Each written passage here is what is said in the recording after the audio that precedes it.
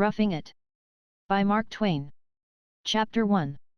My brother had just been appointed Secretary of Nevada Territory, an office of such majesty that it concentrated in itself the duties and dignities of Treasurer, Controller, Secretary of State, and Acting Governor in the Governor's absence. A salary of $1,800 a year and the title of Mr. Secretary, gave to the great position an air of wild and imposing grandeur. I was young and ignorant, and I envied my brother. I coveted his distinction and his financial splendor, but particularly and especially the long, strange journey he was going to make, and the curious new world he was going to explore. He was going to travel. I never had been away from home, and that word travel had a seductive charm for me. Pretty soon he would be hundreds and hundreds of miles away on the great plains and deserts, and among the mountains of the far west, and would see buffaloes and Indians, and prairie dogs and antelopes, and have all kinds of adventures, and maybe get hanged or scalped, and have ever such a fine time, and write home and tell us all about it, and be a hero. And he would see the gold mines and the silver mines, and maybe go about of an afternoon when his work was done, and pick up 2 or 3 pailfuls of shining slugs, and nuggets of gold and silver on the hillside. And by he would become very rich, and return home by sea, and be able to talk as calmly about San Francisco and the ocean, and the isthmus as if it was nothing of any consequence to have seen those marvels face to face. What I suffered in contemplating his happiness, pen cannot describe. And so, when he offered me, in cold blood, the sublime position of private secretary under him, it appeared to me that the heavens and the earth passed away, and the firmament was rolled together as a scroll. I had nothing more to desire. My contentment was complete. At the end of an hour or 2 I was ready for the journey. Not much packing up was necessary, because we were going in the overland stage from the Missouri frontier to Nevada, and passengers were only allowed a small quantity of baggage apiece. There was no Pacific Railroad in those fine times of 10 or 12 years ago, not a single rail of it. I only proposed to stay in Nevada 3 months, I had no thought of staying longer than that. I meant to see all I could that was new and strange, and then hurry home to business. I little thought that I would not see the end of that 3-month pleasure excursion for 6 or 7 uncommonly long years. I dreamed all night about Indians, deserts, and silver bars, and in due time, next day, we took shipping at the St. Louis wharf on board a steamboat bound up the Missouri River. We were 6 days going from St. Louis to St. Joe, a trip that was so dull and sleepy and eventless that it has left no more impression on my memory than if its duration had been 6 minutes instead of that many days. No record is left in my mind, now, concerning it, but a confused jumble of savage-looking snags, which we deliberately walked over with one wheel or the other, and of reefs which we butted, and then retired from and climbed over in some softer place, and of sandbars which we roosted on occasionally, and rested, and then got out our crutches and sparred over. In fact, the boat might almost as well have gone to St. Joe. By land, for she was walking most of the time, anyhow, climbing over reefs and clambering over snags patiently and laboriously all day long. The captain said she was a bully boat, and all she wanted was more sheer and a bigger wheel. I thought she wanted a pair of stilts, but I had the deep sagacity not to say so. Chapter 2. The first thing we did on that glad evening that landed us at St. Joseph was to hunt up the stage office, and pay $150 apiece for tickets per overland coach to Carson City, Nevada. The next morning, bright and early, we took a hasty breakfast, and hurried to the starting place. Then an inconvenience presented itself which we had not properly appreciated before, namely, that one cannot make a heavy traveling trunk stand for 25 pounds of baggage, because it weighs a good deal more. But that was all we could take, 25 pounds each. So we had to snatch our trunks open, and make a selection in a good deal of a hurry. We put our lawful 25 pounds apiece all in one valise, and shipped the trunks back to St. Louis again. It was a sad parting, for now we had no swallowtail coats and white kid gloves to wear at Pawnee receptions in the Rocky Mountains, and no stovepipe hats nor patent leather boots, nor anything else necessary to make life calm and peaceful. We were reduced to a war footing. Each of us put on a rough, heavy suit of clothing, woolen army shirt and stogie boots included, and into the valise we crowded a few white shirts, some underclothing and such things. My brother, the secretary, took along about 4 pounds of United States statutes and 6 pounds of unabridged dictionary, for we did not know, poor innocents, that such things could be bought in San Francisco on one day and received in Carson City the next.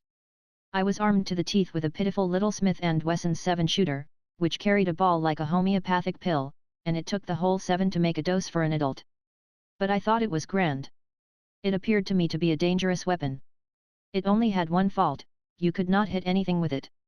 One of our conductors practiced a while on a cow with it, and as long as she stood still and behaved herself she was safe, but as soon as she went to moving about, and he got to shooting at other things, she came to grief. The secretary had a small-sized Colt's revolver strapped around him for protection against the Indians, and to guard against accidents he carried it uncapped. Mr. George Bemis was dismally formidable. George Bemis was our fellow traveller. We had never seen him before. He wore in his belt an old original Allen revolver, such as irreverent people called a pepper box. Simply drawing the trigger back, cocked and fired the pistol. As the trigger came back, the hammer would begin to rise and the barrel to turn over, and presently down would drop the hammer, and away would speed the ball. To aim along the turning barrel and hit the thing aimed at was a feat which was probably never done with an Allen in the world. But George's was a reliable weapon, nevertheless, because, as one of the stage drivers afterward said, if she didn't get what she went after, she would fetch something else. And so she did. She went after a deuce of spades nailed against a tree, once, and fetched a mule standing about 30 yards to the left of it. Bemis did not want the mule, but the owner came out with a double-barreled shotgun and persuaded him to buy it, anyhow. It was a cheerful weapon, the Allen.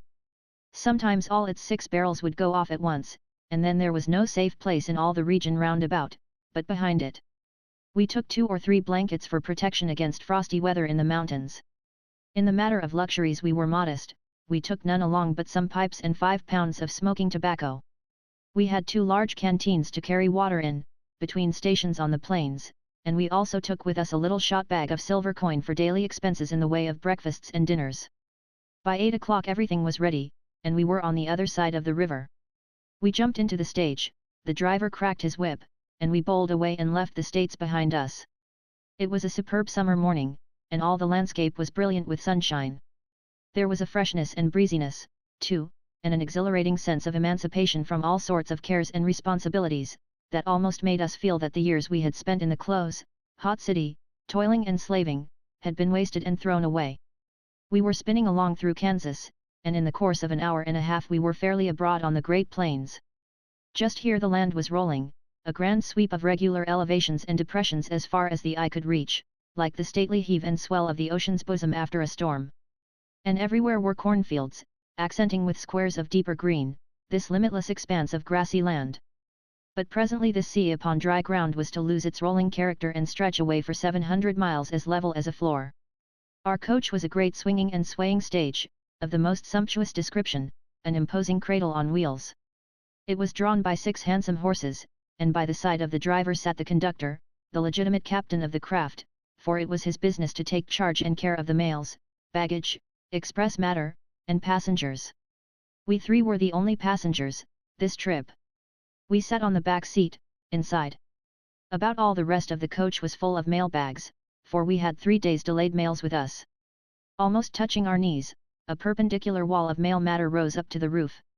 There was a great pile of it strapped on top of the stage, and both the fore and hind boots were full. We had 2,700 pounds of it aboard, the driver said, a little for Brigham and Carson and Frisco, but the heft of it for the engines, which is powerful troublesome thout they get plenty of truck to red. But as he just then got up a fearful convulsion of his countenance which was suggestive of a wink being swallowed by an earthquake, we guessed that his remark was intended to be facetious, and to mean that we would unload the most of our mail matter somewhere on the plains and leave it to the Indians, or whosoever wanted it. We changed horses every 10 miles, all day long, and fairly flew over the hard, level road. We jumped out and stretched our legs every time the coach stopped, and so the night found us still vivacious and unfatigued. After supper a woman got in, who lived about 50 miles further on, and we 3 had to take turns at sitting outside with the driver and conductor. Apparently she was not a talkative woman. She would sit there in the gathering twilight and fasten her steadfast eyes on a mosquito rooting into her arm, and slowly she would raise her other hand till she had got his range, and then she would launch a slap at him that would have jolted a cow, and after that she would sit and contemplate the corpse with tranquil satisfaction, for she never missed her mosquito, she was a dead shot at short range. She never removed a carcass, but left them there for bait. I sat by this grim SPHYNX and watched her kill 30 or 40 mosquitoes, watched her, and waited for her to say something, but she never did. So I finally opened the conversation myself. I said, "The mosquitoes are pretty bad, about here, madam." "You bet. What did I understand you to say, madam? You bet. Then she cheered up, and faced around and said. Danged if I didn't begin to think you fellers was deaf and dumb. I did, begosh. Here I've sought, a bust and muskeeters and wonderin' what was ailin' yet. Fust I thought you was deaf and dumb, then I thought you was sick or crazy, or suthin', and then by and by I begin to reckon you was a passel of sickly fools that couldn't think of nothing to say. Wherd ya come from? The SPHYNX was a SPHYNX no more. The fountains of her great deep were broken up, and she rained the 9 parts of speech 40 days and 40 nights, metaphorically speaking, and buried us under a desolating deluge of trivial gossip that left not a crag or pinnacle of rejoinder projecting above the tossing waste of dislocated grammar and decomposed pronunciation. How we suffered, suffered, suffered. She went on, hour after hour, till I was sorry I ever opened the mosquito question and gave her a start. She never did stop again until she got to her journey's end toward daylight, and then she stirred us up as she was leaving the stage, for we were nodding, by that time, and said. Now you get out at Cottonwood, you fellers, and lay over a couple o' days, and I'll be along some time tonight, and if I can do ya any good by edgin' in a word now and then, I'm right thar. Folks'll tell you I've always been kind o' offish and perticlar for a gal that's raised in the woods, and I am, with the ragtag and bobtail, and a gal has to be, if she wants to be anything, but when people comes along which is my equals, I reckon I'm a pretty sociable heifer after all. We resolved not to lay by at Cottonwood. Chapter 3. About an hour and a half before daylight we were bowling along smoothly over the road, so smoothly that our cradle only rocked in a gentle, lulling way, that was gradually soothing us to sleep, and dulling our consciousness, when something gave away under us. We were dimly aware of it, but indifferent to it. The coach stopped. We heard the driver and conductor talking together outside, and rummaging for a lantern, and swearing because they could not find it, but we had no interest in whatever had happened, and it only added to our comfort to think of those people out there at work in the murky night, and we snug in our nest with the curtains drawn. But presently, by the sounds, there seemed to be an examination going on, and then the driver's voice said. By George, the thoroughbrace is broke. This startled me broad awake, as an undefined sense of calamity is always apt to do. I said to myself, now, a thoroughbrace is probably part of a horse, and doubtless a vital part, too, from the dismay in the driver's voice. Leg, maybe, and yet how could he break his leg waltzing along such a road as this? No, it can't be his leg. That is impossible, unless he was reaching for the driver. Now, what can be the thoroughbrace of a horse, I wonder? Well, whatever comes, I shall not air my ignorance in this crowd, anyway. Just then the conductor's face appeared at a lifted curtain, and his lantern glared in on us and our wall of mail matter. He said, Gents, you'll have to turn out a spell. Thoroughbraces broke. We climbed out into a chill drizzle, and felt ever so homeless and dreary. When I found that the thing they called a thoroughbrace was the massive combination of belts and springs which the coach rocks itself in, I said to the driver. I never saw a thoroughbrace used up like that, before, that I can remember. How did it happen? Why, it happened by trying to make one coach carry 3 days' mail, that's how it happened, said he. And right here is the very direction which is wrote on all the newspaper bags which was to be put out for the Injuns for to keep 'em quiet. It's most uncommon lucky, because it's so nation dark I should a gone by unbeknownst if that air thoroughbrace hadn't broke. I knew that he was in labor with another of those winks of his, though I could not see his face, because he was bent down at work, and wishing him a safe delivery, I turned to and helped the rest get out the mail sacks. It made a great pyramid by the roadside when it was all out. When they had mended the thoroughbrace we filled the 2 boots again, but put no mail on top, and only half as much inside as there was before. The conductor bent all the seat backs down, and then filled the coach just half full of mail bags from end to end. We objected loudly to this, for it left us no seats. But the conductor was wiser than we, and said a bed was better than seats, and moreover, this plan would protect his thoroughbraces. We never wanted any seats after that. The lazy bed was infinitely preferable. I had many an exciting day, subsequently, lying on it reading the statutes and the dictionary, and wondering how the characters would turn out. The conductor said he would send back a guard from the next station to take charge of the abandoned mail bags, and we drove on. It was now just dawn, and as we stretched our cramped legs full length on the mail sacks, and gazed out through the windows across the wide wastes of greensward clad in cool, powdery mist, to where there was an expectant look in the eastern horizon, our perfect enjoyment took the form of a tranquil and contented ecstasy. The stage whirled along at a spanking gait, the breeze flapping curtains and suspended coats in a most exhilarating way, the cradle swayed and swung luxuriously, the pattering of the horse's hoofs, the cracking of the driver's whip, and his hi-yi, ji-lang, were music.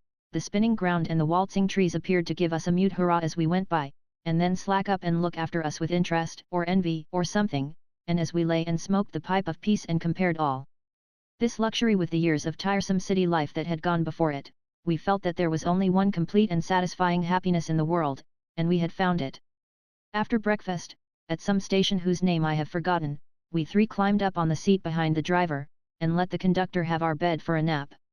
And by, when the sun made me drowsy, I lay down on my face on top of the coach, grasping the slender iron railing, and slept for an hour or more. That will give one an appreciable idea of those matchless roads. Instinct will make a sleeping man grip a fast hold of the railing when the stage jolts, but when it only swings and sways, no grip is necessary. Overland drivers and conductors used to sit in their places and sleep 30 or 40 minutes at a time, on good roads, while spinning along at the rate of 8 or 10 miles an hour. I saw them do it, often. There was no danger about it, a sleeping man will seize the irons in time when the coach jolts. These men were hard worked, and it was not possible for them to stay awake all the time. By and by we passed through Marysville, and over the Big Blue and Little Sandy, thence about a mile, and entered Nebraska. About a mile further on, we came to the Big Sandy, 180 miles from St. Joseph.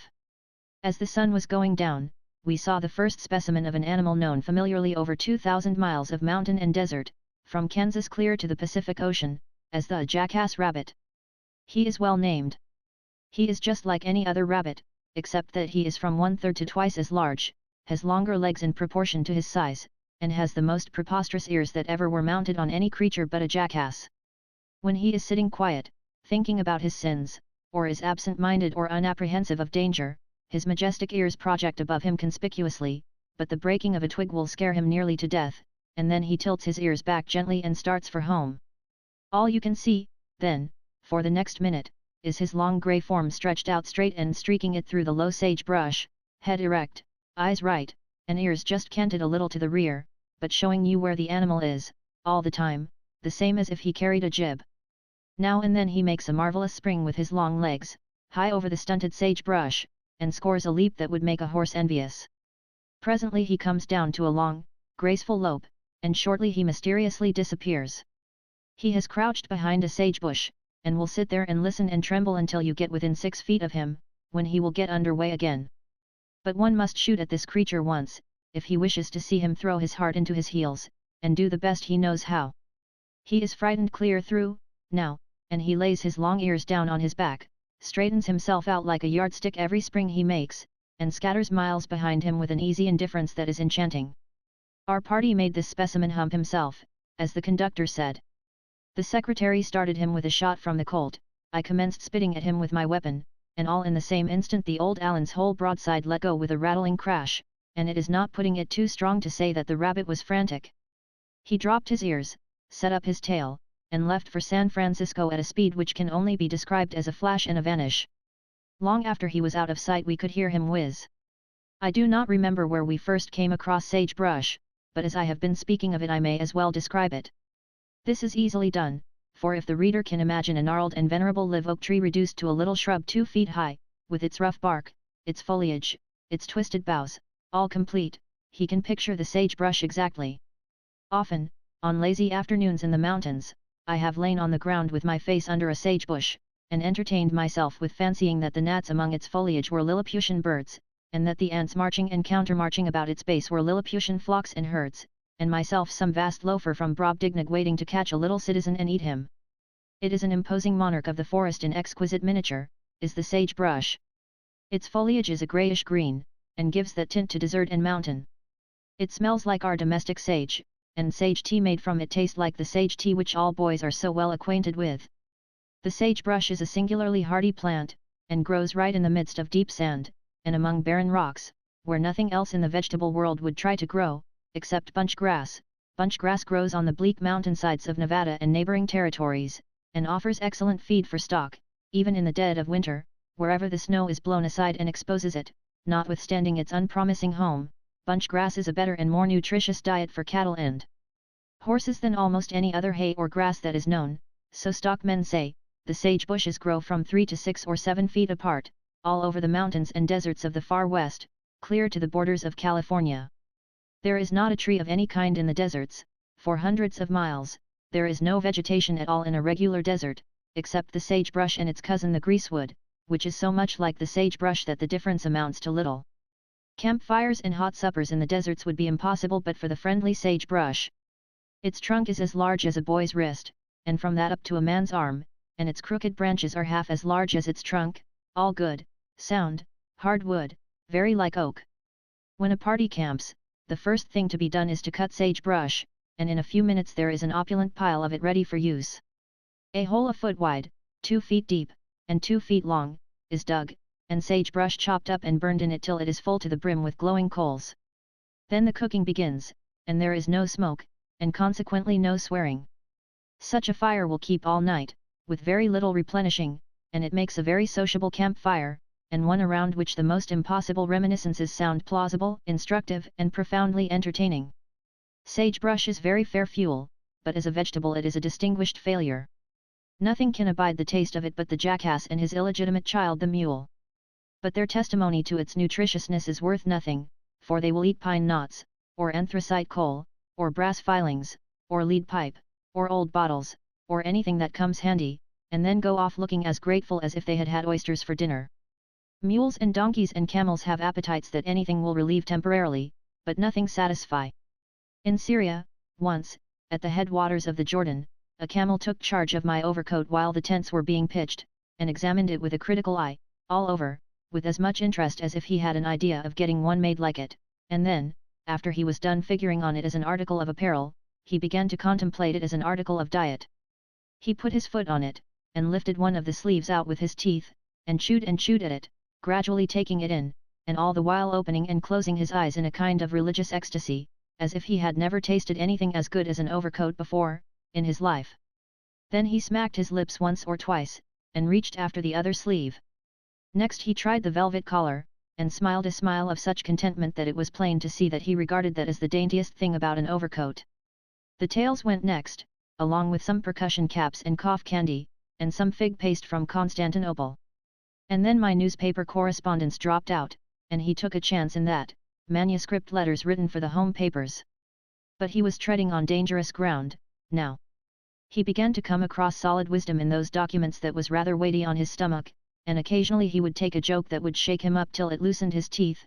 It was getting to be perilous times with him, but he held his grip with good courage and hopefully, till at last he began to stumble on statements that not even a camel could swallow with impunity. He began to gag and gasp, and his eyes to stand out, and his forelegs to spread, and in about a quarter of a minute he fell over as stiff as a carpenter's workbench, and died a death of indescribable agony. I went and pulled the manuscript out of his mouth, and found that the sensitive creature had choked to death on one of the mildest and gentlest statements of fact that I ever laid before a trusting public.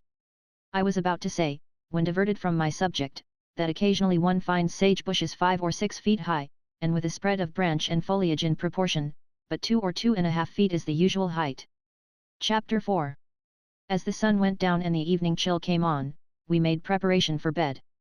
We stirred up the hard leather sacks, and the knotty canvas bags of printed matter, knotty and uneven because of projecting ends and corners of magazines, boxes, and books. We stirred them up and redisposed them in such a way as to make our bed as level as possible. And we did improve it, too, though after all our work it had an upheaved and billowy look about it, like a little piece of a stormy sea. Next we hunted up our boots from odd nooks among the mailbags where they had settled, and put them on. Then we got down our coats, vests, pantaloons and heavy woolen shirts, from the arm loops where they had been swinging all day, and clothed ourselves in them, for, there being no ladies either at the stations or in the coach, and the weather being hot, we had looked to our comfort by stripping to our underclothing, at 9 o'clock in the morning.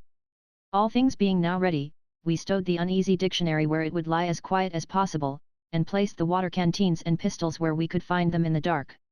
Then we smoked a final pipe, and swapped a final yarn, after which, we put the pipes, tobacco and bag of coin in snug holes and caves among the mail bags, and then fastened down the coach curtains all around, and made the place as dark as the inside of a cow, as the conductor phrased it in his picturesque way. It was certainly as dark as any place could be, nothing was even dimly visible in it. And finally, we rolled ourselves up like silkworms, each person in his own blanket, and sank peacefully to sleep. Whenever the stage stopped to change horses, we would wake up, and try to recollect where we were and succeed, and in a minute or two the stage would be off again, and we likewise. We began to get into country, now, threaded here and there with little streams. These had high, steep banks on each side, and every time we flew down one bank and scrambled up the other, our party inside got mixed somewhat. First we would all be down in a pile at the forward end of the stage, nearly in a sitting posture, and in a second we would shoot to the other end, and stand on our heads. And we would sprawl and kick, too, and ward off ends and corners of mail bags that came lumbering over us and about us, and as the dust rose from the tumult, we would all sneeze in chorus, and the majority of us would grumble, and probably say some hasty thing, like, "Take your elbow out of my ribs, can't you quit crowding?" Every time we avalanched from one end of the stage to the other, the unabridged dictionary would come too, and every time it came it damaged somebody. One trip it barked the secretary's elbow, the next trip it hurt me in the stomach, and the third it tilted Bemis's nose up till he could look down his nostrils, he said. The pistols and coins soon settled to the bottom, but the pipes, pipe stems, tobacco and canteens clattered and floundered after the dictionary every time it made an assault on us, and aided and abetted the book by spilling tobacco in our eyes, and water down our backs. Still, all things considered, it was a very comfortable night. It wore gradually away, and when at last a cold grey light was visible through the puckers and chinks in the curtains, we yawned and stretched with satisfaction, shed our cocoons, and felt that we had slept as much as was necessary. By and by, as the sun rose up and warmed the world, we pulled off our clothes and got ready for breakfast.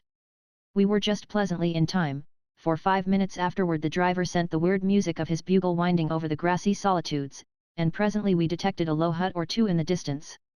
Then the rattling of the coach, the clatter of our 6 horses' hoofs, and the driver's crisp commands, awoke to a louder and stronger emphasis, and we went sweeping down on the station at our smartest speed.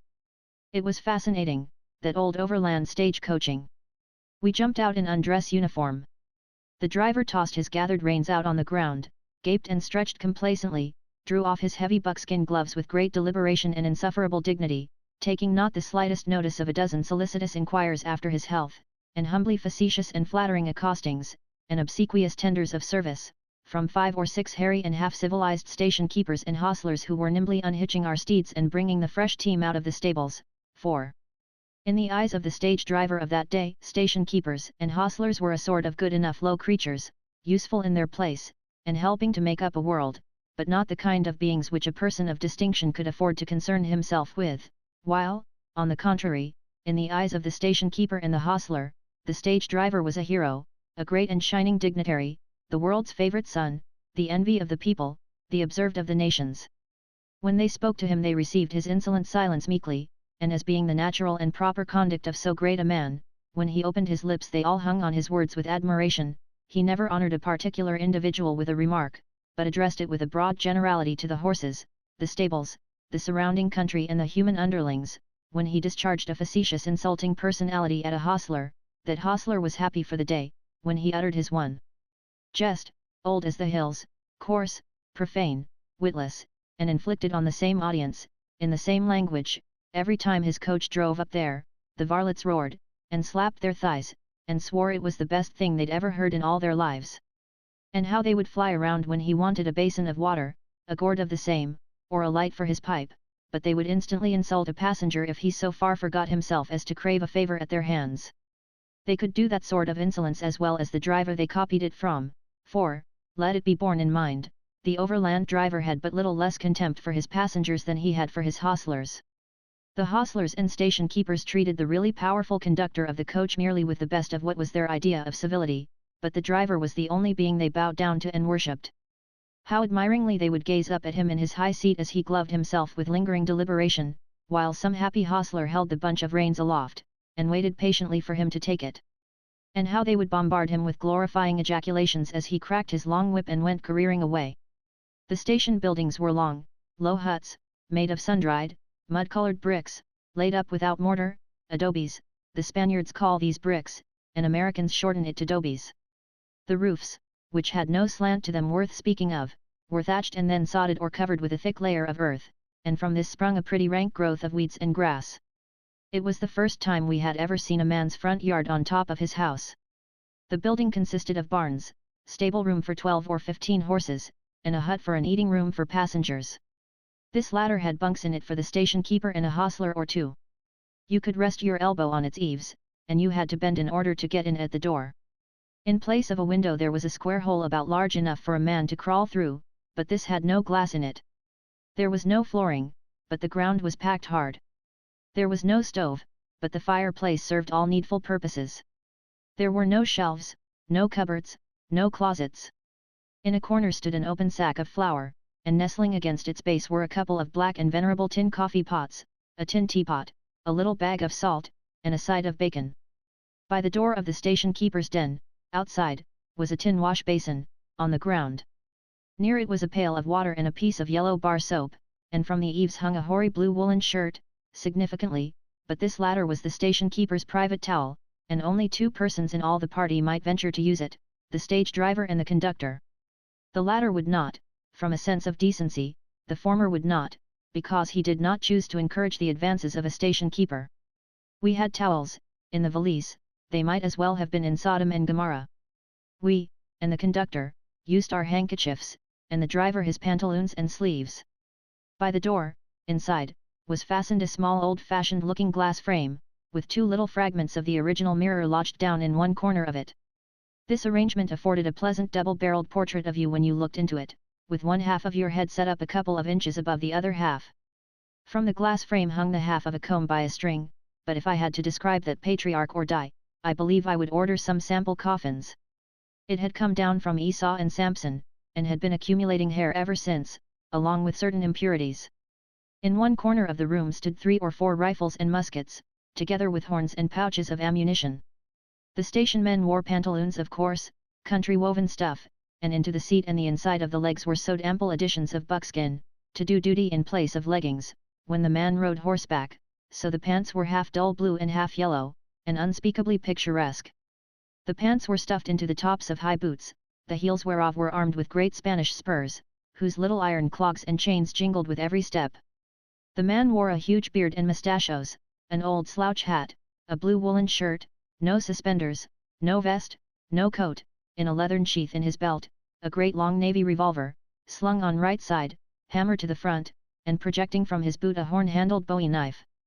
The furniture of the hut was neither gorgeous nor much in the way.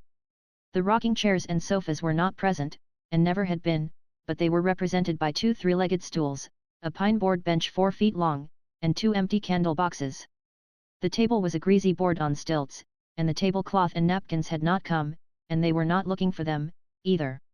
A battered tin platter, a knife and fork, and a tin pint cup, were at each man's place, and the driver had a queensware saucer that had seen better days. Of course this duke sat at the head of the table. There was one isolated piece of table furniture that bore about it a touching air of grandeur in misfortune. This was the caster. It was German silver, and crippled and rusty, but it was so preposterously out of place there that it was suggestive of a tattered exiled king among barbarians, and the majesty of its native position compelled respect even in its degradation. There was only one cruet left, and that was a stopperless, fly-specked, broken-necked thing, with 2 inches of vinegar in it, and a dozen preserved flies with their heels up and looking sorry they had invested there. The station keeper appended a disc of last week's bread, of the shape and size of an old-time cheese, and carved some slabs from it which were as good as Nicholson pavement, and tenderer. He sliced off a piece of bacon for each man, but only the experienced old hands made out to eat it, for it was condemned army bacon which the United States would not feed to its soldiers in the forts, and the stage company had bought it cheap for the sustenance of their passengers and employees. We may have found this condemned army bacon further out on the plains than the section I am locating it in, but we found it, there is no gainsaying that. Then he poured for us a beverage which he called Slumgullion, and it is hard to think he was not inspired when he named it. It really pretended to be tea, but there was too much dish rag and sand and old bacon rind in it to deceive the intelligent traveller. He had no sugar and no milk, not even a spoon to stir the ingredients with. We could not eat the bread or the meat, nor drink the Slumgullion. And when I looked at that melancholy vinegar cruet, I thought of the anecdote, a very, very old one, even at that day, of the traveller who sat down to a table which had nothing on it but a mackerel and a pot of mustard. He asked the landlord if this was all. The landlord said, All. Why, thunder and lightning, I should think there was mackerel enough there for 6. But I don't like mackerel. Oh, then help yourself to the mustard. In other days I had considered it a very good, anecdote, but there was a dismal plausibility about it, here, that took all the humour out of it. Our breakfast was before us, but our teeth were idle. I tasted and smelt, and said I would take coffee, I believed. The station boss stopped dead still, and glared at me speechless. At last, when he came to, he turned away and said, as one who communes with himself upon a matter too vast to grasp. Coffee. Well, if that don't go clean ahead of me, I'm d. We could not eat, and there was no conversation among the hostlers and herdsmen, we all sat at the same board.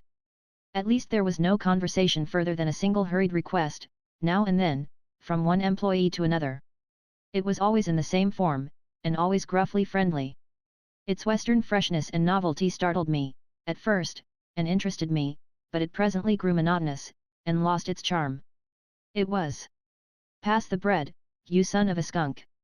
No, I forget, skunk was not the word, it seems to me it was still stronger than that, I know it was, in fact, but it is gone from my memory, apparently. However, it is no matter, probably it was too strong for print, anyway. It is the landmark in my memory which tells me where I first encountered the vigorous new vernacular of the Occidental plains and mountains. We gave up the breakfast, and paid our $1 apiece and went back to our mailbag bed in the coach, and found comfort in our pipes. Right here we suffered the first diminution of our princely state. We left our 6 fine horses and took 6 mules in their place. But they were wild Mexican fellows, and a man had to stand at the head of each of them and hold him fast while the driver gloved and got himself ready. And when at last he grasped the reins and gave the word, the men sprung suddenly away from the mules' heads and the coach shot from the station as if it had issued from a cannon. How the frantic animals did scamper! It was a fierce and furious gallop, and the gait never altered for a moment till we reeled off 10 or 12 miles and swept up to the next collection of little station huts and stables. So we flew along all day.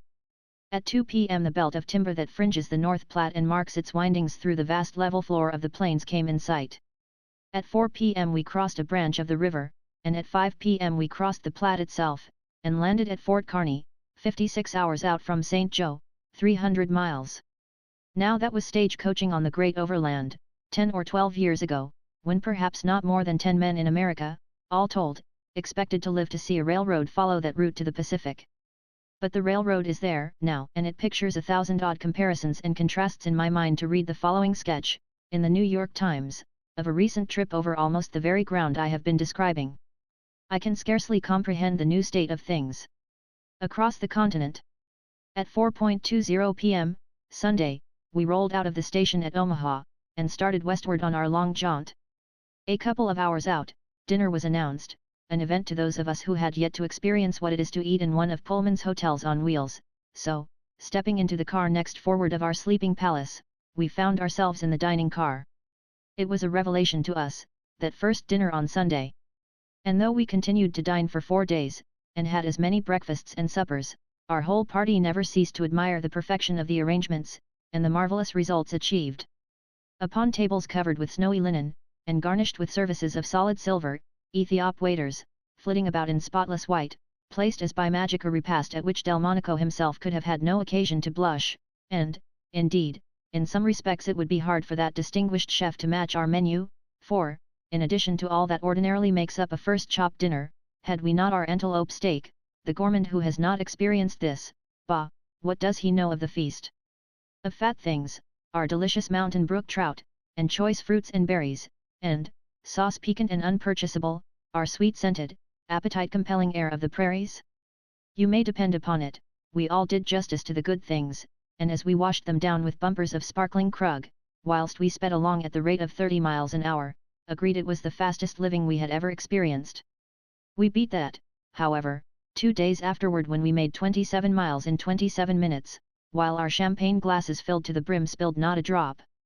After dinner we repaired to our drawing-room car, and, as it was Sabbath Eve, intoned some of the grand old hymns, Praise God from whom, etc., Shining Shore, Coronation, etc., the voices of the men singers and of the women singers blending sweetly in the evening air, while our train, with its great, glaring polyphemus eye, lighting up long vistas of prairie, rushed into the night and the wild. Then to bed in luxurious couches, where we slept the sleep of the just and only awoke the next morning, Monday, at 8 o'clock, to find ourselves at the crossing of the North Platte, 300 miles from Omaha, 15 hours and 40 minutes out. Chapter 5. Another night of alternate tranquility and turmoil. But morning came, by and by. It was another glad awakening to fresh breezes, vast expanses of level greensward, bright sunlight, an impressive solitude utterly without visible human beings or human habitations, and an atmosphere of such amazing magnifying properties that trees that seemed close at hand were more than 3 miles away. We resumed undress uniform, climbed atop of the flying coach, dangled our legs over the side, shouted occasionally at our frantic mules, merely to see them lay their ears back and scamper faster, tied our hats on to keep our hair from blowing away, and leveled an outlook over the worldwide carpet about us for things new and strange to gaze at. Even at this day it thrills me through and through to think of the life, the gladness, and the wild sense of freedom that used to make the blood dance in my veins on those fine overland mornings. Along about an hour after breakfast we saw the first prairie dog villages, the first antelope, and the first wolf. If I remember rightly, this latter was the regular coyote, pronounced Kyote, of the farther deserts. And if it was, he was not a pretty creature or respectable either, for I got well acquainted with his race afterward, and can speak with confidence.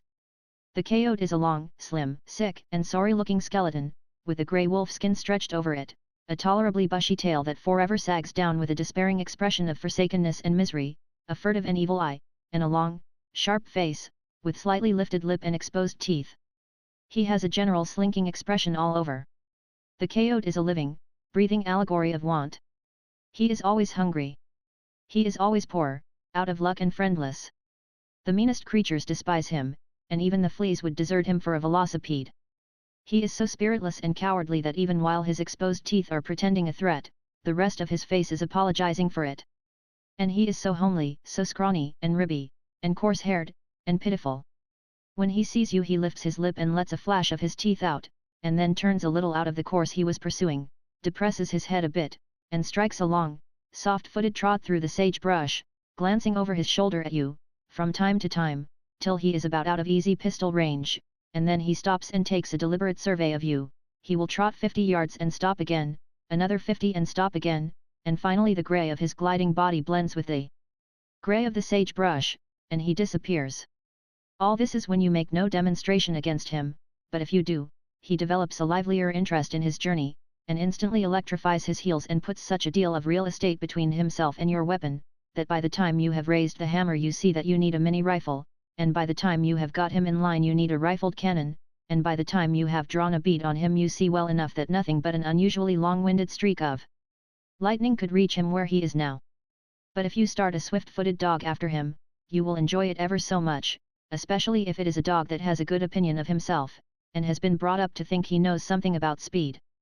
The coyote will go swinging gently off on that deceitful trot of his, and every little while he will smile a fraudful smile over his shoulder that will fill that dog entirely full of encouragement and worldly ambition, and make him lay his head still lower to the ground, and stretch his neck further to the front, and pant more fiercely, and stick his tail out straighter behind, and move his furious legs with a yet wilder frenzy, and leave a broader and higher and denser cloud of desert sand smoking behind, and marking his long wake across the level plain. And all this time the dog is only a short 20 feet behind the coyote, and to save the soul of him he cannot understand why it is that he cannot get perceptibly closer, and he begins to get aggravated, and it makes him madder and madder to see how gently the coyote glides along and never pants or sweats or ceases to smile, and he grows still more and more incensed to see how shamefully he has been taken in by an entire stranger, and what an ignoble swindle that long, calm, soft-footed trot is. And next he notices that he is getting faggied, and that the coyote actually has to slacken speed a little to keep from running away from him, and then that town dog is mad in earnest, and he begins to strain and weep and swear, and paw the sand higher than ever, and reach for the coyote with concentrated and desperate energy. This spurt finds him 6 feet behind the gliding enemy, and 2 miles from his friends. And then, in the instant that a wild new hope is lighting up his face, the coyote turns and smiles blandly upon him once more, and with a something about it which seems to say, "Well, I shall have to tear myself away from you, bub, business is business, and it will not do for me to be fooling along this way all day," and forthwith there is a rushing sound, and the sudden splitting of a long crack through the atmosphere, and behold that dog is solitary and alone in the midst of a vast solitude. It makes his head swim. He stops, and looks all around, climbs the nearest sand mound, and gazes into the distance, shakes his head reflectively, and then, without a word, he turns and jogs along back to his train, and takes up a humble position under the hindmost wagon, and feels unspeakably mean, and looks ashamed, and hangs his tail at half-mast for a week. And for as much as a year after that, whenever there is a great hue and cry after a coyote, that dog will merely glance in that direction without emotion, and apparently observe to himself, "I believe I do not wish any of the pie." The coyote lives chiefly in the most desolate and forbidding desert, along with the lizard, the jackass-rabbit and the raven, and gets an uncertain and precarious living, and earns it. He seems to subsist almost wholly on the carcasses of oxen, mules, and horses that have dropped out of emigrant trains and died, and upon windfalls of carrion, and occasional legacies of offal bequeathed to him by white men who have been opulent enough to have something better to butcher than condemned army bacon. He will eat anything in the world that his first cousins, the desert-frequenting tribes of Indians, will, and they will eat anything they can bite. It is a curious fact that these latter are the only creatures known to history who will eat nitroglycerin and ask for more if they survive. The coyote of the deserts beyond the Rocky Mountains has a peculiarly hard time of it, owing to the fact that his relations, the Indians, are just as apt to be the first to detect a seductive scent on the desert breeze, and follow the fragrance to the late ox it emanated from, as he is himself, and when this occurs he has to content himself with sitting off at a little distance watching those people strip off and dig out everything edible, and walk off with it. Then he and the waiting ravens explore the skeleton and polish the bones. It is considered that the coyote, and the obscene bird, and the Indian of the desert, testify their blood kinship with each other in that they live together in the waste places of the earth on terms of perfect confidence and friendship, while hating all other creature and yearning to assist at their funerals. He does not mind going 100 miles to breakfast, and 150 to dinner, because he is sure to have 3 or 4 days between meals, and he can just as well be traveling and looking at the scenery as lying around doing nothing and adding to the burdens of his parents.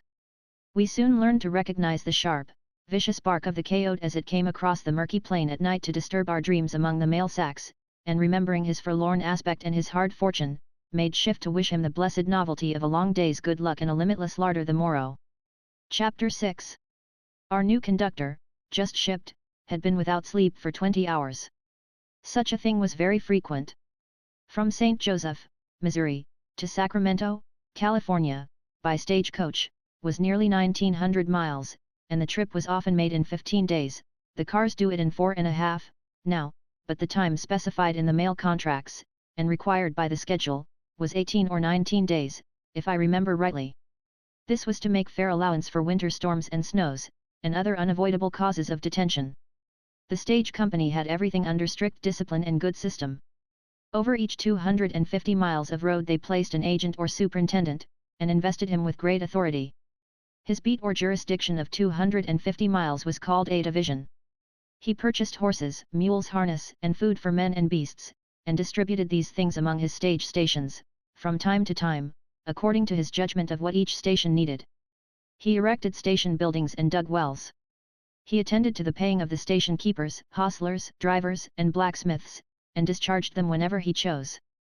He was a very, very great man in his division, a kind of Grand Mogul, a Sultan of the Indies, in whose presence common men were modest of speech and manner, and in the glare of whose greatness even the dazzling stage driver dwindled to a penny dip. There were about 8 of these kings, all told, on the overland route. Next in rank and importance to the division agent came the conductor.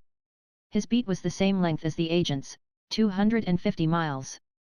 He sat with the driver, and, when necessary, rode that fearful distance, night and day, without other rest or sleep than what he could get perched thus on top of the flying vehicle.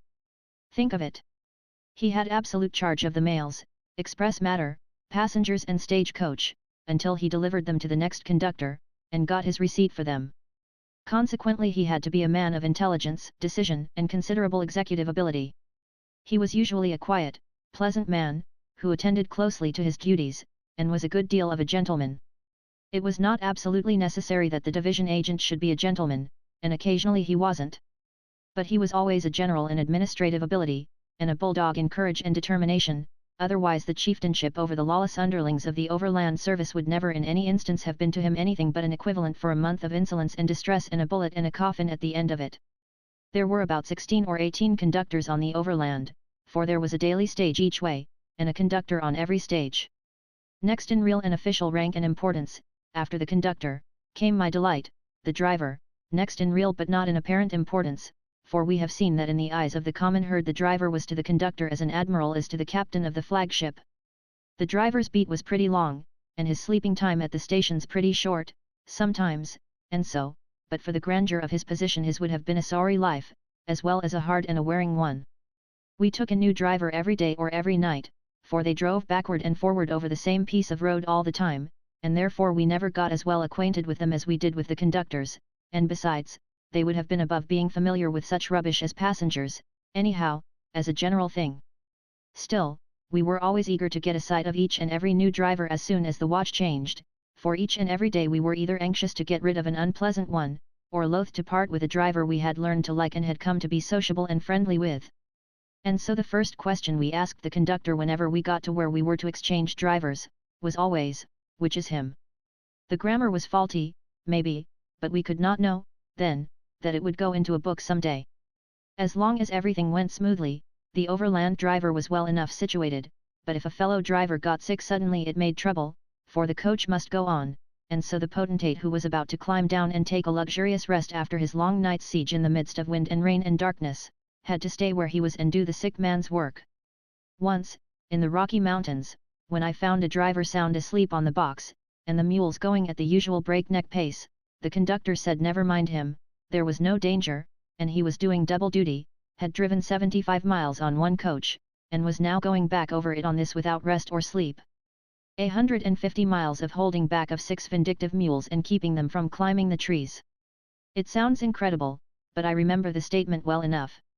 The station keepers, hostlers, etc., were low, rough characters, as already described, and from western Nebraska to Nevada a considerable sprinkling of them might be fairly set down as outlaws, fugitives from justice, criminals whose best security was a section of country which was without law and without even the pretense of it. When the division agent issued an order to one of these parties he did it with the full understanding that he might have to enforce it with a Navy 6-shooter, and so he always went fixed to make things go along smoothly. Now and then a division agent was really obliged to shoot a hostler through the head to teach him some simple matter that he could have taught him with a club if his circumstances and surroundings had been different. But they were snappy, able men, those division agents, and when they tried to teach a subordinate anything, that subordinate generally got it through his head. A great portion of this vast machinery, these hundreds of men and coaches, and thousands of mules and horses, was in the hands of Mr. Ben Holliday. All the western half of the business was in his hands. This reminds me of an incident of Palestine travel which is pertinent here, so I will transfer it just in the language in which I find it set down in my Holy Land notebook. No doubt everybody has heard of Ben Holliday, a man of prodigious energy, who used to send mails and passengers flying across the continent in his overland stage coaches like a very whirlwind, 2,000 long miles in 15 days and a half, by the watch. But this fragment of history is not about Ben Holliday, but about a young New York boy by the name of Jack, who traveled with our small party of pilgrims in the Holy Land, and who had traveled to California in Mr. Holliday's overland coaches 3 years before, and had by no means forgotten it or lost his gushing admiration of Mr. H. Aged 19. Jack was a good boy, a good-hearted and always well-meaning boy, who had been reared in the city of New York, and although he was bright and knew a great many useful things, his scriptural education had been a good deal neglected, to such a degree, indeed, that all Holy Land history was fresh and new to him, and all Bible names mysteries that had never disturbed his virgin ear. Also in our party was an elderly pilgrim who was the reverse of Jack, in that he was learned in the scriptures and an enthusiast concerning them. He was our encyclopedia, and we were never tired of listening to his speeches, nor he of making them. He never passed a celebrated locality, from Bashan to Bethlehem, without illuminating it with an oration. One day, when camped near the ruins of Jericho, he burst forth with something like this. "Jack, do you see that range of mountains over yonder that bounds the Jordan Valley? The mountains of Moab, Jack. Think of it, my boy, the actual mountains of Moab, renowned in scripture history. We are actually standing face to face with those illustrious crags and peaks, and for all we know," dropping his voice impressively, "our eyes may be resting at this very moment upon the spot where lies the mysterious grave of Moses. Think of it, Jack. Moses who? Falling inflection. Moses who? Jack, you ought to be ashamed of yourself, you ought to be ashamed of such criminal ignorance. Why, Moses, the great guide, soldier, poet, lawgiver of ancient Israel. Jack, from this spot where we stand, to Egypt, stretches a fearful desert 300 miles in extent, and across that desert that wonderful man brought the children of Israel, guiding them with unfailing sagacity for 40 years over the sandy desolation and among the obstructing rocks and hills, and landed them at last, safe and sound, within sight of this very spot, and where we now stand they entered the promised land with anthems of rejoicing. It was a wonderful, wonderful thing to do, Jack. Think of it. 40 years? Only 300 miles? Humph. Ben Holiday would have fetched them through in 36 hours. The boy meant no harm. He did not know that he had said anything that was wrong or irreverent. And so no one scolded him or felt offended with him, and nobody could but some ungenerous spirit incapable of excusing the heedless blunders of a boy. At noon on the 5th day out, we arrived at the crossing of the South Platte, alias Julesburg, alias Overland City, 470 miles from St. Joseph, the strangest, quaintest, funniest frontier town that our untravelled eyes had ever stared at and been astonished with. Chapter 7. It did seem strange enough to see a town again after what appeared to us such a long acquaintance with deep, still, almost lifeless and houseless solitude. We tumbled out into the busy street feeling like meteoric people crumbled off the corner of some other world, and wakened up suddenly in this. For an hour we took as much interest in Overland City as if we had never seen a town before. The reason we had an hour to spare was because we had to change our stage, for a less sumptuous affair, called a mud wagon, and transfer our freight of mails. Presently we got under way again. We came to the shallow, yellow, muddy South Platte, with its low banks and its scattering flat sandbars and pygmy islands, a melancholy stream straggling through the center of the enormous flat plain, and only saved from being impossible to find with the naked eye by its sentinel rank of scattering trees standing on either bank. The Platte was up, they said, which made me wish I could see it when it was down, if it could look any sicker and sorrier. They said it was a dangerous stream to cross, now, because its quicksands were liable to swallow up horses, coach, and passengers if an attempt was made to ford it. But the mails had to go, and we made the attempt. Once or twice in midstream the wheels sunk into the yielding sands so threateningly that we half believed we had dreaded and avoided the sea all our lives to be shipwrecked in a mud wagon in the middle of a desert at last. But we dragged through and sped away toward the setting sun. Next morning, just before dawn, when about 550 miles from St. Joseph, our mud wagon broke down. We were to be delayed 5 or 6 hours, and therefore we took horses, by invitation, and joined a party who were just starting on a buffalo hunt. It was noble sport galloping over the plain in the dewy freshness of the morning, but our part of the hunt ended in disaster and disgrace, for a wounded buffalo bull chased the passenger bemis nearly 2 miles, and then he forsook his horse and took to a lone tree.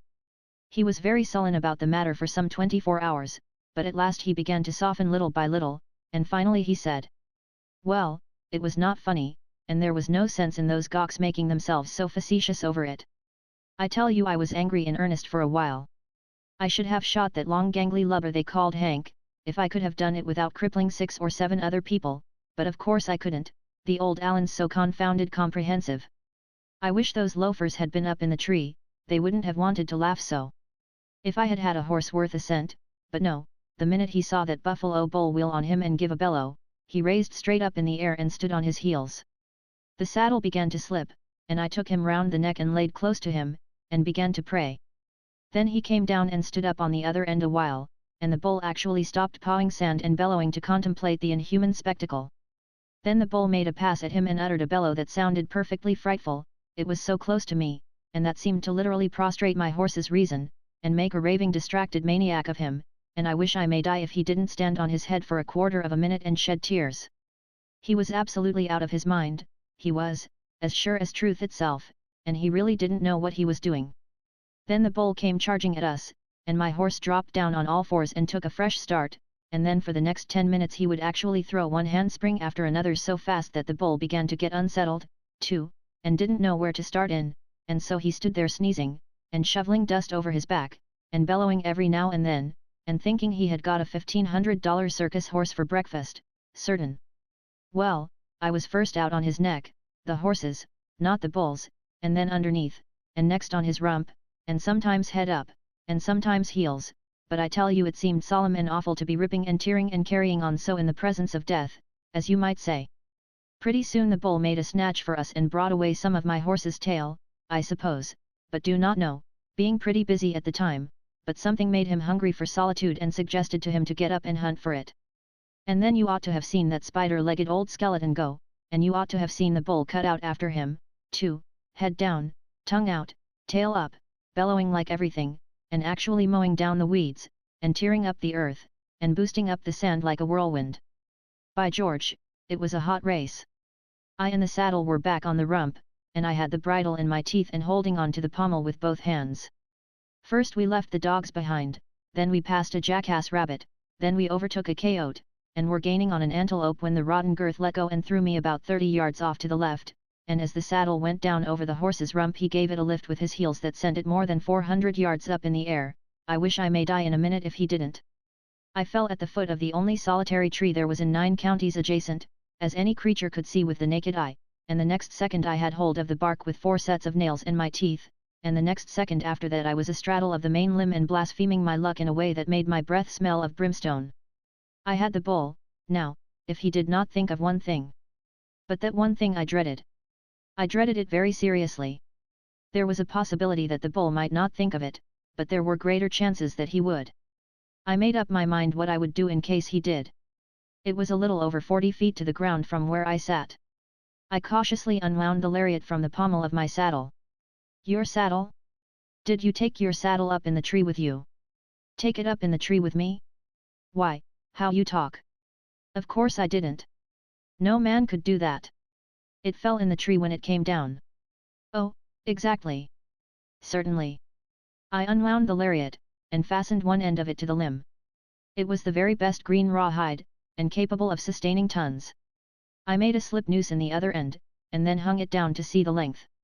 It reached down 22 feet, halfway to the ground. I then loaded every barrel of the Allen with a double charge. I felt satisfied.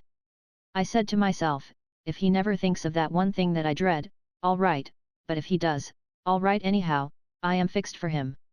But don't you know that the very thing a man dreads is the thing that always happens? Indeed it is so.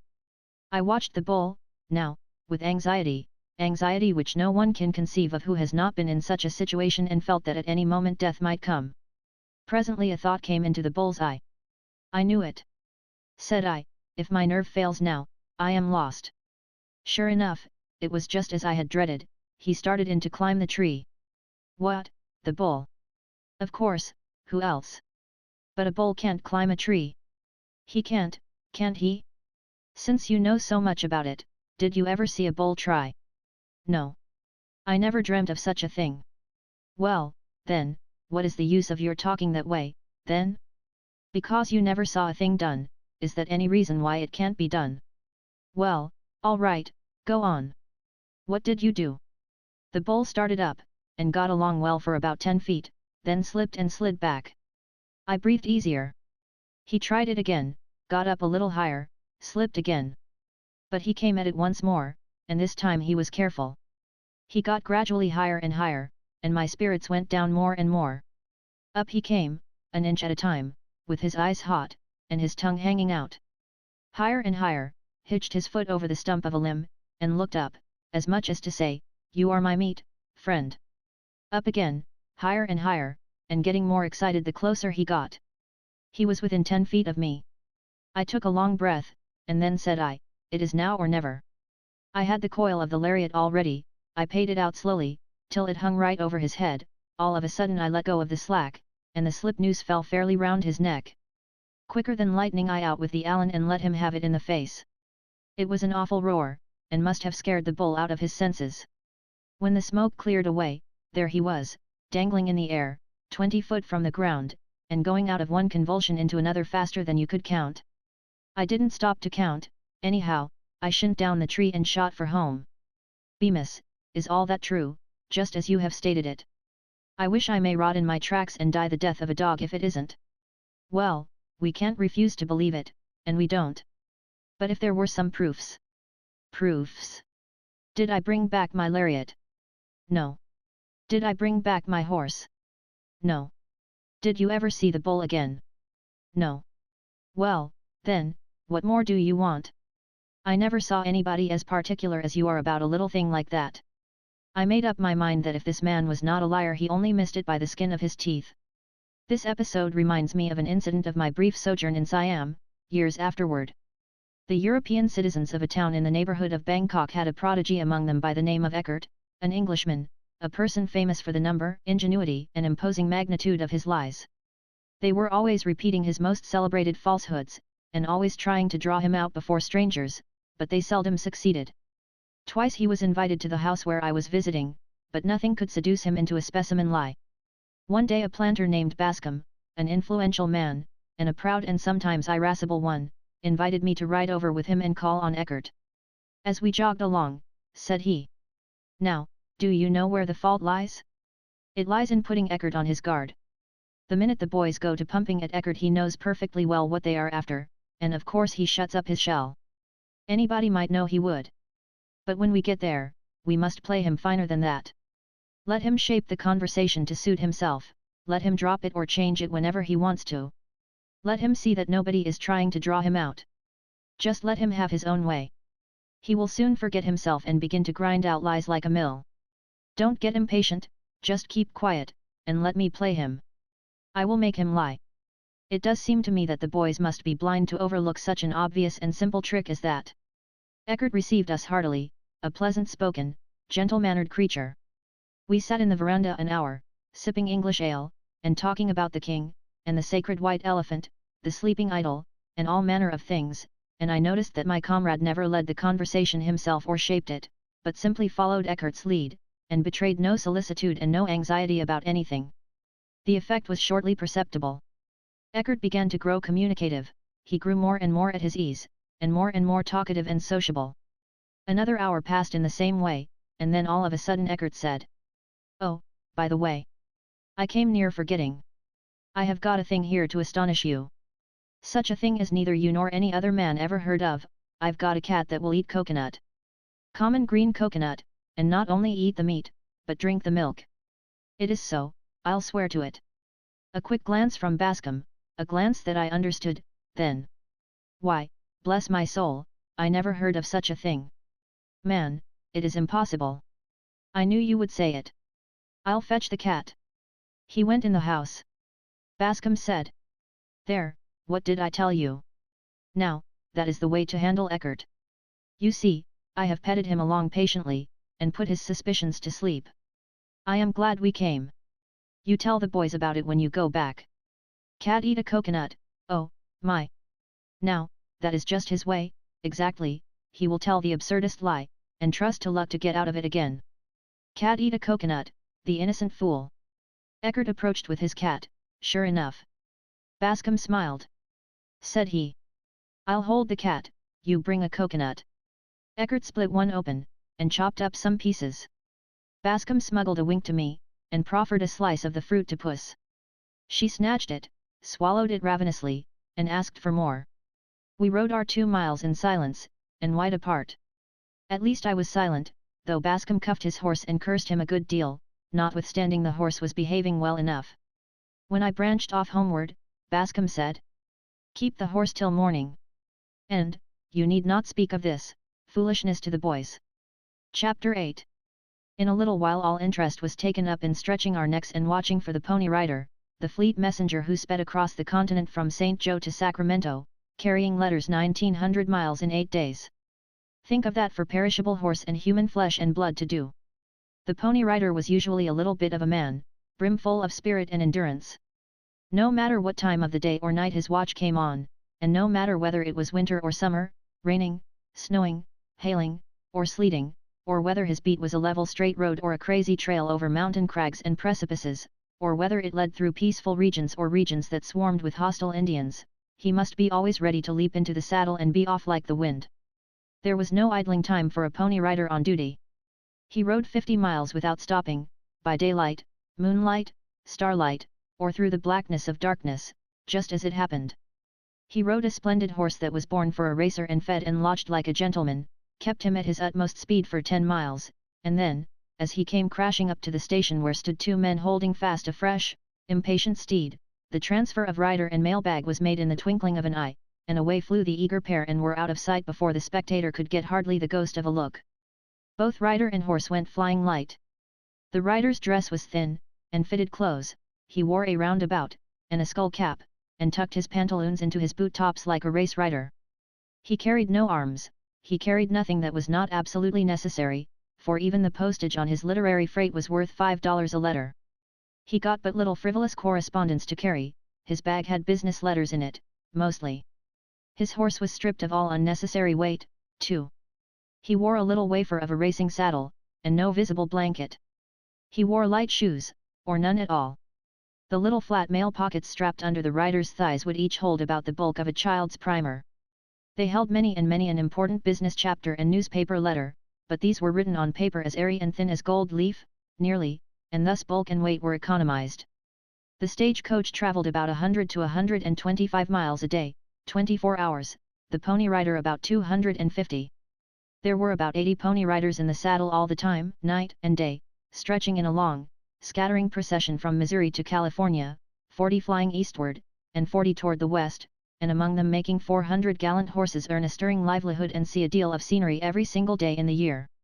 We had had a consuming desire, from the beginning, to see a pony rider, but somehow or other all that passed us and all that met us managed to streak by in the night, and so we heard only a whiz and a hail, and the swift phantom of the desert was gone before we could get our heads out of the windows. But now we were expecting one along every moment, and would see him in broad daylight.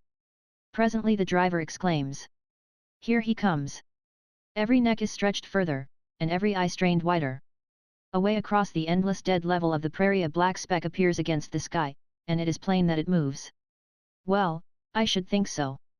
In a second or two it becomes a horse and rider, rising and falling, sweeping toward us nearer and nearer, growing more and more distinct, more and more sharply defined, nearer and still nearer, and the flutter of the hoofs comes faintly to the ear, another instant a whoop and a hurrah from our upper deck, a wave of the rider's hand, but no reply, and man and horse burst past our excited faces, and go winging away like a belated fragment of a storm.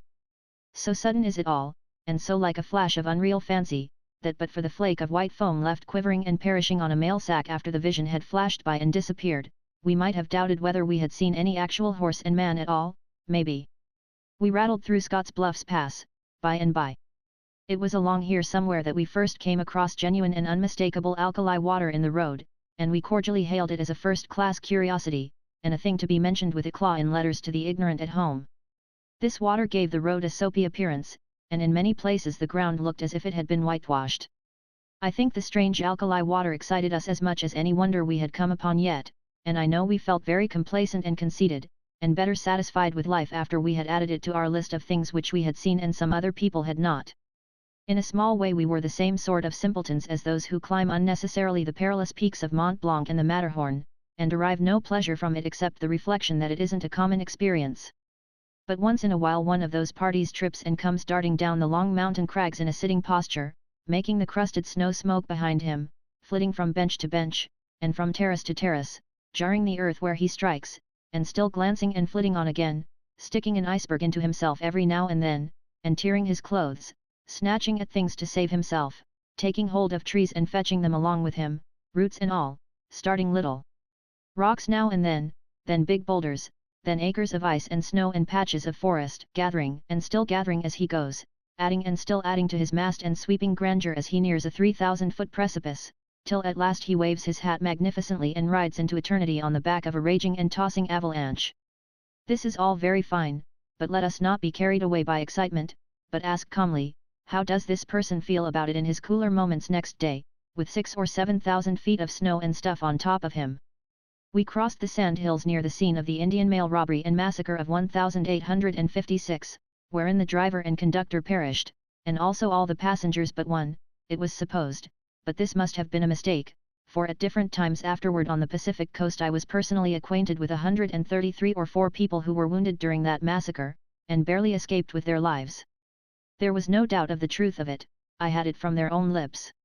One of these parties told me that he kept coming across arrowheads in his system for nearly 7 years after the massacre, and another of them told me that he was struck so literally full of arrows that after the Indians were gone and he could raise up and examine himself, he could not restrain his tears, for his clothes were completely ruined. The most trustworthy tradition avers, however, that only one man, a person named Babbitt, survived the massacre, and he was desperately wounded. He dragged himself on his hands and knee, for one leg was broken, to a station several miles away.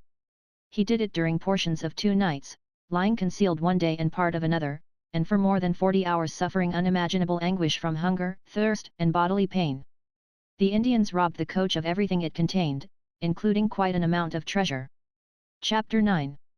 We passed Fort Laramie in the night, and on the 7th morning out we found ourselves in the Black Hills, with Laramie Peak at our elbow, apparently, looming vast and solitary, a deep, dark, rich indigo blue in hue, so portentously did the old colossus frown under his beetling brows of storm cloud. He was 30 or 40 miles away, in reality, but he only seemed removed a little beyond the low ridge at our right. We breakfasted at Horseshoe Station, 676 miles out from St. Joseph. We had now reached a hostile Indian country, and during the afternoon we passed La Parelle Station, and enjoyed great discomfort all the time we were in the neighborhood, being aware that many of the trees we dashed by at arm's length concealed a lurking Indian or two. During the preceding night an ambushed savage had sent a bullet through the pony rider's jacket, but he had ridden on, just the same, because pony riders were not allowed to stop and inquire into such things except when killed. As long as they had life enough left in them they had to stick to the horse and ride, even if the Indians had been waiting for them a week, and were entirely out of patience.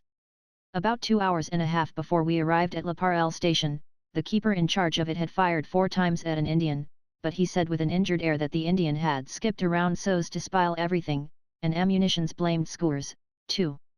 The most natural inference conveyed by his manner of speaking was, that in skipping around, the Indian had taken an unfair advantage. The coach we were in had a neat hole through its front, a reminiscence of its last trip through this region. The bullet that made it wounded the driver slightly, but he did not mind it much. He said the place to keep a man huffy was down on the southern overland, among the Apaches, before the company moved the stage line up on the northern route. He said the Apaches used to annoy him all the time down there, and that he came as near as anything to starving to death in the midst of abundance, because they kept him so leaky with bullet holes that he couldn't hold his victuals. This person's statements were not generally believed. We shut the blinds down very tightly that first night in the hostile Indian country, and lay on our arms. We slept on them some, but most of the time we only lay on them. We did not talk much, but kept quiet and listened. It was an inky black night, and occasionally rainy. We were among woods and rocks, hills and gorges, so shut in fact, that when we peeped through a chink in a curtain, we could discern nothing. The driver and conductor on top were still, too, or only spoke at long intervals, in low tones, as is the way of men in the midst of invisible dangers. We listened to raindrops pattering on the roof, and the grinding of the wheels through the muddy gravel, and the low wailing of the wind, and all the time we had that absurd sense upon us, inseparable from travel at night in a close-curtained vehicle, the sense of remaining perfectly still in one place, notwithstanding the jolting and swaying of the vehicle, the trampling of the horses, and the grinding of the wheels. We listened a long time, with intent faculties and bated breath, every time one of us would relax, and draw a long sigh of relief and start to say something, a comrade would be sure to utter a sudden hark, and instantly the experimenter was rigid and listening again. So the tiresome minutes and decades of minutes dragged away, until at last our tense forms filmed over with a dulled consciousness, and we slept, if one might call such a condition by so strong a name, for it was a sleep set with a hair trigger. It was a sleep seething and teeming with a weird and distressful confusion of shreds and fag ends of dreams, a sleep that was a chaos. Presently, dreams and sleep and the sullen hush of the night were startled by a ringing report, and cloven by such a long, wild, agonizing shriek. Then we heard, 10 steps from the stage. "Help, help, help!" It was our driver's voice. "Kill him! Kill him like a dog! I'm being murdered! Will no man lend me a pistol? Look out, head him off, head him off!" 2 pistol shots, a confusion of voices and the trampling of many feet, as if a crowd were closing and surging together around some object, several heavy, dull blows, as with a club, a voice that said appealingly, "Don't, gentlemen, please don't, I'm a dead man." Then a fainter groan, and another blow, and away sped the stage into the darkness, and left the grisly mystery behind us. What a startle it was! 8 seconds would amply cover the time it occupied, maybe even 5 would do it. We only had time to plunge at a curtain and unbuckle and unbutton part of it in an awkward and hindering flurry, when our whip cracked sharply overhead, and we went rumbling and thundering away, down a mountain grade. We fed on that mystery the rest of the night, what was left of it, for it was waning fast. It had to remain a present mystery, for all we could get from the conductor in answer to our hails was something that sounded, through the clatter of the wheels, Tell you in the morning. So we lit our pipes and opened the corner of a curtain for a chimney, and lay there in the dark, listening to each other's story of how he first felt and how many thousand Indians he first thought had hurled themselves upon us, and what his remembrance of the subsequent sounds was, and the order of their occurrence. And we theorized, too, but there was never a theory that would account for our driver's voice being out there, nor yet account for his Indian murderers talking such good English, if they were Indians. So we chatted and smoked the rest of the night comfortably away, our boating anxiety being somehow marvelously dissipated by the real presence of something to be anxious about. We never did get much satisfaction about that dark occurrence. All that we could make out of the odds and ends of the information we gathered in the morning, was that the disturbance occurred at a station, that we changed drivers there, and that the driver that got off there had been talking roughly about some of the outlaws that infested the region, for there wasn't a man around there but had a price on his head and didn't dare show himself in the settlements.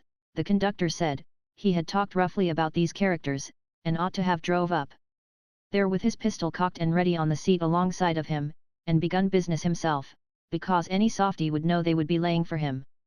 That was all we could gather, and we could see that neither the conductor nor the new driver were much concerned about the matter. They plainly had little respect for a man who would deliver offensive opinions of people and then be so simple as to come into their presence unprepared to back his judgment, as they pleasantly phrased the killing of any fellow being who did not like said opinions. And likewise they plainly had a contempt for the man's poor discretion in venturing to rouse the wrath of such utterly reckless wild beasts as those outlaws, and the conductor added, "I tell you it's as much as Slade himself wants to do." This remark created an entire revolution in my curiosity. I cared nothing now about the Indians, and even lost interest in the murdered driver. There was such magic in that name, Slade. Day or night, now, I stood always ready to drop any subject in hand, to listen to something new about Slade and his ghastly exploits. Even before we got to Overland City, we had begun to hear about Slade and his division, for he was a division agent, on the Overland, and from the hour we had left Overland City we had heard drivers and conductors talk about only three things: California, the Nevada silver mines, and this desperado Slade. And a deal the most of the talk was about Slade. We had gradually come to have a realizing sense of the fact that Slade was a man whose heart and hands and soul were steeped in the blood of offenders against his dignity, a man who awfully avenged all injuries, affront, insults, or slights, of whatever kind, on the spot if he could, years afterward if lack of earlier opportunity compelled it, a man whose hate tortured him day and night till vengeance appeased it, and not an ordinary vengeance either, but his enemy's absolute death, nothing less. A man whose face would light up with a terrible joy when he surprised a foe and had him at a disadvantage. A high and efficient servant of the Overland, an outlaw among outlaws and yet their relentless scourge, Slade was at once the most bloody, the most dangerous and the most valuable citizen that inhabited the savage fastnesses of the mountains. Chapter 10. Really and truly, 2/3 of the talk of drivers and conductors had been about this man Slade, ever since the day before we reached Julesburg. In order that the Eastern reader may have a clear conception of what a Rocky Mountain desperado is, in his highest state of development, I will reduce all this mass of overland gossip to one straightforward narrative, and present it in the following shape. Slade was born in Illinois, of good parentage. At about 26 years of age he killed a man in a quarrel and fled the country. At St. Joseph, Missouri, he joined one of the early California-bound emigrant trains, and was given the post of train master. One day on the plains he had an angry dispute with one of his wagon drivers, and both drew their revolvers. But the driver was the quicker artist, and had his weapon cocked first. So Slade said it was a pity to waste life on so small a matter, and proposed that the pistols be thrown on the ground and the quarrel settled by a fist fight. The unsuspecting driver agreed, and threw down his pistol, whereupon Slade laughed at his simplicity, and shot him dead. He made his escape, and lived a wild life for a while, dividing his time between fighting Indians and avoiding an Illinois sheriff, who had been sent to arrest him for his first murder. It is said that in one Indian battle he killed 3 savages with his own hand, and afterward cut their ears off and sent them, with his compliments, to the chief of the tribe. Slade soon gained a name for fearless resolution, and this was sufficient merit to procure for him the important post of Overland Division Agent at Julesburg, in place of Mr. Jules, removed. For some time previously, the company's horses had been frequently stolen, and the coaches delayed, by gangs of outlaws, who were wont to laugh at the idea of any man's having the temerity to resent such outrages. Slade resented them promptly. The outlaw soon found that the new agent was a man who did not fear anything that breathed the breath of life. He made short work of all offenders. The result was that delays ceased, the company's property was let alone, and no matter what happened or who suffered, Slade's coaches went through, every time. True, in order to bring about this wholesome change, Slade had to kill several men, some say 3, others say 4, and others 6, but the world was the richer for their loss. The first prominent difficulty he had was with the ex-agent Jules, who bore the reputation of being a reckless and desperate man himself. Jules hated Slade for supplanting him, and a good fair occasion for a fight was all he was waiting for. By and by Slade dared to employ a man whom Jules had once discharged. Next, Slade seized a team of stage horses which he accused Jules of having driven off and hidden somewhere for his own use. War was declared, and for a day or two the two men walked warily about the streets, seeking each other, Jules armed with a double-barreled shotgun, and Slade with his history-creating revolver. Finally, as Slade stepped into a store, Jules poured the contents of his gun into him from behind the door. Slade was pluck, and Jules got several bad pistol wounds in return. Then both men fell, and were carried to their respective lodgings, both swearing that better aim should do deadlier work next time. Both were bedridden a long time, but Jules got to his feet first, and gathering his possessions together, packed them on a couple of mules, and fled to the Rocky Mountains to gather strength and safety against the day of reckoning. For many months he was not seen or heard of, and was gradually dropped out of the remembrance of all save Slade himself. But Slade was not the man to forget him. On the contrary, common report said that Slade kept a reward standing for his capture, dead or alive. After a while, seeing that Slade's energetic administration had restored peace and order to one of the worst divisions of the road, the Overland Stage Company transferred him to the Rocky Ridge Division in the Rocky Mountains, to see if he could perform a like miracle there. It was the very paradise of outlaws and desperados. There was absolutely no semblance of law there. Violence was the rule. Force was the only recognized authority. The commonest misunderstandings were settled on the spot with the revolver or the knife. Murders were done in open day, and with sparkling frequency, and nobody thought of inquiring into them. It was considered that the parties who did the killing had their private reasons for it, for other people to meddle would have been looked upon as indelicate. After a murder, all that Rocky Mountain etiquette required of a spectator was, that he should help the gentleman bury his game, otherwise his churlishness would surely be remembered against him the first time he killed a man himself and needed a neighborly turn in interring him. Slade took up his residence sweetly and peacefully in the midst of this hive of horse thieves and assassins, and the very first time one of them aired his insolent swaggerings in his presence he shot him dead. He began a raid on the outlaws, and in a singularly short space of time he had completely stopped their depredations on the stage stock, recovered a large number of stolen horses, killed several of the worst desperados of the district, and gained such a dread ascendancy over the rest that they respected him, admired him, feared him, obeyed him. He wrought the same marvelous change in the ways of the community that had marked his administration at Overland City. He captured 2 men who had stolen overland stock, and with his own hands he hanged them. He was supreme judge in his district, and he was jury and executioner likewise, and not only in the case of offences against his employers, but against passing emigrants as well. On one occasion some emigrants had their stock lost or stolen, and told Slade, who chanced to visit their camp. With a single companion he rode to a ranch, the owners of which he suspected, and opening the door, commenced firing, killing 3, and wounding the 4th. From a bloodthirstily interesting little Montana book, The Vigilantes of Montana, by Professor Thos J. Dimsdale, I take this paragraph. While on the road, Slade held absolute sway. He would ride down to a station, get into a quarrel, turn the house out of windows, and maltreat the occupants most cruelly. The unfortunates had no means of redress, and were compelled to recuperate as best they could. On one of these occasions, it is said he killed the father of the fine little half-breed boy Jemmy, whom he adopted, and who lived with his widow after his execution. Stories of Slade's hanging men, and of innumerable assaults, shootings, stabbings, and beatings, in which he was a principal actor, form part of the legends of the stage line. As for minor quarrels and shootings, it is absolutely certain that a minute history of Slade's life would be one long record of such practices. The Vigilantes of Montana by Professor Thomas J. Dimsdale. Slade was a matchless marksman with a Navy revolver. The legends say that one morning at Rocky Ridge, when he was feeling comfortable, he saw a man approaching who had offended him some days before. Observe the fine memory he had for matters like that, and, "Gentlemen," said Slade, drawing, "it is a good 20-yard shot, I'll clip the 3rd button on his coat." Which he did. The bystanders all admired it. And they all attended the funeral, too. On one occasion a man who kept a little whiskey shelf at the station did something which angered Slade, and went and made his will. A day or two afterward Slade came in and called for some brandy. The man reached under the counter, ostensibly to get a bottle, possibly to get something else, but Slade smiled upon him that peculiarly bland and satisfied smile of his which the neighbors had long ago learned to recognize as a death warrant in disguise, and told him to none of that, pass out the high-priced article. So the poor barkeeper had to turn his back and get the high-priced brandy from the shelf, and when he faced around again he was looking into the muzzle of Slade's pistol. And the next instant, added my informant, impressively, he was one of the deadest men that ever lived. The stage drivers and conductors told us that sometimes Slade would leave a hated enemy wholly unmolested, unnoticed, and unmentioned, for weeks together, had done it once or twice at any rate. And some said they believed he did it in order to lull the victims into unwatchfulness, so that he could get the advantage of them, and others said they believed he saved up an enemy that way, just as a schoolboy saves up a cake, and made the pleasure go as far as it would by gloating over the anticipation.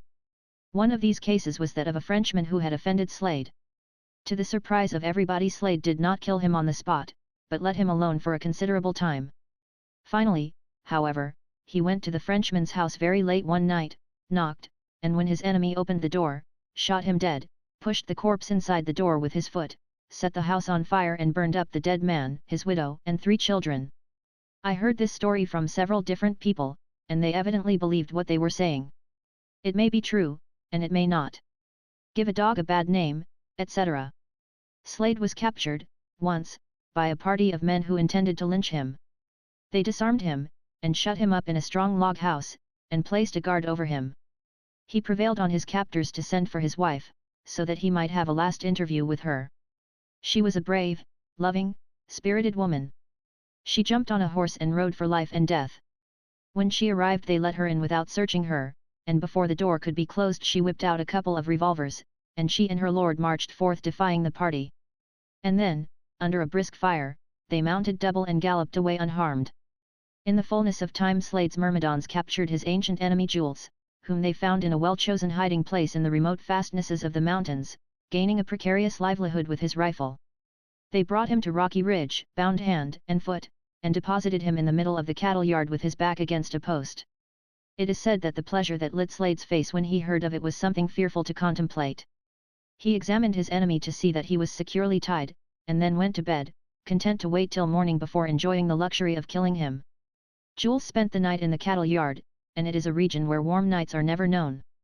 In the morning Slade practiced on him with his revolver, nipping the flesh here and there, and occasionally clipping off a finger, while Jules begged him to kill him outright and put him out of his misery. Finally Slade reloaded, and walking up close to his victim, made some characteristic remarks and then dispatched him. The body lay there half a day, nobody venturing to touch it without orders, and then Slade detailed a party and assisted at the burial himself.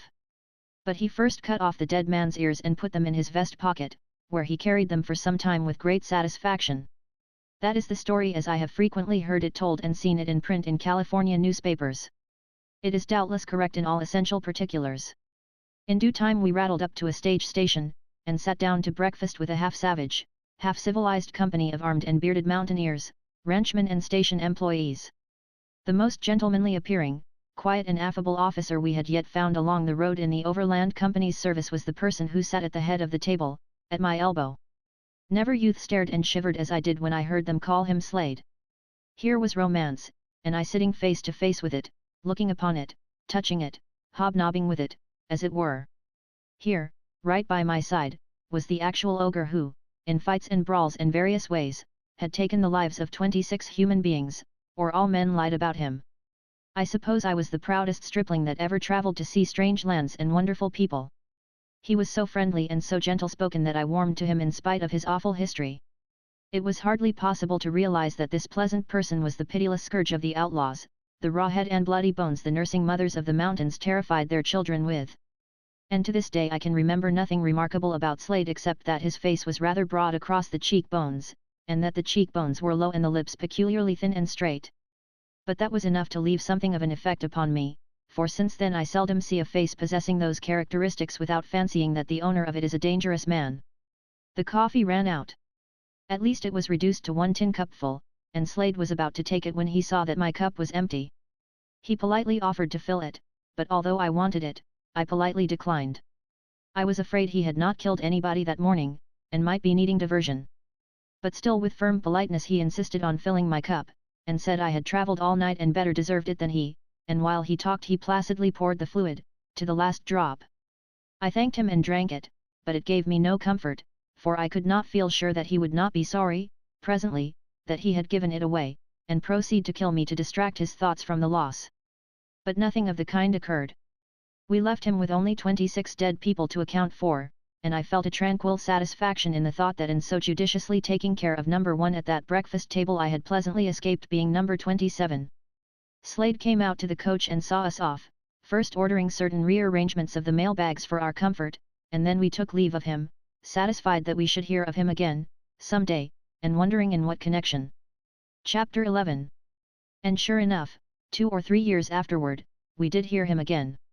News came to the Pacific Coast that the Vigilance Committee in Montana, whither Slade had removed from Rocky Ridge, had hanged him.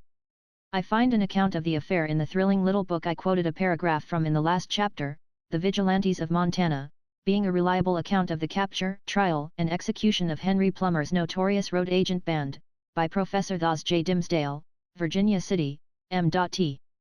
Mr. Dimsdale's chapter is well worth reading, as a specimen of how the people of the frontier deal with criminals when the courts of law prove inefficient. Mr. Dimsdale makes 2 remarks about Slade, both of which are accurately descriptive, and one of which is exceedingly picturesque.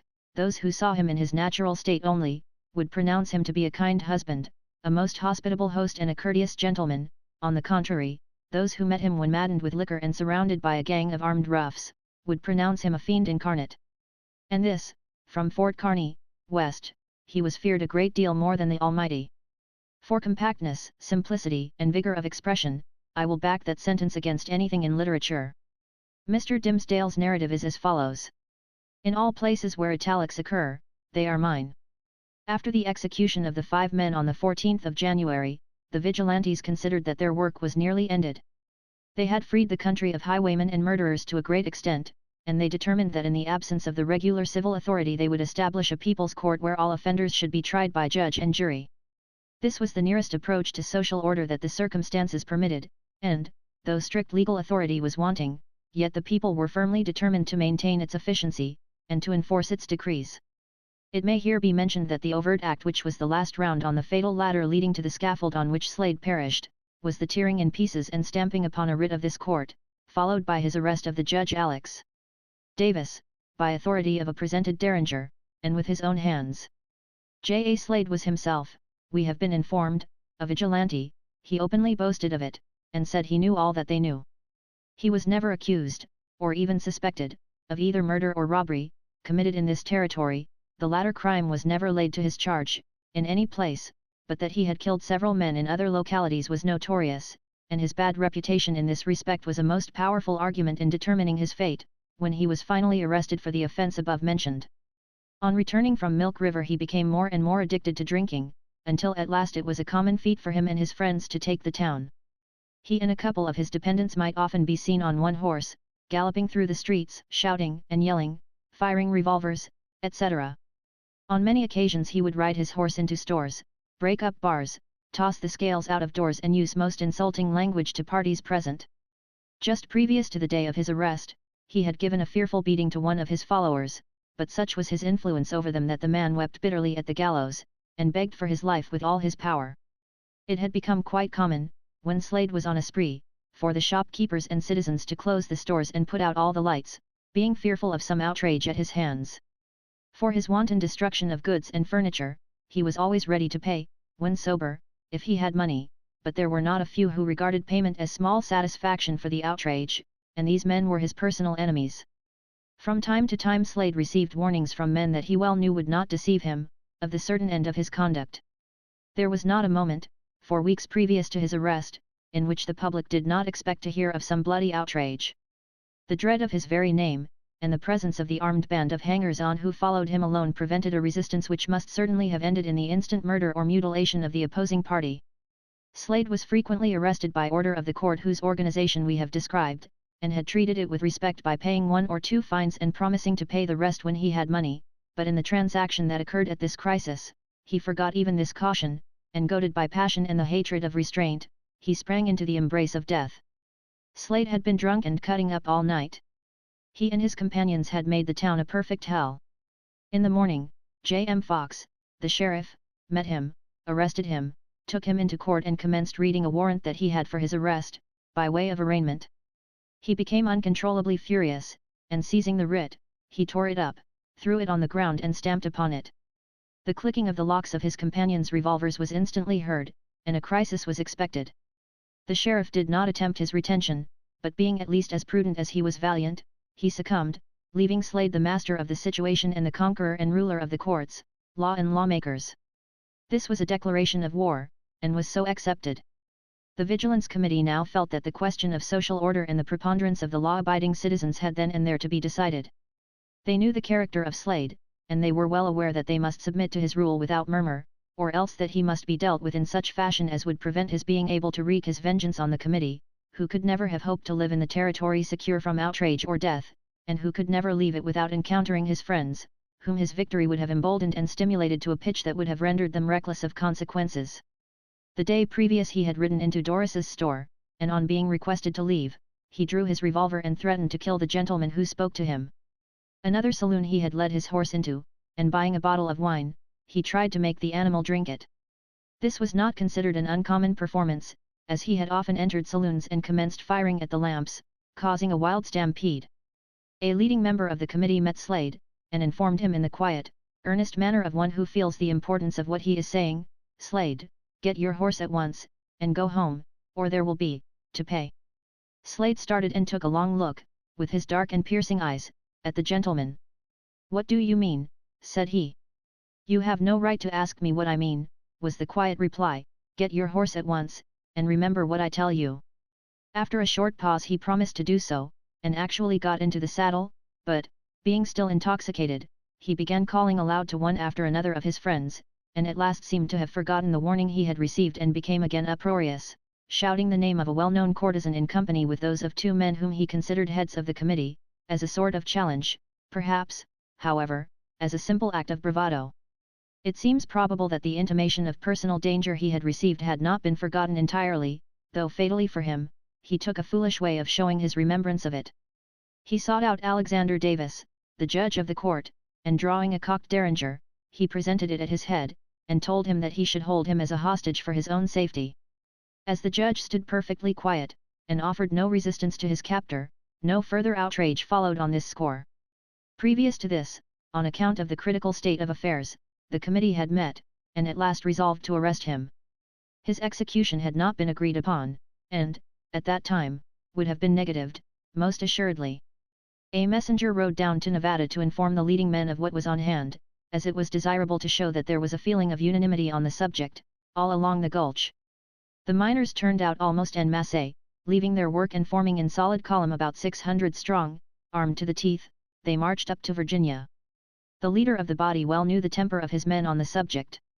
He spurred on ahead of them, and hastily calling a meeting of the executive, he told them plainly that the miners meant business, and that, if they came up, they would not stand in the street to be shot down by Slade's friends, but that they would take him and hang him. The meeting was small, as the Virginia men were loath to act at all. This momentous announcement of the feeling of the lower town was made to a cluster of men, who were deliberating behind a wagon, at the rear of a store on Main Street. The committee were most unwilling to proceed to extremities. All the duty they had ever performed seemed as nothing to the task before them, but they had to decide, and that quickly. It was finally agreed that if the whole body of the miners were of the opinion that he should be hanged, that the committee left it in their hands to deal with him. Off, at hot speed, rode the leader of the Nevada men to join his command. Slade had found out what was intended, and the news sobered him instantly. He went into P.S. Pfout's store, where Davis was, and apologized for his conduct, saying that he would take it all back. The head of the column now wheeled into Wallace Street and marched up at quick time. Halting in front of the store, the executive officer of the committee stepped forward and arrested Slade, who was at once informed of his doom. An inquiry was made as to whether he had any business to settle. Several parties spoke to him on the subject, but to all such inquiries he turned a deaf ear, being entirely absorbed in the terrifying reflections on his own awful position.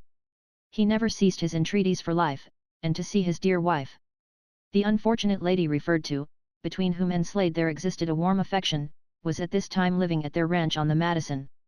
She was possessed of considerable personal attractions, tall, well-formed, of graceful carriage, pleasing manners, and was, withal, an accomplished horsewoman. A messenger from Slade rode at full speed to inform her of her husband's arrest. In an instant she was in the saddle, and with all the energy that love and despair could lend to an ardent temperament and a strong physique, she urged her fleet charger over the 12 miles of rough and rocky ground that intervened between her and the object of her passionate devotion. Meanwhile a party of volunteers had made the necessary preparations for the execution, in the valley traversed by the branch. Beneath the site of Pfouts and Russell's stone building there was a corral, the gate-posts of which were strong and high. Across the top was laid a beam, to which the rope was fastened, and a dry goods box served for the platform.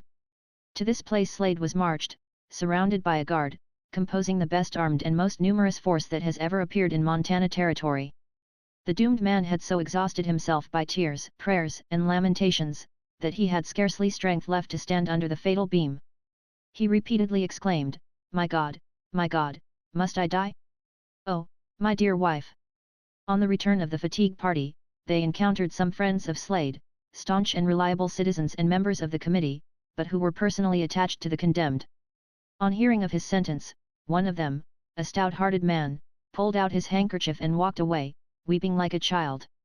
Slade still begged to see his wife, most piteously, and it seemed hard to deny his request, but the bloody consequences that were sure to follow the inevitable attempt at a rescue, that her presence and entreaties would have certainly incited, forbade the granting of his request. Several gentlemen were sent for to see him, in his last moments, one of whom, Judge Davis, made a short address to the people, but in such low tones as to be inaudible, save to a few in his immediate vicinity. One of his friends, after exhausting his powers of entreaty, threw off his coat and declared that the prisoner could not be hanged until he himself was killed. 100 guns were instantly levelled at him, whereupon he turned and fled, but, being brought back, he was compelled to resume his coat, and to give a promise of future peaceable demeanor. Scarcely a leading man in Virginia could be found, though numbers of the citizens joined the ranks of the guard when the arrest was made. All lamented the stern necessity which dictated the execution. Everything being ready, the command was given, "Men, do your duty," and the box being instantly slipped from beneath his feet, he died almost instantaneously. The body was cut down and carried to the Virginia Hotel, where, in a darkened room, it was scarcely laid out, when the unfortunate and bereaved companion of the deceased arrived, at headlong speed, to find that all was over, and that she was a widow. Her grief and heart-piercing cries were terrible evidences of the depth of her attachment for her lost husband, and a considerable period elapsed before she could regain the command of her excited feelings.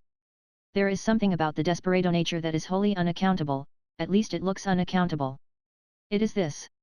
The true desperado is gifted with splendid courage, and yet he will take the most infamous advantage of his enemy. Armed and free, he will stand up before a host and fight until he is shot all to pieces, and yet when he is under the gallows and helpless he will cry and plead like a child. Words are cheap, and it is easy to call Slade a coward. All executed men who do not die game are promptly called cowards by unreflecting people, and when we read of Slade that he had so exhausted himself by tears, prayers, and lamentations, that he had scarcely strength left to stand under the fatal beam, the disgraceful word suggests itself in a moment, yet infrequently defying and inviting the vengeance of banded Rocky Mountain cutthroats by shooting down their comrades and leaders, and never offering to hide or fly, Slade showed that he was a man of peerless bravery. No coward would dare that.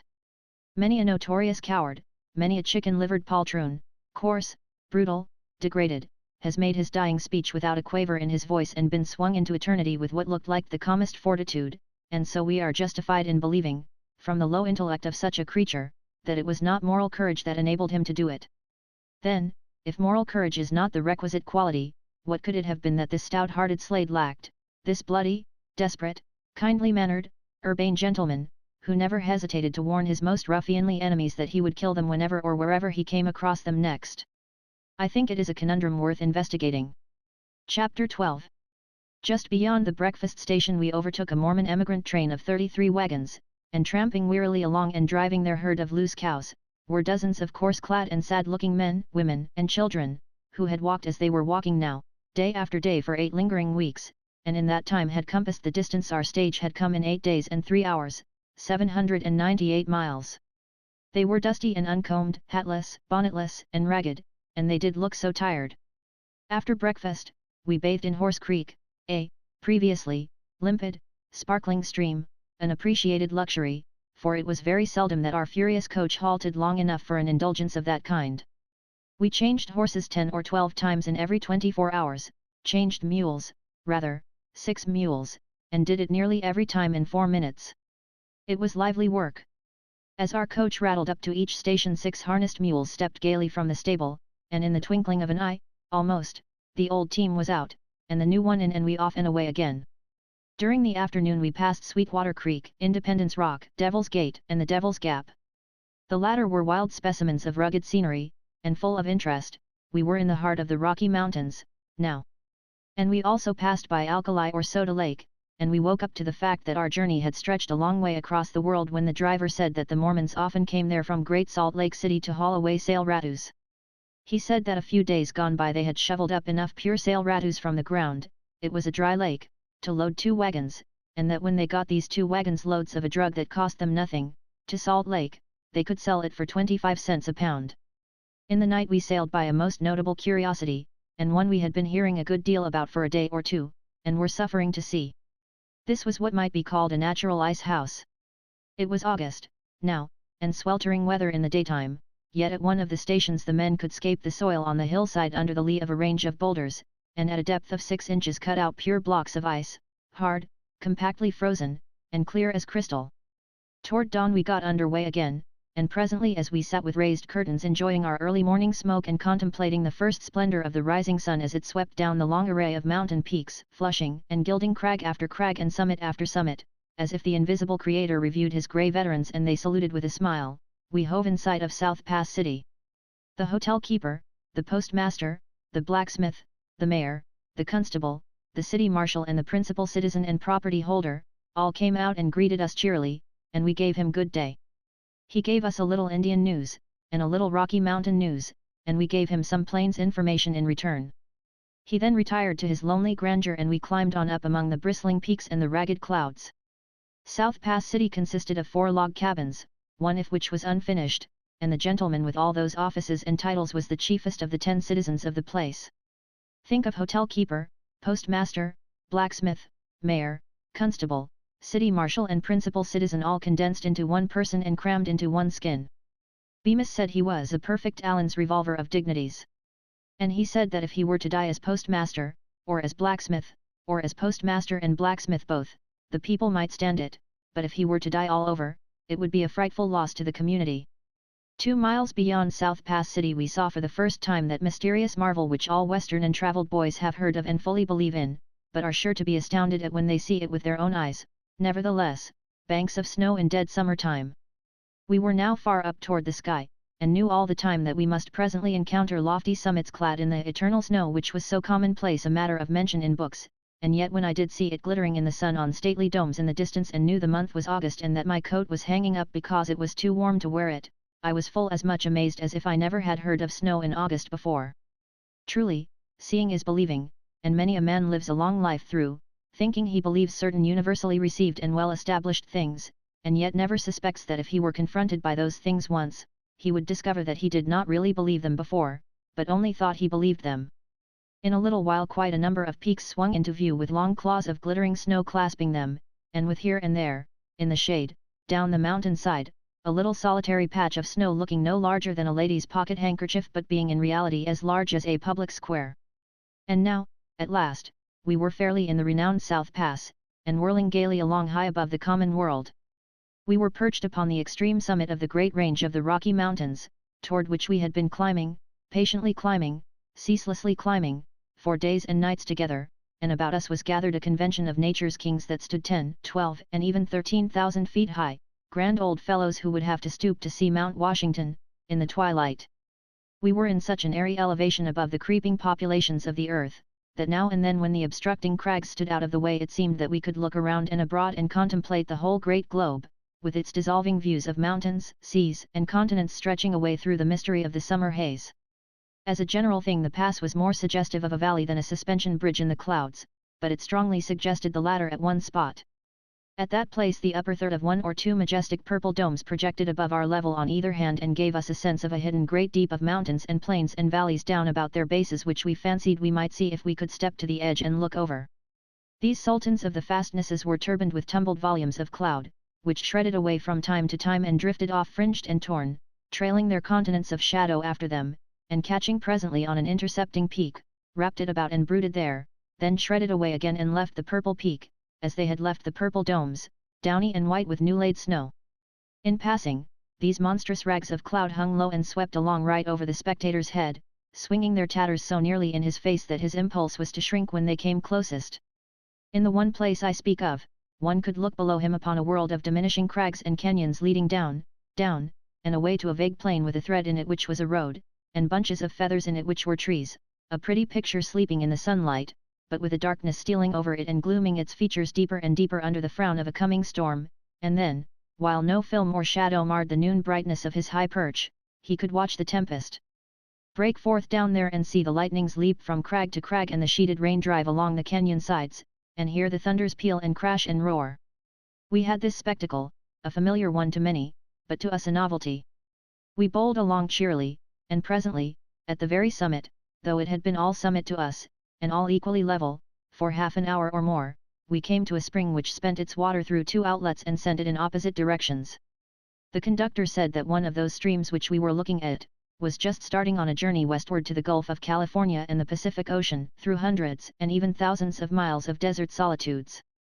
He said that the other was just leaving its home among the snow peaks on a similar journey eastward, and we knew that long after we should have forgotten the simple rivulet it would still be plodding its patient way down the mountain sides, and canyon beds, and between the banks of the Yellowstone, and by would join the broad Missouri and flow through unknown plains and deserts and unvisited wildernesses, and add a long and troubled pilgrimage among snags and wrecks and sandbars, and enter the Mississippi, touch the wharves of St. Louis and still drift on, traversing shoals and rocky channels, then endless chains of bottomless and ample bends, walled with unbroken forests, then mysterious byways and secret passages among woody islands, then the chained bends again, bordered with wide levels of shining sugarcane in place of the somber forests, then by New Orleans and still other chains of bends, and finally, after 2 long months of daily and nightly harassment, excitement, enjoyment, adventure, an awful peril of parched throats, pumps and evaporation, pass the gulf and enter into its rest upon the bosom of the tropic sea, never to look upon its snow peaks again or regret them.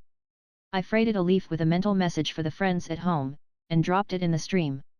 But I put no stamp on it and it was held for postage somewhere. On the summit we overtook an emigrant train of many wagons, many tired men and women, and many a disgusted sheep and cow. In the woefully dusty horseman in charge of the expedition I recognized John.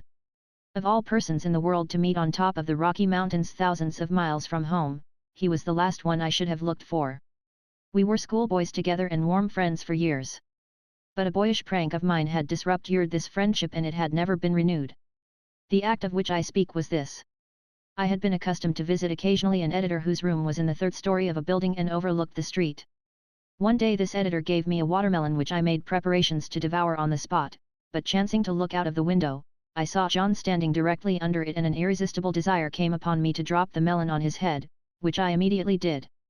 I was the loser, for it spoiled the melon, and John never forgave me and we dropped all intercourse and parted, but now met again under these circumstances.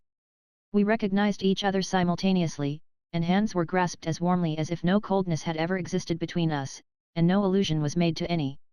All animosities were buried and the simple fact of meeting a familiar face in that isolated spot so far from home, was sufficient to make us forget all things but pleasant ones, and we parted again with sincere goodbye and God bless you from both.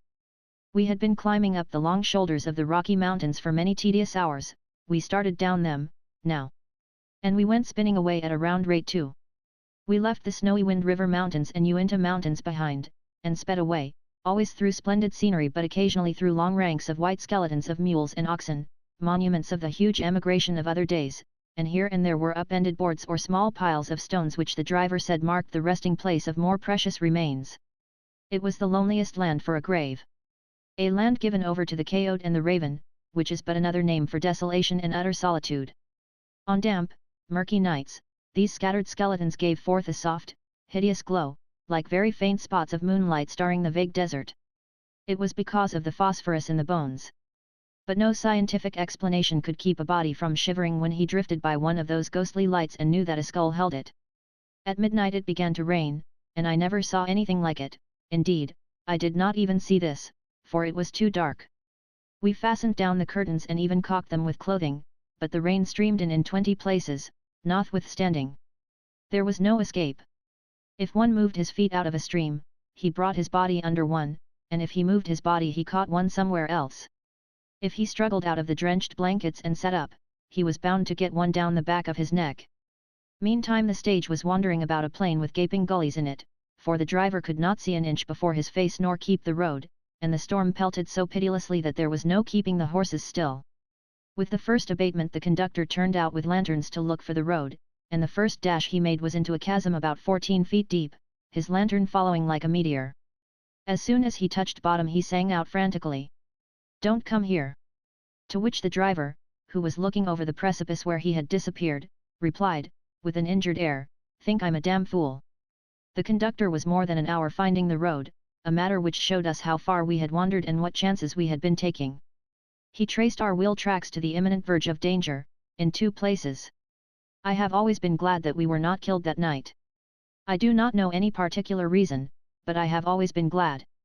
In the morning, the 10th day out, we crossed Green River, a fine, large, limpid stream, stuck in it with the water just up to the top of our mail bed, and waited till extra teams were put on to haul us up the steep bank. But it was nice cool water, and besides it could not find any fresh place on us to wet. At the Green River station we had breakfast, hot biscuits, fresh antelope steaks, and coffee, the only decent meal we tasted between the United States and Great Salt Lake City, and the only one we were ever really thankful for. Think of the monotonous execrableness of the 30 that went before it, to leave this one simple breakfast looming up in my memory like a shot tower after all these years have gone by. At 5 p.m. we reached Fort Bridger, 117 miles from the South Pass, and 1,025 miles from St. Joseph. 52 miles further on, near the head of Echo Canyon, we met 60 United States soldiers from Camp Floyd. The day before, they had fired upon 300 or 400 Indians, whom they supposed gathered together for no good purpose. In the fight that had ensued, 4 Indians were captured, and the main body chased 4 miles, but nobody killed. This looked like business. We had a notion to get out and join the 60 soldiers, but upon reflecting that there were 400 of the Indians, we concluded to go on and join the Indians. Echo Canyon is 20 miles long. It was like a long, smooth, narrow street, with a gradual descending grade, and shut in by enormous perpendicular walls of coarse conglomerate, 400 feet high in many places, and turreted like medieval castles. This was the most faultless piece of road in the mountains, and the driver said he would let his team out. He did, and if the Pacific Express trains whizzed through there now any faster than we did then in the stagecoach, I envy the passengers the exhilaration of it. We fairly seemed to pick up our wheels and fly, and the mail matter was lifted up free from everything and held in solution. I am not given to exaggeration, and when I say a thing I mean it. However, time presses. At 4 in the afternoon we arrived on the summit of Big Mountain, 15 miles from Salt Lake City, when all the world was glorified with the setting sun, and the most stupendous panorama of mountain peaks yet encountered burst on our sight. We looked out upon this sublime spectacle from under the arch of a brilliant rainbow. Even the overland stage driver stopped his horses and gazed. Half an hour or an hour later, we changed horses, and took supper with a Mormon destroying angel. Destroying angels, as I understand it, are Latter-day Saints who are set apart by the Church to conduct permanent disappearances of obnoxious citizens. I had heard a deal about these Mormon destroying angels and the dark and bloody deeds they had done, and when I entered this one's house I had my shudder all ready. But alas for all our romances, he was nothing but a loud, profane, offensive, old blackguard.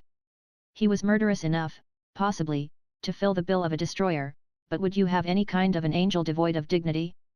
Could you abide an angel in an unclean shirt and no suspenders? Could you respect an angel with a horse laugh and a swagger like a buccaneer? There were other blackguards present, comrades of this one. And there was one person that looked like a gentleman, Heber C. Kimball's son, tall and well-made, and 30 years old, perhaps. A lot of slatternly women flitted hither and thither in a hurry, with coffee pots, plates of bread, and other appurtenances to supper, and these were said to be the wives of the angel, or some of them, at least. And of course they were, for if they had been hired help they would not have let an angel from above storm and swear at them as he did, let alone one from the place this one hailed from. This was our first experience of the Western peculiar institution, and it was not very prepossessing. We did not tarry long to observe it, but hurried on to the home of the Latter-day Saints, the stronghold of the prophets, the capital of the only absolute monarch in America, Great Salt Lake City. As the night closed and we took sanctuary in the Salt Lake house and unpacked our baggage. Chapter 13. We had a fine supper, of the freshest meats and fowls and vegetables, a great variety and as great abundance. We walked about the streets some, afterward, and glanced in at shops and stores, and there was fascination in surreptitiously staring at every creature we took to be a Mormon. This was fairyland to us, to all intents and purposes, a land of enchantment and goblins and awful mystery. We felt a curiosity to ask every child how many mothers it had, and if it could tell them apart, and we experienced a thrill every time a dwelling house door opened and shut as we passed, disclosing a glimpse of human heads and backs and shoulders, for we so longed to have a good satisfying look at a Mormon family in all its comprehensive ampleness, disposed in the customary concentric rings of its home circle. By and by the acting governor of the territory introduced us to other Gentiles, and we spent a sociable hour with them. Gentiles are people who are not Mormons. Our fellow passenger, Bemis, took care of himself, during this part of the evening, and did not make an overpowering success of it, either, for he came into our room in the hotel about 11 o'clock, full of cheerfulness, and talking loosely, disjointedly and indiscriminately, and every now and then tugging out a ragged word by the roots that had more hiccups than syllables in it. This, together with his hanging his coat on the floor on one side of a chair, and his vest on the floor on the other side, and piling his pants on the floor just in front of the same chair, and then contemplating the general result with superstitious awe, and finally pronouncing it too many for him and going to bed with his boots on, led us to fear that something he had eaten had not agreed with him. But we knew afterward that it was something he had been drinking. It was the exclusively Mormon refresher, Valley Tan. Valley Tan, or, at least, one form of Valley Tan, is a kind of whiskey, or first cousin to it, is of Mormon invention and manufactured only in Utah. Tradition says it is made of, imported, fire and brimstone. If I remember rightly, no public drinking saloons were allowed in the kingdom by Brigham Young, and no private drinking permitted among the faithful, except they confined themselves to Valley Tan.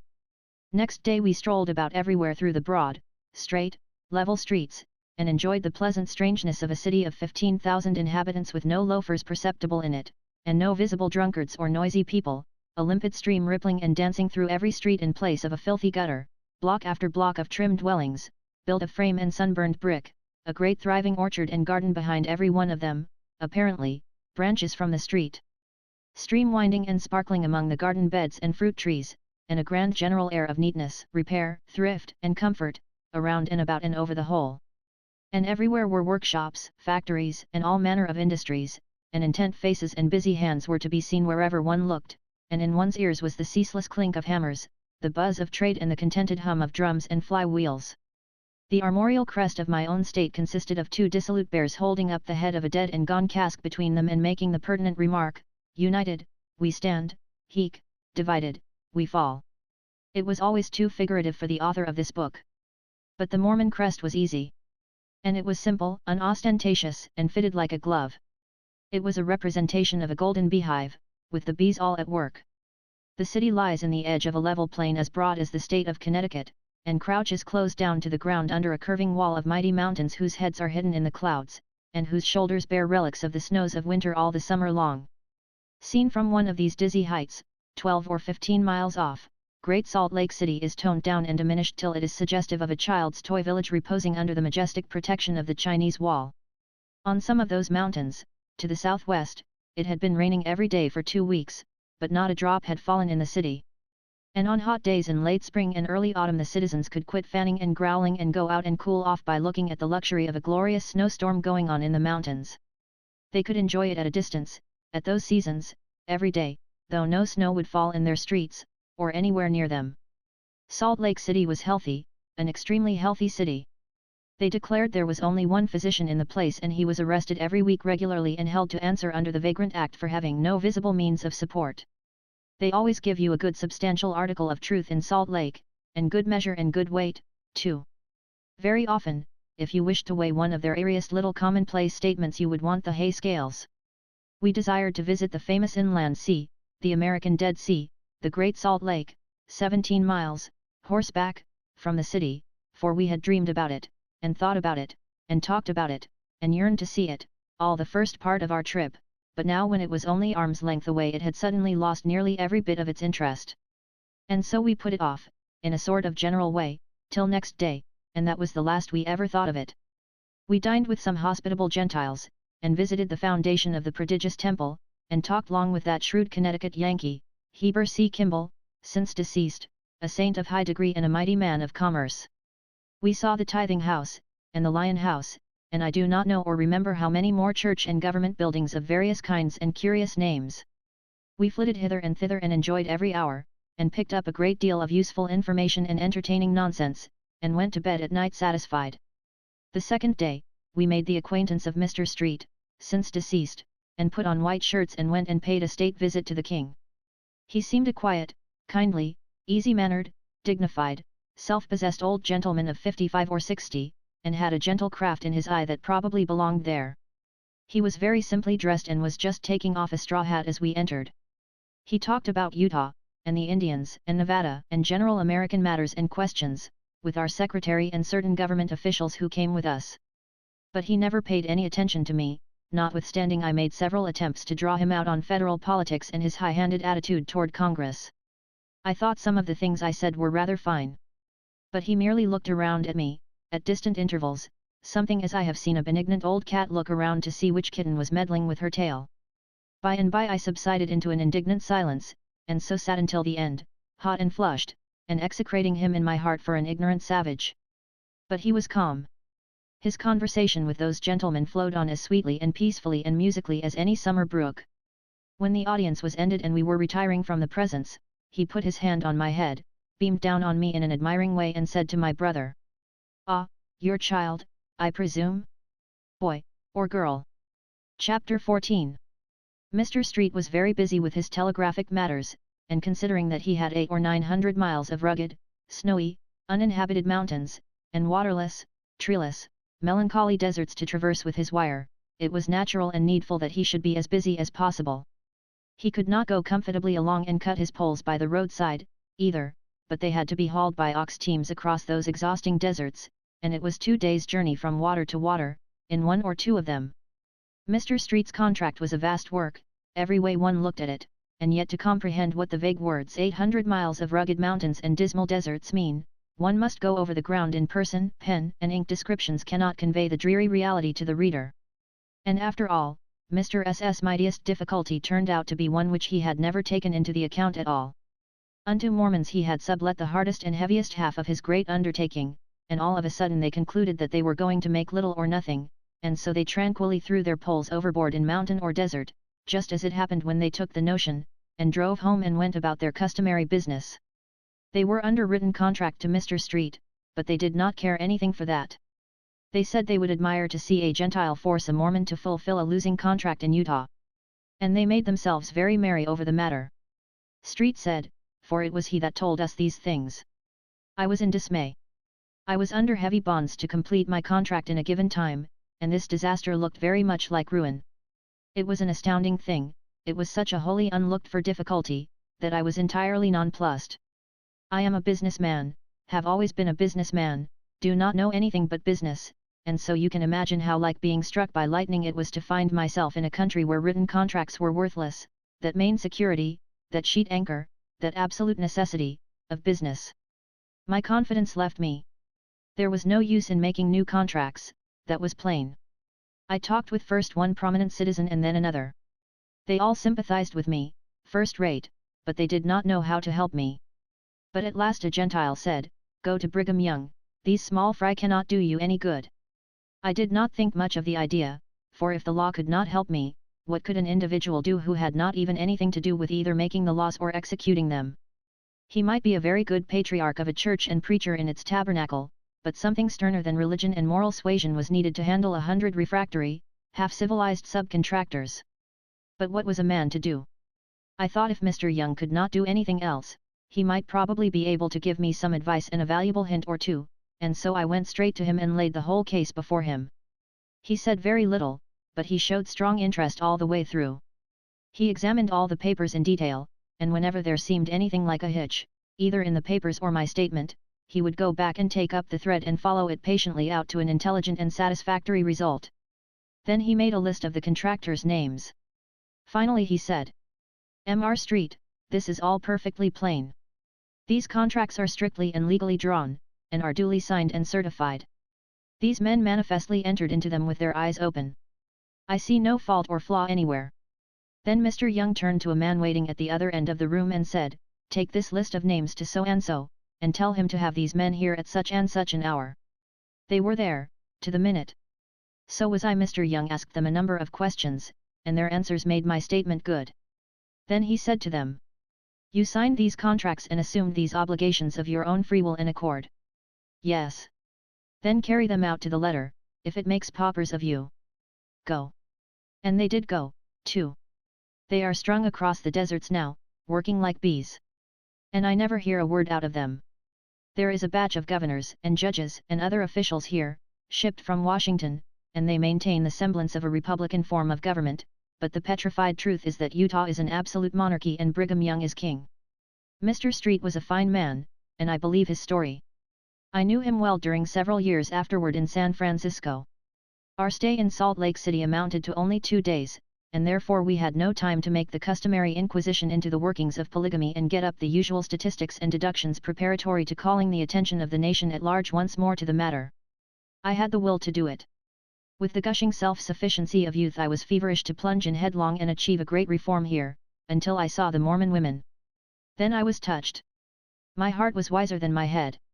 It warmed toward these poor, ungainly, and pathetically homely creatures, and as I turned to hide the generous moisture in my eyes, I said, "No, the man that marries one of them has done an act of Christian charity which entitles him to the kindly applause of mankind, not their harsh censure, and the man that marries 60 of them has done a deed of open-handed generosity so sublime that the nations should stand uncovered in his presence and worship in silence." For a brief sketch of Mormon history, and the noted Mountain Meadow Massacre, see Appendices A and B. Chapter 15. It is a luscious country for thrilling evening stories about assassinations of intractable Gentiles. I cannot easily conceive of anything more cozy than the night in Salt Lake which we spent in a Gentile den, smoking pipes and listening to tales of how Burton galloped in among the pleading and defenseless Morisites and shot them down, men and women, like so many dogs. And how Bill Hickman, a destroying angel, shot Drown and Arnold dead for bringing suit against him for a debt. And how Porter Rockwell did this and that dreadful thing. And how heedless people often come to Utah and make remarks about Brigham or polygamy or some other sacred matter, and the very next morning at daylight such parties are sure to be found lying up some back alley, contentedly waiting for the hearse. And the next most interesting thing is to sit and listen to these Gentiles talk about polygamy, and how some portly old frog of an elder, or a bishop, marries a girl, likes her, marries her sister, likes her, marries another sister, likes her, takes another, likes her, marries her mother, likes her, marries her father, grandfather, great-grandfather, and then comes back hungry and asks for more. And how the pert young thing of 11 will chance to be the favorite wife and her own venerable grandmother have to rank away down toward D4 in their mutual husband's esteem, and have to sleep in the kitchen, as like as not. And how this dreadful sort of thing, this hiving together in one foul nest of mother and daughters, and the making a young daughter superior to her own mother in rank and authority, are things which Mormon women submit to because their religion teaches them that the more wives a man has on earth, and the more children he rears, the higher the place they will all have in the world to come, and the warmer, maybe, though they do not seem to say anything about that. According to these Gentile friends of ours, Brigham Young's harem contains 20 or 30 wives. They said that some of them had grown old and gone out of active service, but were comfortably housed and cared for in the Henry, or the Lion House, as it is strangely named. Along with each wife were her children, 50 altogether. The house was perfectly quiet and orderly, when the children were still. They all took their meals in one room, and a happy and home-like sight it was pronounced to be.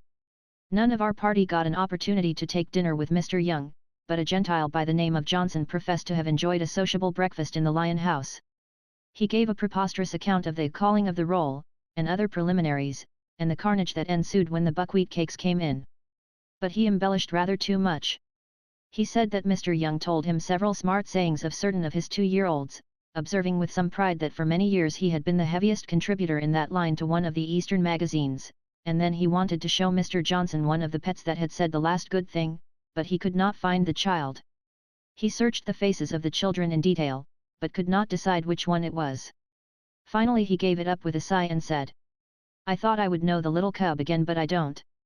Mr. Johnson said further, that Mr. Young observed that life was a sad, sad thing, because the joy of every new marriage a man contracted was so apt to be blighted by the inopportune funeral of a less recent bride. And Mr. Johnson said that while he and Mr. Young were pleasantly conversing in private, one of the Mrs. Youngs came in and demanded a breast pin, remarking that she had found out that he had been giving a breast pin to number 6, and she, for one, did not propose to let this partiality go on without making a satisfactory amount of trouble about it. Mr. Young reminded her that there was a stranger present. Mrs. Young said that if the state of things inside the house was not agreeable to the stranger, he could find room outside. Mr. Young promised the breast pin, and she went away. But in a minute or two another Mrs. Young came in and demanded a breast pin. Mr. Young began a remonstrance, but Mrs. Young cut him short. She said number 6 had got one, and number 11 was promised one, and it was no use for him to try to impose on her. She hoped she knew her rights. He gave his promise, and she went. And presently 3 Mrs. Youngs entered in a body and opened on their husband a tempest of tears, abuse, and entreaty. They had heard all about number 6, number 11, and number 14. 3 more breast pins were promised. They were hardly gone when 9 more Mrs. Youngs filed into the presence, and a new tempest burst forth and raged round about the prophet and his guest. 9 breast pins were promised, and the weird sisters filed out again. And in came 11 more, weeping and wailing and gnashing their teeth. 11 promised breast pins purchased peace once more. That is a specimen, said Mr. Young. You see how it is. You see what a life I lead. A man can't be wise all the time. In a heedless moment I gave my darling number 6, excuse my calling her thus, as her other name has escaped me for the moment, a breast pin. It was only worth $25, that is, apparently that was its whole cost, but its ultimate cost was inevitably bound to be a good deal more. You yourself have seen it climb up to $650, and alas, even that is not the end. For I have wives all over this territory of Utah. I have dozens of wives whose numbers, even, I do not know without looking in the family Bible. They are scattered far and wide among the mountains and valleys of my realm. And mark you, every solitary one of them will hear of this wretched breast pin, and every last one of them will have one or die. No 6S breast pin will cost me $2,500 before I see the end of it. And these creatures will compare these pins together, and if one is a shade finer than the rest, they will all be thrown on my hands, and I will have to order a new lot to keep peace in the family. Sir, you probably did not know it, but all the time you were present with my children your every movement was watched by vigilant servitors of mine. If you had offered to give a child a dime, or a stick of candy, or any trifle of the kind, you would have been snatched out of the house instantly, provided it could be done before your gift left your hand. Otherwise it would be absolutely necessary for you to make an exactly similar gift to all my children, and knowing by experience the importance of the thing, I would have stood by and seen to it myself that you did it, and did it thoroughly.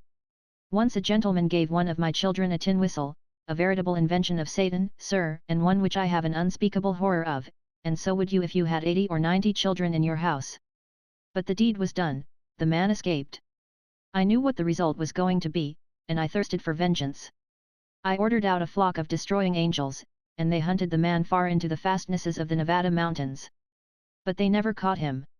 I am not cruel, sir, I am not vindictive except when sorely outraged, but if I had caught him, sir, so help me Joseph Smith, I would have locked him into the nursery till the brats whistled him to death. By the slaughtered body of Saint Parley Pratt, whom God assoil, there was never anything on this earth like it. I knew who gave the whistle to the child, but I could not make those jealous mothers believe me. They believed I did it, and the result was just what any man of reflection could have foreseen. I had to order 110 whistles. I think we had 110 children in the house then, but some of them are off at college now. I had to order 110 of those shrieking things, and I wish I may never speak another word if we didn't have to talk on our fingers entirely, from that time forth until the children got tired of the whistles. And if ever another man gives a whistle to a child of mine and I get my hands on him, I will hang him higher than Haman. That is the word with the bark on it. Shade of Nephi. You don't know anything about married life. I am rich, and everybody knows it. I am benevolent, and everybody takes advantage of it. I have a strong fatherly instinct and all the foundlings are foisted on me. Every time a woman wants to do well by her darling, she puzzles her brain to cipher out some scheme for getting it into my hands. Why, sir, a woman came here once with a child of a curious lifeless sort of complexion, and so had the woman, and swore that the child was mine and she my wife, that I had married her at such and such a time in such and such a place, but she had forgotten her number, and of course I could not remember her name. Well, sir, she called my attention to the fact that the child looked like me, and really it did seem to resemble me, a common thing in the territory, and, to cut the story short, I put it in my nursery, and she left. And by the ghost of Orson Hyde, when they came to wash the paint off that child it was an Injun. Bless my soul, you don't know anything about married life. It is a perfect dog's life, sir, a perfect dog's life. You can't economize. It isn't possible. I have tried keeping one set of bridal attire for all occasions. But it is of no use. First you'll marry a combination of calico and consumption that's as thin as a rail, and next you'll get a creature that's nothing more than the dropsy in disguise, and then you've got to eke out that bridal dress with an old balloon. That is the way it goes. And think of the wash bill, excuse these tears, 984 pieces a week. No, sir, there is no such a thing as economy in a family like mine. Why, just the one item of cradles, think of it. And vermifuge. Soothing syrup. Teething rings. And papa's watches for the babies to play with. And things to scratch the furniture with. And lucifer matches for them to eat, and pieces of glass to cut themselves with. The item of glass alone would support your family, I venture to say, sir. Let me scrimp and squeeze all I can, I still can't get ahead as fast as I feel I ought to, with my opportunities. Bless you, sir, at a time when I had 72 wives in this house, I groaned under the pressure of keeping thousands of dollars tied up in 72 bedsteads when the money ought to have been out at interest, and I just sold out the whole stock, sir, at a sacrifice, and built a bedstead 7 feet long and 96 feet wide. But it was a failure, sir. I could not sleep. It appeared to me that the whole 72 women snored at once. The roar was deafening. And then the danger of it. That was what I was looking at. They would all draw in their breath at once, and you could actually see the walls of the house suck in, and then they would all exhale their breath at once, and you could see the walls swell out, and strain, and hear the rafters crack, and the shingles grind together. My friend, take an old man's advice, and don't encumber yourself with a large family, mind, I tell you, don't do it. In a small family, and in a small family only, you will find that comfort and that peace of mind which are the best at last of the blessings this world is able to afford us, and for the lack of which no accumulation of wealth, and no acquisition of fame, power, and greatness can ever compensate us. Take my word for it, 10 or 11 wives is all you need, never go over it. Some instinct or other made me set this Johnson down as being unreliable. And yet he was a very entertaining person, and I doubt if some of the information he gave us could have been acquired from any other source. He was a pleasant contrast to those reticent Mormons. Chapter 16. All men have heard of the Mormon Bible, but few except the elect have seen it, or, at least, taken the trouble to read it. I brought away a copy from Salt Lake. The book is a curiosity to me, it is such a pretentious affair, and yet so slow, so sleepy, such an insipid mess of inspiration. It is chloroform in print. If Joseph Smith composed this book, the act was a miracle, keeping awake while he did it was, at any rate. If he, according to tradition, merely translated it from certain ancient and mysteriously engraved plates of copper, which he declares he found under a stone, in an out-of-the-way locality, the work of translating was equally a miracle, for the same reason. The book seems to be merely a prosy detail of imaginary history, with the Old Testament for a model, followed by a tedious plagiarism of the New Testament. The author labored to give his words and phrases the quaint, old-fashioned sound and structure of our King James's translation of the Scriptures, and the result is a mongrel, half-modern glibness, and half-ancient simplicity and gravity. The latter is awkward and constrained, the former natural, but grotesque by the contrast. Whenever he found his speech growing too modern, which was about every sentence or two, he ladled in a few such scriptural phrases as exceeding sore, and it came to pass, etc., and made things satisfactory again. And it came to pass was his pet. If he had left that out, his Bible would have been only a pamphlet. The title page reads as follows. The Book of Mormon, an account written by the hand of Mormon, upon plates taken from the plates of Nephi. Wherefore it is an abridgment of the record of the people of Nephi, and also of the Lamanites, written to the Lamanites, who are a remnant of the house of Israel, and also to Jew and Gentile, written by way of commandment, and also by the spirit of prophecy and of revelation. Written and sealed up, and hid up unto the Lord, that they might not be destroyed, to come forth by the gift and power of God unto the interpretation thereof, sealed by the hand of Moroni, and hid up unto the Lord, to come forth in due time by the way of Gentile, the interpretation thereof by the gift of God. An abridgment taken from the book of Ether also, which is a record of the people of Jared, who were scattered at the time the Lord confounded the language of the people when they were building a tower to get to heaven. Hid up is good. And so is wherefore, though why wherefore? Any other word would have answered as well, though, in truth it would not have sounded so scriptural. Next comes the testimony of 3 witnesses. Be it known unto all nations, kindreds, tongues, and people unto whom this work shall come, that we, through the grace of God the Father, and our Lord Jesus Christ, have seen the plates which contain this record, which is a record of the people of Nephi, and also of the Lamanites their brethren, and also of the people of Jared, who came from the tower of which hath been spoken, and we also know that they have been translated by the gift and power of God, for his voice hath declared it unto us. Wherefore we know of a surety that the work is true. And we also testify that we have seen the engravings which are upon the plates, and they have been shown unto us by the power of God, and not of man. And we declare with words of soberness, that an angel of God came down from heaven, and he brought and laid before our eyes, that we beheld and saw the plates, and the engravings thereon, and we know that it is by the grace of God the Father, and our Lord Jesus Christ, that we beheld and bear record that these things are true, and it is marvellous in our eyes. Nevertheless the voice of the Lord commanded us that we should bear record of it, wherefore, to be obedient unto the commandments of God. We bear testimony of these things. And we know that if we are faithful in Christ, we shall rid our garments of the blood of all men, and be found spotless before the judgment seat of Christ, and shall dwell with him eternally in the heavens. And the honor be to the Father, and to the Son, and to the Holy Ghost, which is one God. Amen. Oliver Cowdery, David Whitmer, Martin Harris.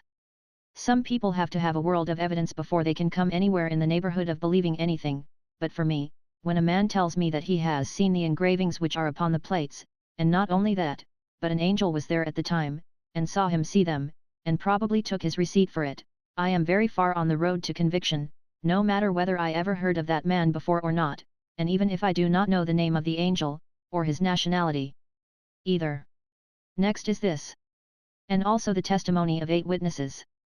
Be it known unto all nations, kindreds, tongues, and people unto whom this work shall come, that Joseph Smith, Jr., the translator of this work, has shown unto us the plates of which hath been spoken, which have the appearance of gold, and as many of the leaves as the said Smith has translated, we did handle with our hands, and we also saw the engravings thereon, all of which has the appearance of ancient work, and of curious workmanship.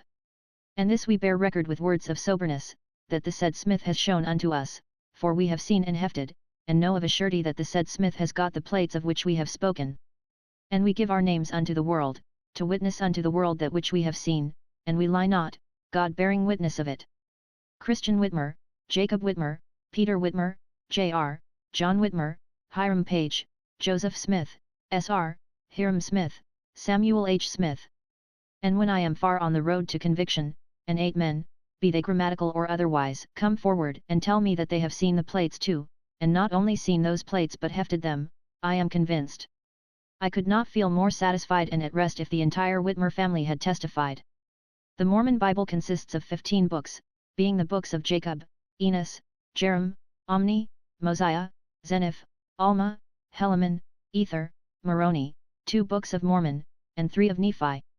In the first book of Nephi is a plagiarism of the Old Testament, which gives an account of the exodus from Jerusalem of the children of Lehi, and it goes on to tell of their wanderings in the wilderness, during 8 years, and their supernatural protection by one of their number, a party by the name of Nephi. They finally reached the land of Bountiful, and camped by the sea. After they had remained there for the space of many days, which is more scriptural than definite, Nephi was commanded from on high to build a ship wherein to carry the people across the waters. He travestied Noah's ark, but he obeyed orders in the matter of the plan. He finished the ship in a single day, while his brethren stood by and made fun of it, and of him, too, saying, "Our brother is a fool, for he thinketh that he can build a ship." They did not wait for the timbers to dry, but the whole tribe or nation sailed the next day. Then a bit of genuine nature cropped out, and is revealed by outspoken Nephi with scriptural frankness. They all got on a spree. They, and also their wives, began to make themselves merry, insomuch that they began to dance, and to sing, and to speak with much rudeness, yet, they were lifted up unto exceeding rudeness. Nephi tried to stop these scandalous proceedings, but they tied him neck and heels, and went on with their lark. But observe how Nephi the prophet circumvented them by the aid of the invisible powers. And it came to pass that after they had bound me, insomuch that I could not move, the compass, which had been prepared of the Lord, did cease to work, wherefore, they knew not whither they should steer the ship, insomuch that there arose a great storm, yet, a great and terrible tempest, and we were driven back upon the waters for the space of 3 days, and they began to be frightened exceedingly, lest they should be drowned in the sea, nevertheless they did not loose me. And on the 4th day, which we had been driven back, the tempest began to be exceeding sore. And it came to pass that we were about to be swallowed up in the depths of the sea. Then they untied him. And it came to pass after they had loosed me, behold, I took the compass, and it did work whither I desired it. And it came to pass that I prayed unto the Lord, and after I had prayed, the winds did cease, and the storm did cease, and there was a great calm. Equipped with their compass, these ancients appear to have had the advantage of Noah. Their voyage was toward a promised land, the only name they give it. They reached it in safety. Polygamy is a recent feature in the Mormon religion, and was added by Brigham Young after Joseph Smith's death. Before that, it was regarded as an abomination. This verse from the Mormon Bible occurs in chapter 2 of the book of Jacob.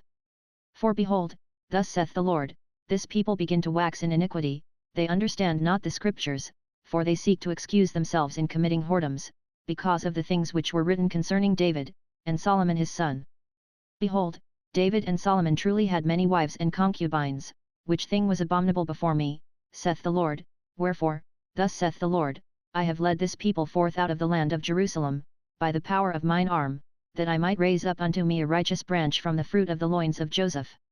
Wherefore, I the Lord God, will no suffer that this people shall do like unto them of old. However, the project failed, or at least the modern Mormon end of it, for Brigham suffers it. This verse is from the same chapter.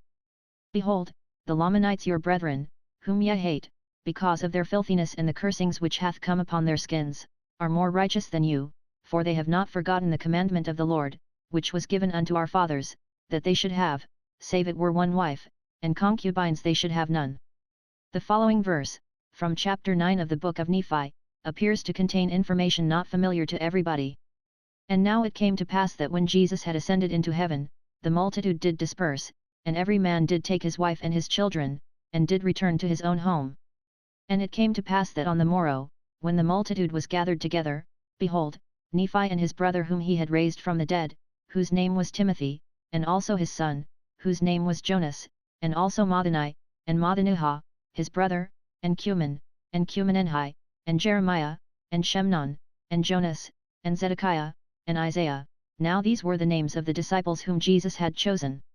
In order that the reader may observe how much more grandeur and picturesqueness, as seen by these Mormon 12, accompanied on of the tenderest episodes in the life of our Savior than other eyes seem to have been aware of, I quote the following from the same book, Nephi. And it came to pass that Jesus spake unto them, and bade them arise. And they arose from the earth, and he said unto them, Blessed are ye because of your faith. And now behold, my joy is full. And when he had said these words, he wept, and the multitude bare record of it, and he took their little children, one by one, and blessed them, and prayed unto the Father for them. And when he had done this he wept again, and he spake unto the multitude, and saith unto them, Behold your little ones. And as they looked to behold, they cast their eyes toward heaven, and they saw the heavens open, and they saw angels descending out of heaven as it were, in the midst of fire, and they came down and encircled those little ones about, and they were encircled about with fire, and the angels did minister unto them, and the multitude did see and hear and bear record, and they know that their record is true, for they all of them did see and hear, every man for himself, and they were in number about 2,500 souls, and they did consist of men, women, and children. And what else would they be likely to consist of? The Book of Ether is an incomprehensible medley of history, much of it relating to battles and sieges among peoples whom the reader has possibly never heard of, and who inhabited a country which is not set down in the geography. There was a king with the remarkable name of Coriantumr, and he warred with Shared, and Lib, and Shiz, and others, in the plains of Heshlan, and the valley of Gilgal, and the wilderness of Achish, and the land of Moron, and the plains of Agosh, and Agath, and Ramah, and the land of Korihor, and the hill Comner, by the waters of Ripliancum, etc., etc., etc. And it came to pass, after a deal of fighting, that Coriantumr, upon making calculation of his losses, found that there had been slain 2 millions of mighty men, and also their wives and their children, say 5 million or 6 million in all, and he began to sorrow in his heart. Unquestionably it was time. So he wrote to Shiz, asking a cessation of hostilities, and offering to give up his kingdom to save his people. Shiz declined, except upon condition that Coriantumr would come and let him cut his head off first, a thing which Coriantumr would not do. Then there was more fighting for a season, then 4 years were devoted to gathering the forces for a final struggle, after which ensued a battle, which, I take it, is the most remarkable set forth in history, except, perhaps, that of the Kilkenny cats, which it resembles in some respects. This is the account of the gathering and the battle. 7 And it came to pass that they did gather together all the people, upon all the face of the land, who had not been slain, save it was Ether. And it came to pass that Ether did behold all the doings of the people, and he beheld that the people who were for Coriantumr, were gathered together to the army of Coriantumr, and the people who were for Shiz, were gathered together to the army of Shiz, wherefore they were for the space of 4 years gathering together the people, that they might get all who were upon the face of the land, and that they might receive all the strength which it was possible that they could receive. And it came to pass that when they were all gathered together, every one to the army which he would, with their wives and their children, both men, women, and children being armed with weapons of war, having shields, and breastplates, and headplates, and being clothed after the manner of war, they did march forth one against another, to battle, and they fought all that day, and conquered not. And it came to pass that when it was night they were weary, and retired to their camps, and after they had retired to their camps, they took up a howling and a lamentation for the loss of the slain of their people, and so great were their cries, their howlings and lamentations, that it did rend the air exceedingly.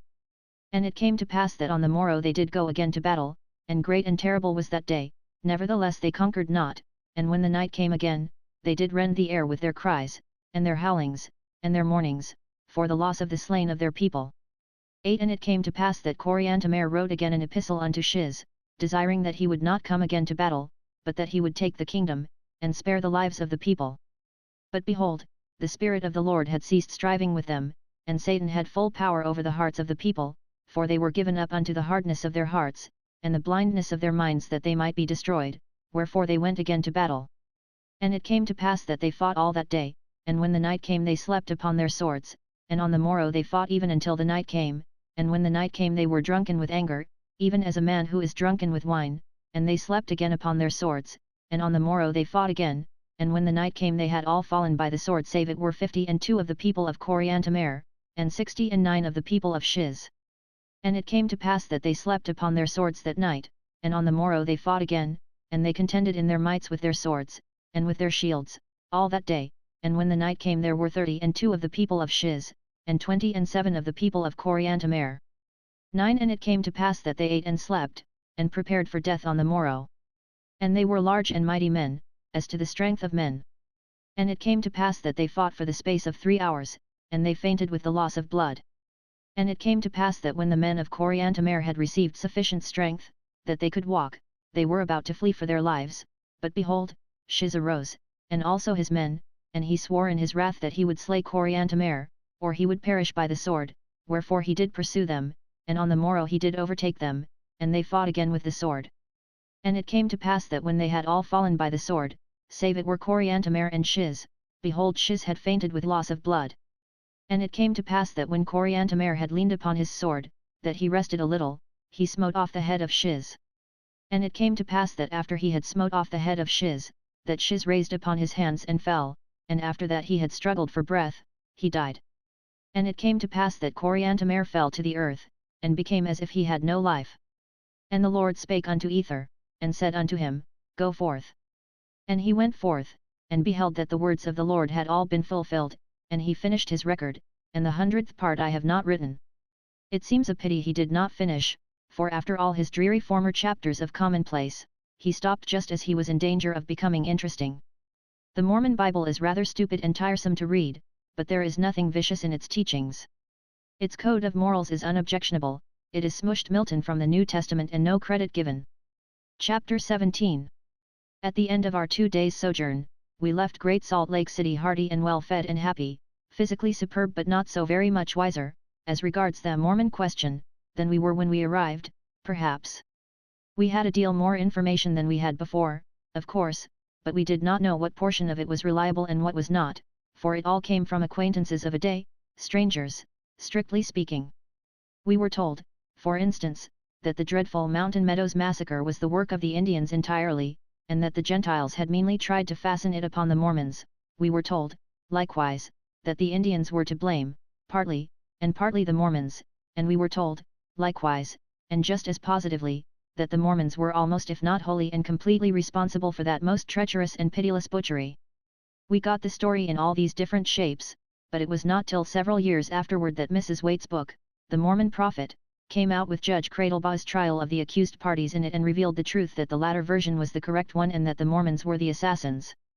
All our information had 3 sides to it, and so I gave up the idea that I could settle the Mormon question in 2 days. Still, I have seen newspaper correspondents do it in 1.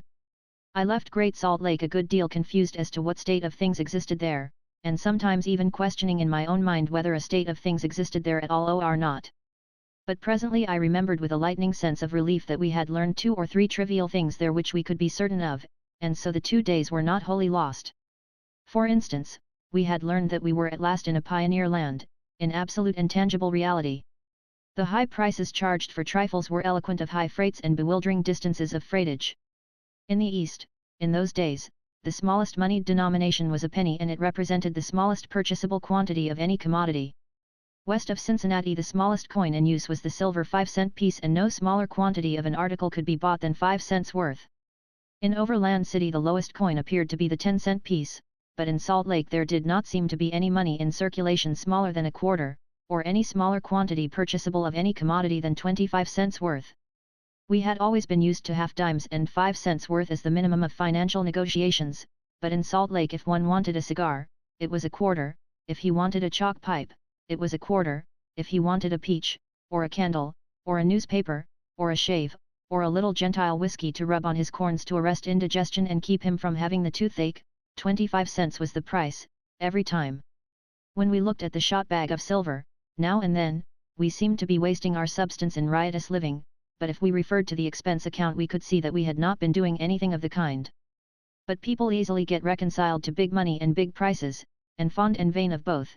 It is a descent to little coins and cheap prices that is hardest to bear and slowest to take hold upon one's toleration. After a month's acquaintance with the 25-cent minimum, the average human being is ready to blush every time he thinks of his despicable 5-cent days. How sunburnt with blushes I used to get in gaudy Nevada, every time I thought of my first financial experience in Salt Lake. It was on this wise, which is a favorite expression of great authors, and a very neat one, too, but I never hear anybody say on this wise when they are talking. A young half-breed with a complexion like a yellow jacket asked me if I would have my boots blacked. It was at the Salt Lake House the morning after we arrived. I said yes, and he blacked them. Then I handed him a silver 5-cent piece, with the benevolent air of a person who is conferring wealth and blessedness upon poverty and suffering.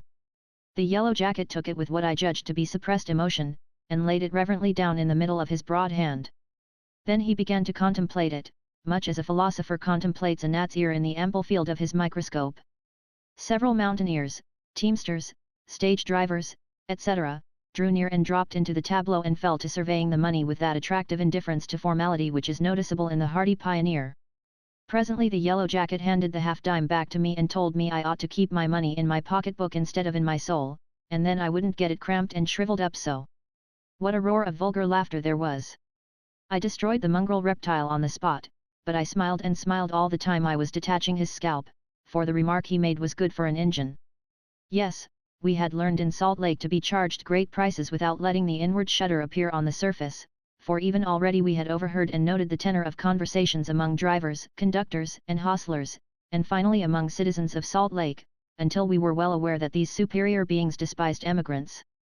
We permitted no telltale shudders and winces in our countenances, for we wanted to seem pioneers, or Mormons, half-breeds, teamsters, stage drivers, mountain meadow assassins, anything in the world that the Plains and Utah respected and admired, but we were wretchedly ashamed of being emigrants, and sorry enough that we had white shirts and could not swear in the presence of ladies without looking the other way. And many a time in Nevada, afterwards, we had occasion to remember with humiliation that we were emigrants, and consequently a low and inferior sort of creatures. Perhaps the reader has visited Utah, Nevada, or California, even in these latter days, and while communing with himself upon the sorrowful banishment of these countries from what he considers the world, has had his wings clipped by finding that he is the one to be pitied, and that there are entire populations around him ready and willing to do it for him, yet, who are complacently doing it for him already, wherever he steps his foot.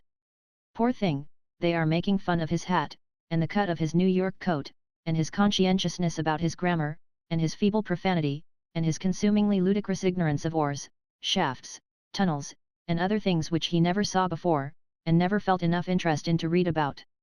And all the time that he is thinking what a sad fate it is to be exiled to that far country, that lonely land, the citizens around him are looking down on him with a blighting compassion because he is an emigrant instead of that proudest and blessedest creature that exists on all the earth, a 49er.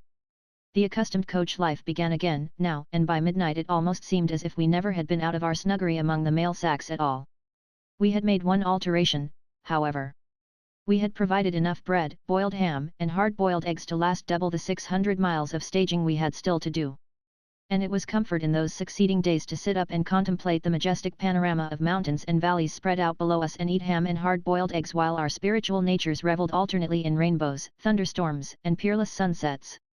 Nothing helps scenery like ham and eggs.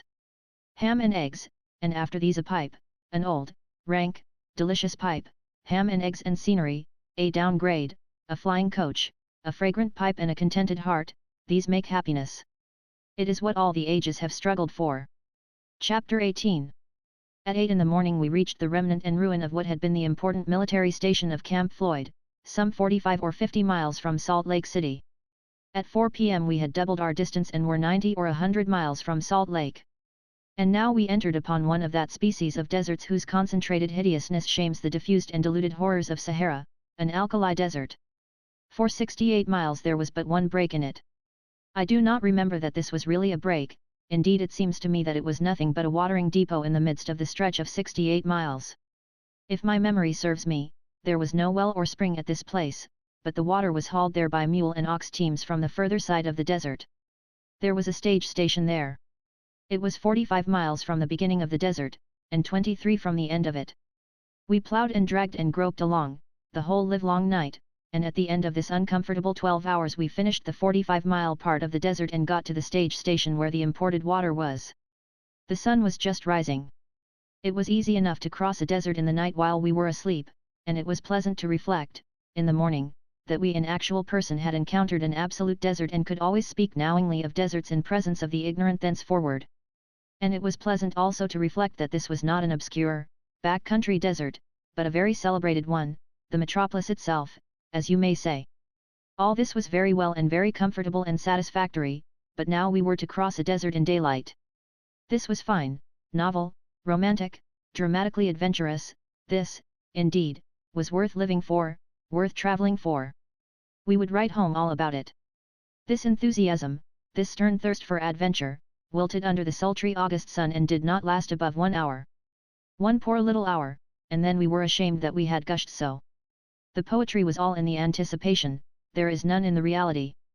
Imagine a vast, waveless ocean stricken dead and turned to ashes, imagine this solemn waste tufted with ash-dusted sage bushes, imagine the lifeless silence and solitude that belong to such a place, imagine a coach, creeping like a bug through the midst of this shoreless level, and sending up tumbled volumes of dust as if it were a bug that went by steam, imagine this aching monotony of toiling and ploughing kept up hour after hour, and the shore still as far away as ever, apparently, imagine team, driver, coach, and passengers so deeply coated with ashes that they are all one colorless color, imagine ash drifts roosting above mustaches and eyebrows like snow accumulations on boughs and bushes. This is the reality of it. The sun beats down with dead, blistering, relentless malignity, the perspiration is welling from every pore in man and beast, but scarcely a sign of it finds its way to the surface, it is absorbed before it gets there is not the faintest breath of air stirring, there is not a merciful shred of cloud in all the brilliant firmament, there is not a living creature visible in any direction whither one searches the blank level that stretches its monotonous miles on every hand, there is not a sound, not a sigh, not a whisper, not a buzz, or a whir of wings, or distant pipe of bird, not even a sob from the lost souls that doubtless people that dead air. And so the occasional sneezing of the resting mules, and the champing of the bits, grate harshly on the grim stillness, not dissipating the spell but accenting it and making one feel more lonesome and forsaken than before. The mules, under violent swearing, coaxing, and whip cracking, would make at stated intervals a spurt, and drag the coach 100 or maybe 200 yards, stirring up a billowy cloud of dust that rolled back, enveloping the vehicle to the wheel tops or higher, and making it seem afloat in a fog. Then a rest followed, with the usual sneezing and bit champing. Then another spurt of 100 yards and another rest at the end of it. All day long we kept this up, without water for the mules and without ever changing the team. At least we kept it up 10 hours, which, I take it, is a day, and a pretty honest one, in an alkali desert. It was from 4 in the morning till 2 in the afternoon. And it was so hot. And so close. And our water canteens went dry in the middle of the day and we got so thirsty. It was so stupid and tiresome and dull. And the tedious hours did lag and drag and limp along with such a cruel deliberation. It was so trying to give one's watch a good long undisturbed spell and then take it out and find that it had been fooling away the time and not trying to get ahead any. The alkali dust cut through our lips, it persecuted our eyes, it ate through the delicate membranes and made our noses bleed and kept them bleeding, and truly and seriously the romance all faded far away and disappeared, and left the desert trip nothing but a harsh reality, a thirsty, sweltering, longing, hateful reality. 2 miles in a quarter an hour for 10 hours, that was what we accomplished. It was hard to bring the comprehension away down to such a snail pace as that, when we had been used to making 8 and 10 miles an hour. When we reached the station on the farther verge of the desert, we were glad, for the first time, that the dictionary was along, because we never could have found language to tell how glad we were, in any sort of dictionary but an unabridged one with pictures in it. But there could not have been found in a whole library of dictionaries language sufficient to tell how tired those mules were after their 23-mile pull. To try to give the reader an idea of how thirsty they were, would be to gild refined gold or paint the lily. Somehow, now that it is there, the quotation does not seem to fit, but no matter, let it stay, anyhow. I think it is a graceful and attractive thing, and therefore have tried time and time again to work it in where it would fit, but could not succeed. These efforts have kept my mind distracted and ill at ease, and made my narrative seem broken and disjointed, in places.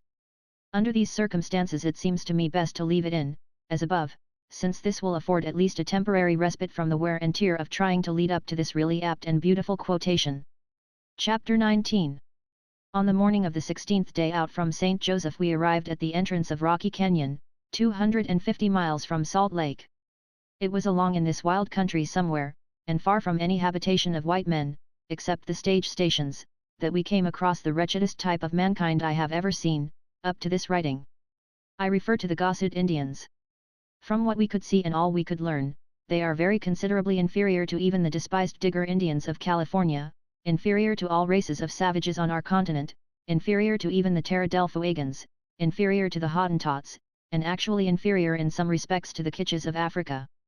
Indeed, I have been obliged to look the bulky volumes of Wood's Uncivilized Races of Men clear through in order to find a savage tribe degraded enough to take rank with the Gossuts.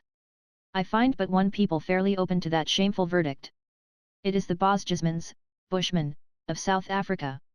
Such of the Gossuts as we saw, along the road and hanging about the stations, were small, lean, scrawny creatures, in complexion a dull black like the ordinary American Negro, their faces and hands bearing dirt which they had been hoarding and accumulating for months, years, and even generations, according to the age of the proprietor, a silent, sneaking, treacherous-looking race, taking note of everything, covertly, like all the other noble red men that we, do not, read about, and betraying no sign in their countenances, indolent, everlastingly patient and tireless, like all other Indians, prideless beggars, for if the beggar instinct were left out of an Indian he would not go, any more than a clock without a pendulum, hungry, always hungry, and yet never refusing anything that a hog would eat, though often eating what a hog would decline, hunters, but having no higher ambition than to kill and eat jackass rabbits, crickets, and grasshoppers, and embezzle carrion from the buzzards and coyotes. Savages who, when asked if they have the common Indian belief in a great spirit, show us something which almost amounts to emotion, thinking whiskey is referred to, a thin, scattering race of almost naked black children, these Gossuts are, who produce nothing at all, and have no villages, and no gatherings together into strictly defined tribal communities, a people whose only shelter is a rag cast on a bush to keep off a portion of the snow, and yet who inhabit one of the most rocky, wintry, repulsive wastes that our country or any other can exhibit. The Bushmen in our Gossuts are manifestly descended from the self-same gorilla, or kangaroo, or Norway rat, whichever animal Adam the Darwinians trace them to. One would as soon expect the rabbits to fight as the goshawks, and yet they used to live off the offal and refuse of the stations a few months and then come some dark night when no mischief was expected, and burn down the buildings and kill the men from ambush as they rushed out. And once, in the night, they attacked the stagecoach when a district judge, of Nevada Territory, was the only passenger, and with their first volley of arrows, and a bullet or two, they riddled the stage curtains, wounded a horse or two and mortally wounded the driver. The latter was full of pluck, and so was his passenger. At the driver's call Judge Mott swung himself out, clambered to the box and seized the reins of the team, and away they plunged, through the racing mob of skeletons and under a hurtling storm of missiles. The stricken driver had sunk down on the boot as soon as he was wounded, but had held on to the reins and said he would manage to keep hold of them until relieved. And after they were taken from his relaxing grasp, he lay with his head between Judge Mott's feet, and tranquilly gave directions about the road. He said he believed he could live till the miscreants were outrun and left behind, and that if he managed that, the main difficulty would be at an end, and then if the judge drove so and so, giving directions about bad places in the road, and general course, he would reach the next station without trouble. The judge distanced the enemy and at last rattled up to the station and knew that the night's perils were done, but there was no comrade in arms for him to rejoice with, for the soldierly driver was dead. Let us forget that we have been saying harsh things about the overland drivers, now.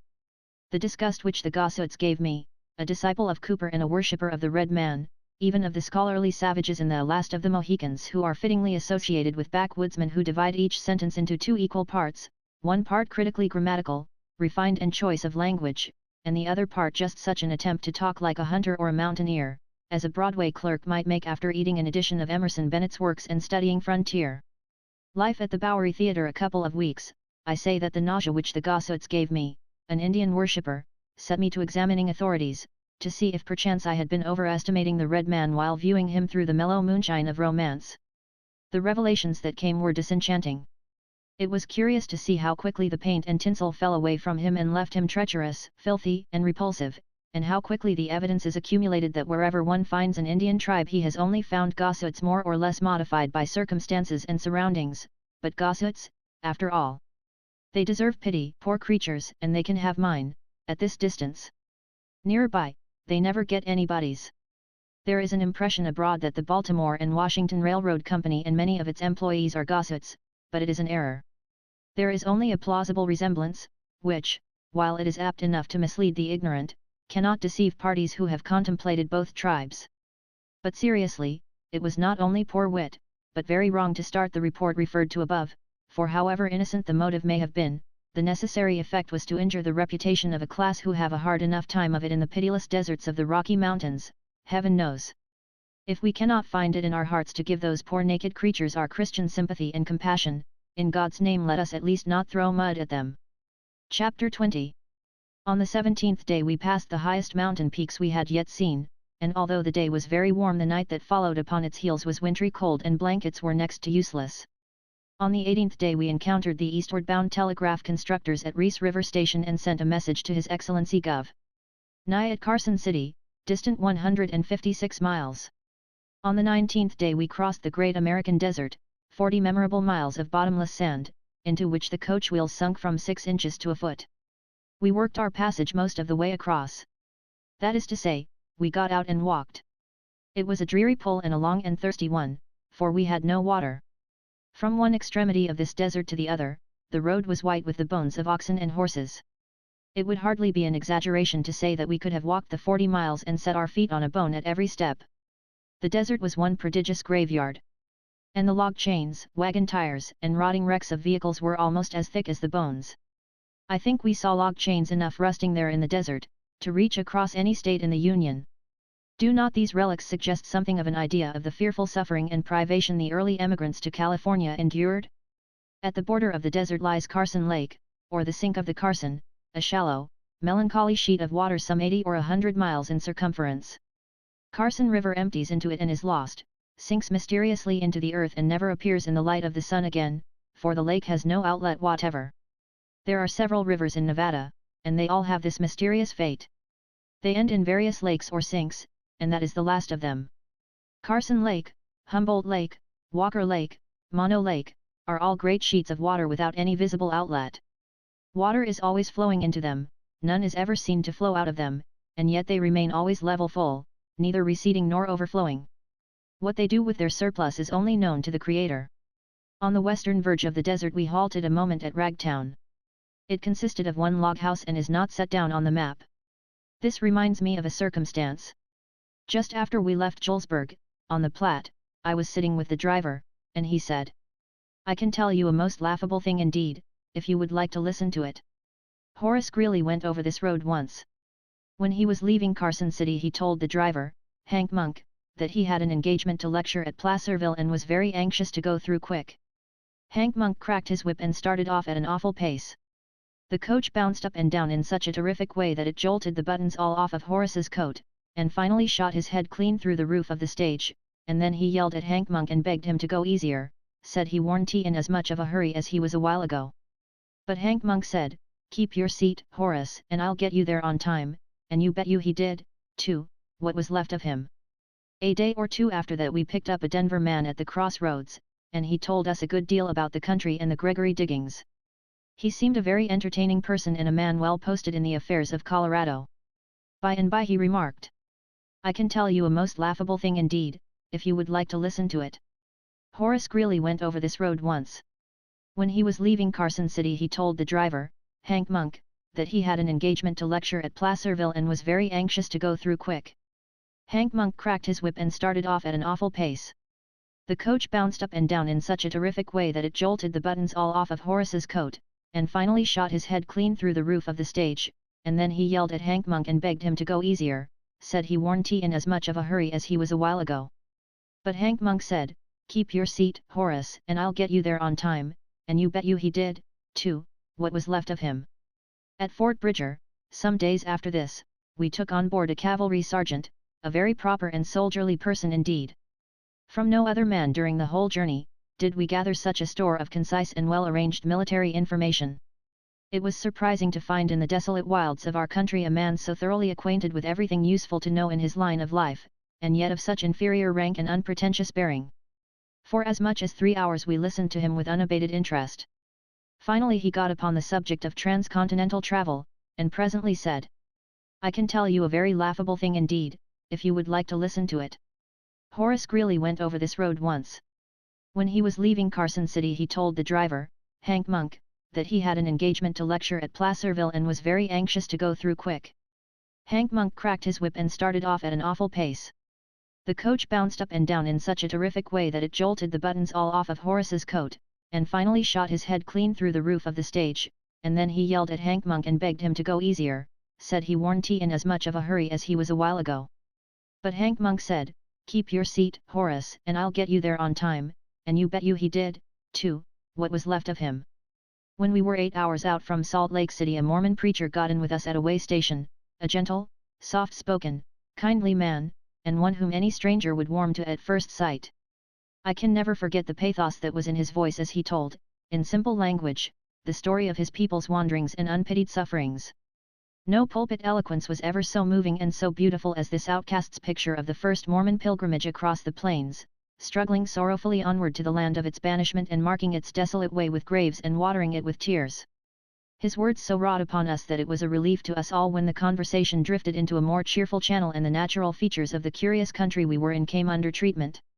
One matter after another was pleasantly discussed, and at length the stranger said, "I can tell you a most laughable thing indeed, if you would like to listen to it." Horace Greeley went over this road once. When he was leaving Carson City he told the driver, Hank Monk, that he had an engagement to lecture in Placerville, and was very anxious to go through quick. Hank Monk cracked his whip and started off at an awful pace.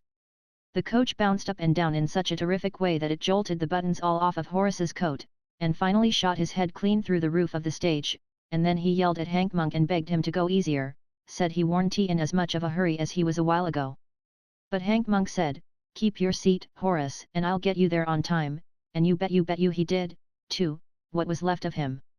10 miles out of Ragtown we found a poor wanderer who had lain down to die. He had walked as long as he could, but his limbs had failed him at last. Hunger and fatigue had conquered him. It would have been inhuman to leave him there. We paid his fare to Carson and lifted him into the coach. It was some little time before he showed any very decided signs of life, but by dint of chafing him and pouring brandy between his lips we finally brought him to a languid consciousness. Then we fed him a little, and by he seemed to comprehend the situation and a grateful light softened his eye. We made his mail sack bed as comfortable as possible, and constructed a pillow for him with our coats. He seemed very thankful. Then he looked up in our faces, and said in a feeble voice that had a tremble of honest emotion in it, "Gentlemen, I know not who you are, but you have saved my life, and although I can never be able to repay you for it, I feel that I can at least make 1 hour of your long journey lighter. I take it you are strangers to this great thoroughfare, but I am entirely familiar with it. In this connection I can tell you a most laughable thing indeed, if you would like to listen to it." "Horace Greeley," I said, impressively. "Suffering stranger, proceed at your peril. You see in me the melancholy wreck of a once stalwart and magnificent manhood. What has brought me to this? That thing which you are about to tell. Gradually but surely, that tiresome old anecdote has sapped my strength, undermined my constitution, withered my life. Pity my helplessness. Spare me only just this once, and tell me about young George Washington and his little hatchet for a change. We were saved. But not so the invalid. In trying to retain the anecdote in his system he strained himself and died in our arms. I am aware, now, that I ought not to have asked of the sturdiest citizen of all that region, what I asked of that mere shadow of a man, for, after 7 years' residence on the Pacific coast, I know that no passenger or driver on the overland ever corked that anecdote in, when a stranger was by, and survived. Within a period of 6 years I crossed and recrossed the Sierras between Nevada and California 13 times by stage and listened to that deathless incident 481 or 82 times. I have the list somewhere. Drivers always told it, conductors told it, landlords told it, chance passengers told it, the very Chinamen and vagrant Indians recounted it. I have had the same driver tell it to me 2 or 3 times in the same afternoon. It has come to me in all the multitude of tongues that Babel bequeathed to earth, and flavored with whiskey, brandy, beer, cologne, sozodont, tobacco, garlic, onions, grasshoppers, everything that has a fragrance to it through all the long list of things that are gorged or guzzled by the sons of men. I never have smelt any anecdote as often as I have smelt that one, never have smelt any anecdote that smelt so variegated as that one. And you never could learn to know it by its smell, because every time you thought you had learned the smell of it, it would turn up with a different smell. Bayard Taylor has written about this hoary anecdote, Richardson has published it, so have Jones, Smith, Johnson, Ross Brown, and every other correspondence indicting being that ever set his foot upon the great overland road anywhere between Julesburg and San Francisco, and I have heard that it is in the Talmud. I have seen it in print in 9 different foreign languages, I have been told that it is employed in the Inquisition in Rome, and I now learn with regret that it is going to be set to music. I do not think that such things are right. Stage coaching on the overland is no more, and stage drivers are a race defunct.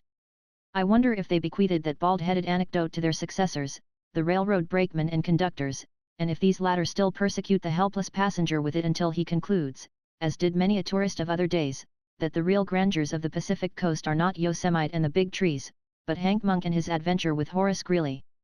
And what makes that worn anecdote the more aggravating, is, that the adventure it celebrates never occurred. If it were a good anecdote, that seeming demerit would be its chiefest virtue, for creative power belongs to greatness, but what ought to be done to a man who would wantonly contrive so flat a one as this?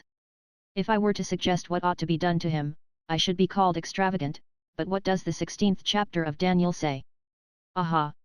Chapter 21. We were approaching the end of our long journey. It was the morning of the 20th day.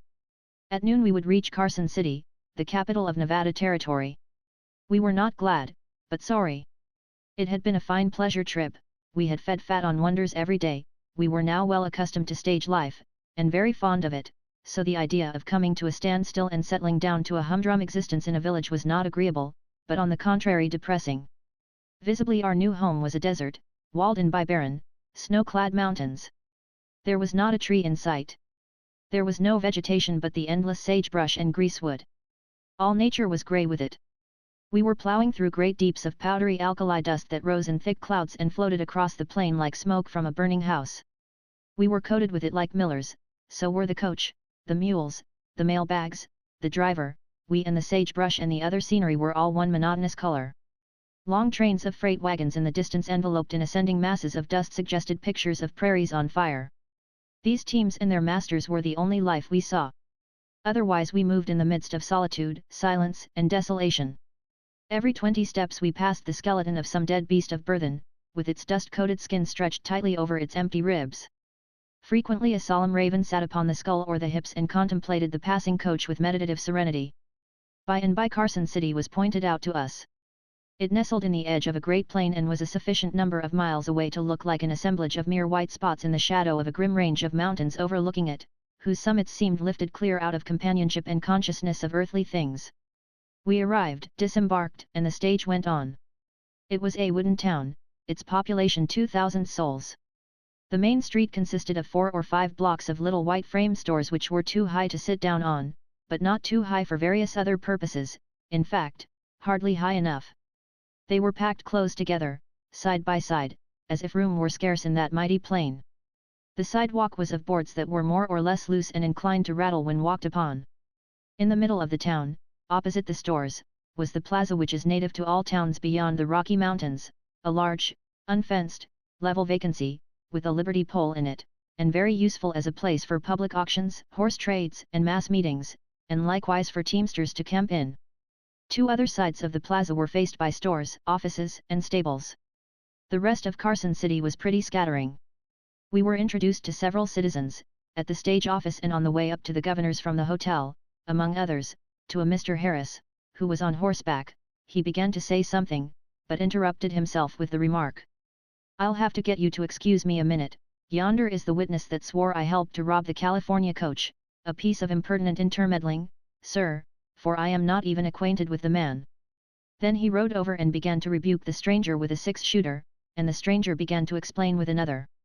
When the pistols were emptied, the stranger resumed his work, mending a whiplash, and Mr. Harris rode by with a polite nod, homeward bound, with a bullet through one of his lungs, and several in his hips, and from them issued little rivulets of blood that coursed down the horse's sides and made the animal look quite picturesque. I never saw Harris shoot a man after that, but it recalled to mind that first day in Carson. This was all we saw that day, for it was 2 o'clock now, and according to custom the daily was show zephyr set in, a soaring dust drift about the size of the United States set up edgewise came with it, and the capital of Nevada Territory disappeared from view.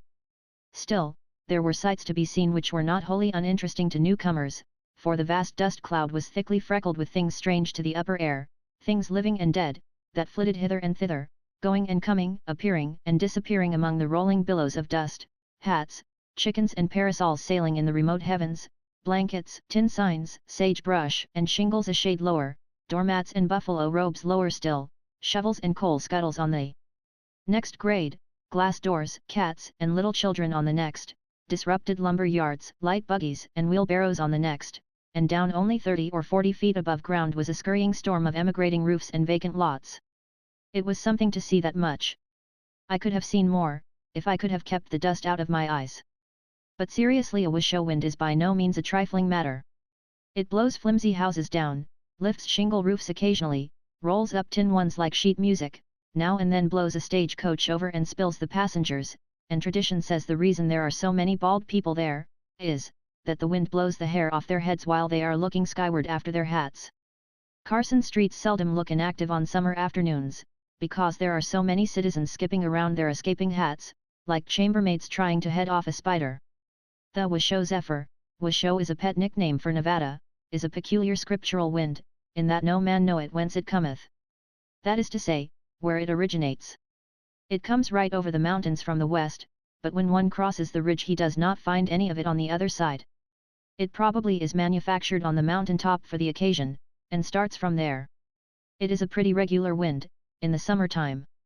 Its office hours are from 2 in the afternoon till 2 the next morning, and anybody venturing abroad during those 12 hours needs to allow for the wind or he will bring up a mile or 2 to leeward of the point he is aiming at. And yet the first complaint a Washoe visitor to San Francisco makes, is that the sea winds blow so, there. There is a good deal of human nature in that. We found the state palace of the governor of Nevada Territory to consist of a white frame 1-story house with 2 small rooms in it and a stanchion-supported shed in front. For grandeur, it compelled the respect of the citizen and inspired the Indians with awe. The newly arrived chief and associate justices of the territory, and other machinery of the government, were domiciled with less splendor. They were boarding around privately, and had their offices in their bedrooms. The secretary and I took quarters in the ranch of a worthy French lady by the name of Bridget O'Flanagan, a camp follower of His Excellency the Governor.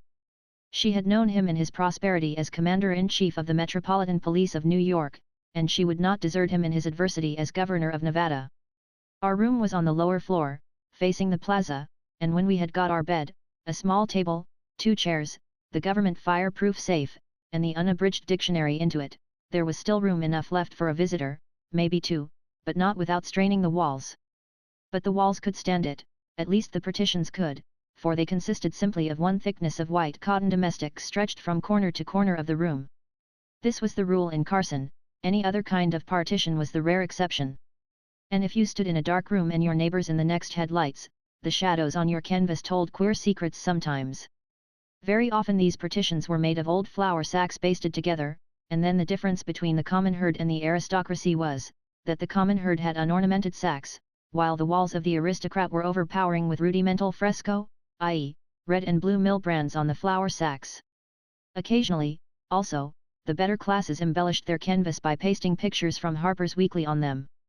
In many cases, too, the wealthy and the cultured rose to spittoons and other evidences of a sumptuous and luxurious taste. Was show people take a joke so hard that I must explain that the above description was only the rule. There were many honorable exceptions in Carson, plastered ceilings and houses that had considerable furniture in them, mt. We had a carpet and a genuine queensware washbowl. Consequently we were hated without reserve by the other tenants of the O'Flanagan Ranch. When we added a painted oilcloth window curtain, we simply took our lives into our own hands. To prevent bloodshed I removed upstairs and took up quarters with the untitled plebeians in one of the 14 white pine cot bedsteads that stood in 2 long ranks in the one sole room of which the second story consisted. It was a jolly company, the 14.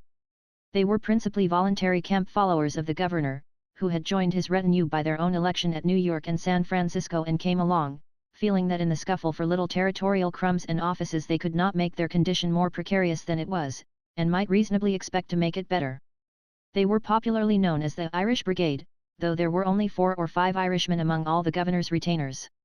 His good-natured excellency was much annoyed at the gossip his henchmen created, especially when there arose a rumor that they were paid assassins of his, brought along to quietly reduce the Democratic vote when desirable. Mrs. O'Flanagan was boarding and lodging them at $10 a week apiece, and they were cheerfully giving their notes for it. They were perfectly satisfied, but Bridget presently found that notes that could not be discounted were but a feeble constitution for a Carson boarding house. So she began to harry the governor to find employment for the brigade. Her importunities and theirs together drove him to a gentle desperation at last, and he finally summoned the brigade to the presence. Then, said he, "Gentlemen, I have planned a lucrative and useful service for you, a service which will provide you with recreation amid noble landscapes, and afford you never-ceasing opportunities for enriching your minds by observation and study. I want you to survey a railroad from Carson City westward to a certain point. When the legislature meets I will have the necessary bill passed and the remuneration arranged." "What, a railroad over the Sierra Nevada mountains?" "Well, then, survey it eastward to a certain point." He converted them into surveyors, chain-bearers, and so on, and turned them loose in the desert. It was recreation with a vengeance. Recreation on foot, lugging chains through sand and sagebrush, under a sultry sun and among cattle bones, coyotes and tarantulas. Romantic adventure could go no further. They surveyed very slowly, very deliberately, very carefully. They returned every night during the first week, dusty, footsore, tired, and hungry, but very jolly. They brought in great store of prodigious hairy spiders, tarantulas, and imprisoned them in covered tumblers upstairs in the ranch. After the first week, they had to camp on the field, for they were getting well eastward. They made a good many inquiries as to the location of that indefinite certain point, but got no information. At last, to a peculiarly urgent inquiry of how far eastward, Governor Nye telegraphed back, "To the Atlantic Ocean, blast you, and then bridge it and go on."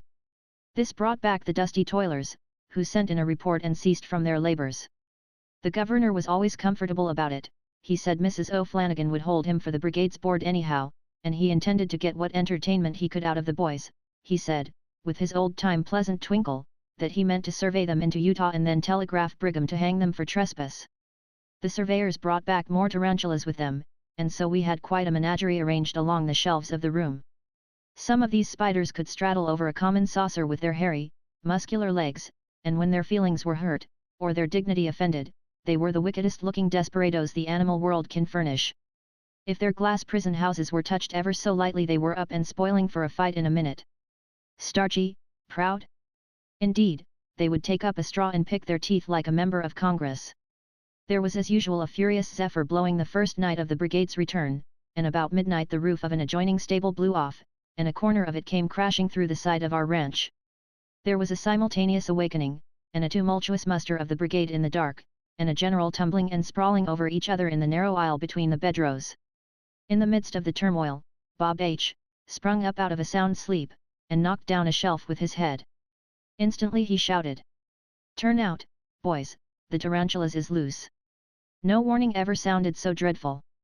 Nobody tried, any longer, to leave the room, lest he might step on a tarantula. Every man groped for a trunk or a bed, and jumped on it. Then followed the strangest silence, a silence of grisly suspense it was, too, waiting, expectancy, fear. It was as dark as pitch, and one had to imagine the spectacle of those 14 scant-clad men roosting gingerly on trunks and beds, for not a thing could be seen. Then came occasional little interruptions of the silence, and one could recognize a man and tell his locality by his voice, or locate any other sound a sufferer made by his gropings or changes of position.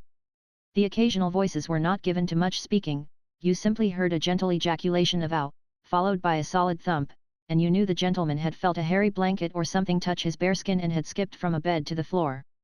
Another silence. Presently you would hear a gasping voice say, Something's crawling up the back of my neck." Every now and then you could hear a little subdued scramble and a sorrowful "Oh Lord," and then you knew that somebody was getting away from something he took for a tarantula, and not losing any time about it, either. Directly a voice in the corner rang out wild and clear. "I've got him! I've got him!" Pause, and probable change of circumstances. "No, he's got me. Oh, ain't they never going to fetch a lantern?"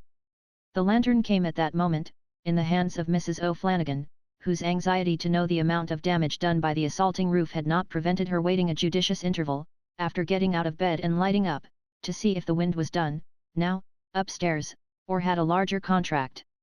The landscape presented when the lantern flashed into the room was picturesque, and might have been funny to some people, but was not to us.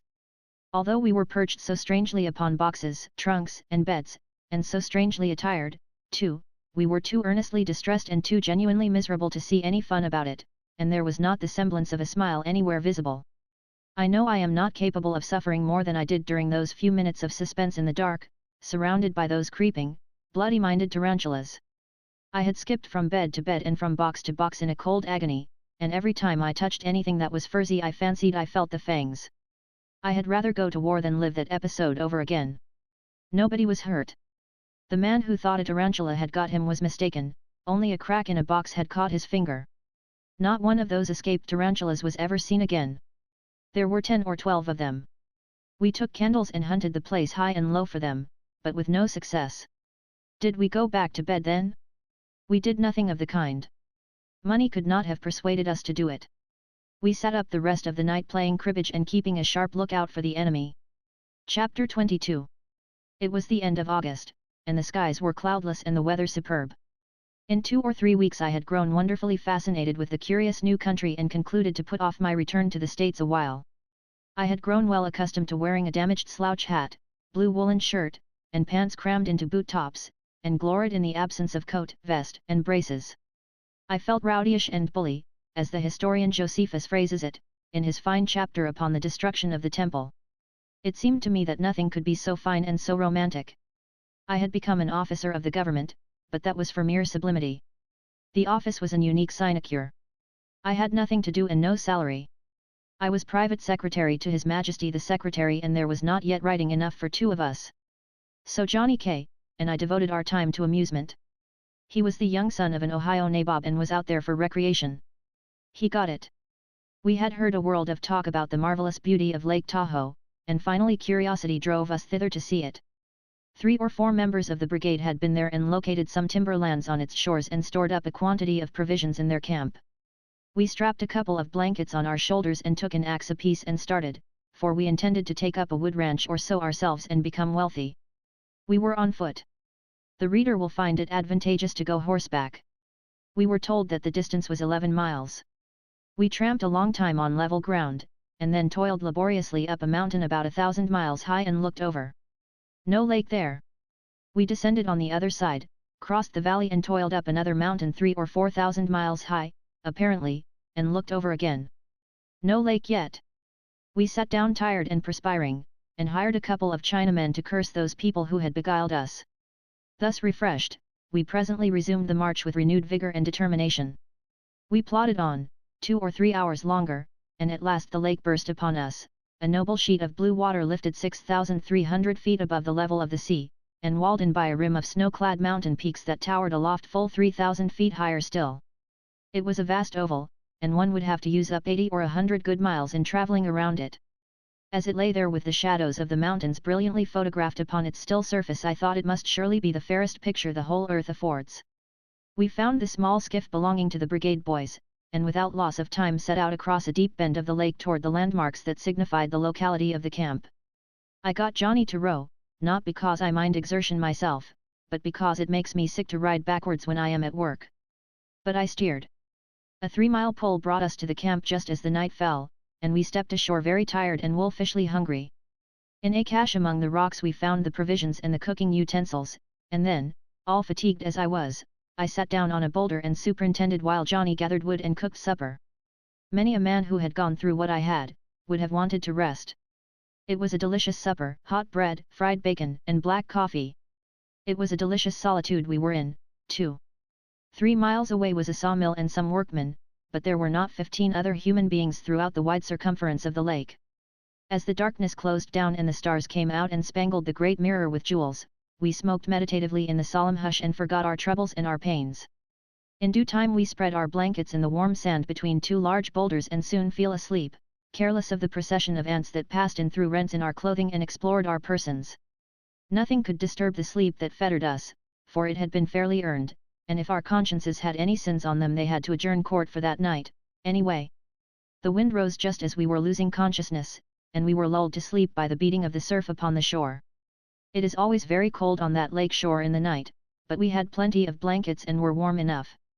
We never moved a muscle all night, but waked at early dawn in the original positions, and got up at once, thoroughly refreshed, free from soreness, and brimful of friskiness. There is no end of wholesome medicine in such an experience. That morning we could have whipped 10 such people as we were the day before, sick ones at any rate. But the world is slow, and people will go to water cures and movement cures and to foreign lands for health.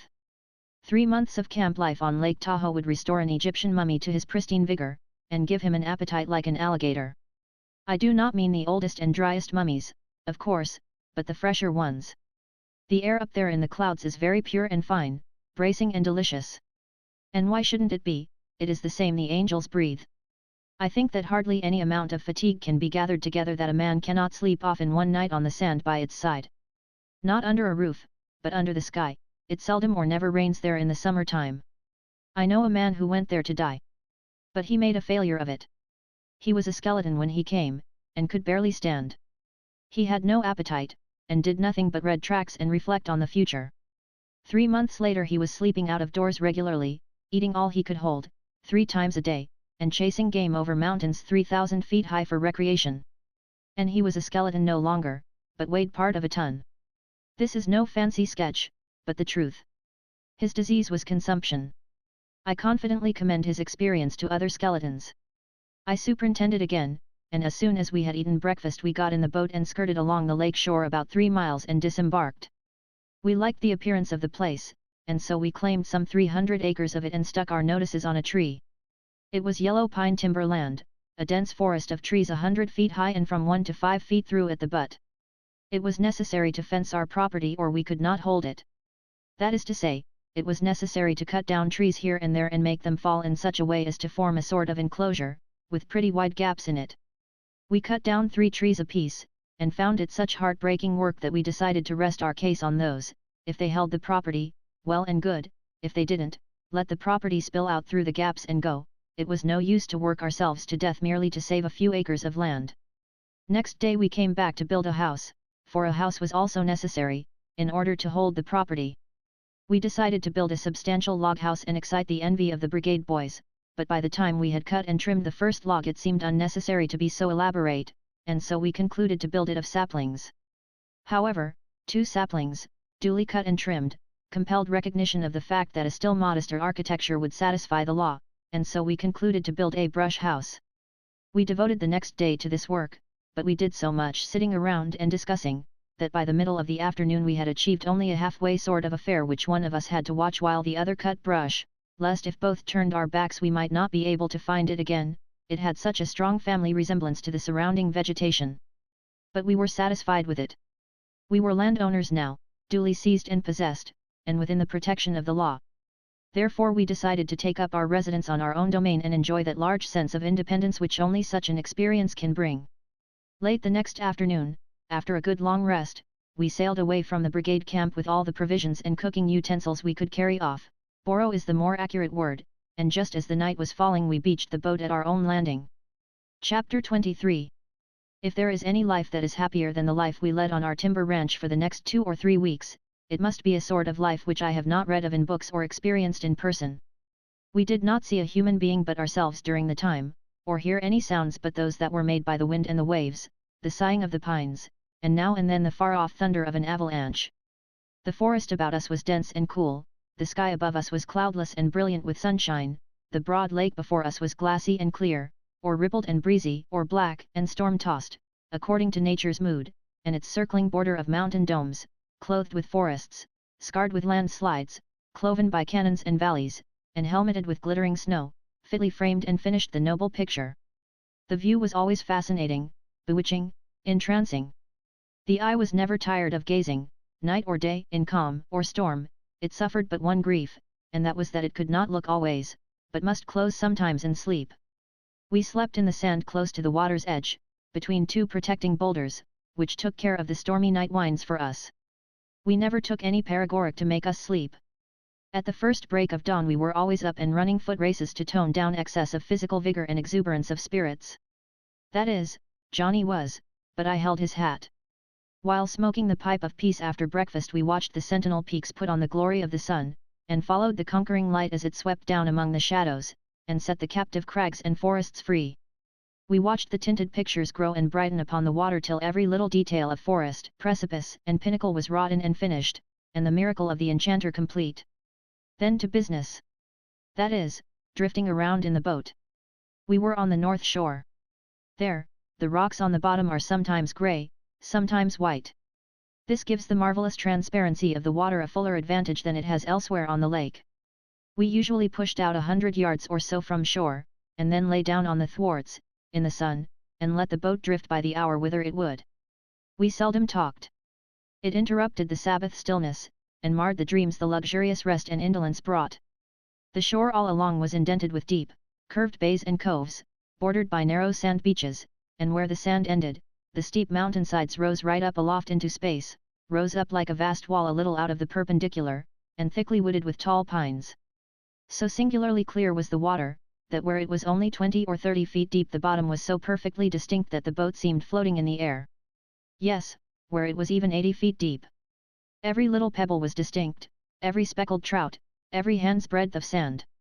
Often, as we lay on our faces, a granite boulder, as large as a village church, would start out of the bottom apparently, and seem climbing up rapidly to the surface, till presently it threatened to touch our faces, and we could not resist the impulse to seize an oar and avert the danger. But the boat would float on, and the boulder descend again, and then we could see that when we had been exactly above it, it must still have been 20 or 30 feet below the surface.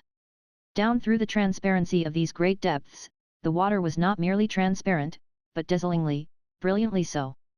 All objects seen through it had a bright, strong vividness, not only of outline, but of every minute detail, which they would not have had when seen simply through the same depth of atmosphere.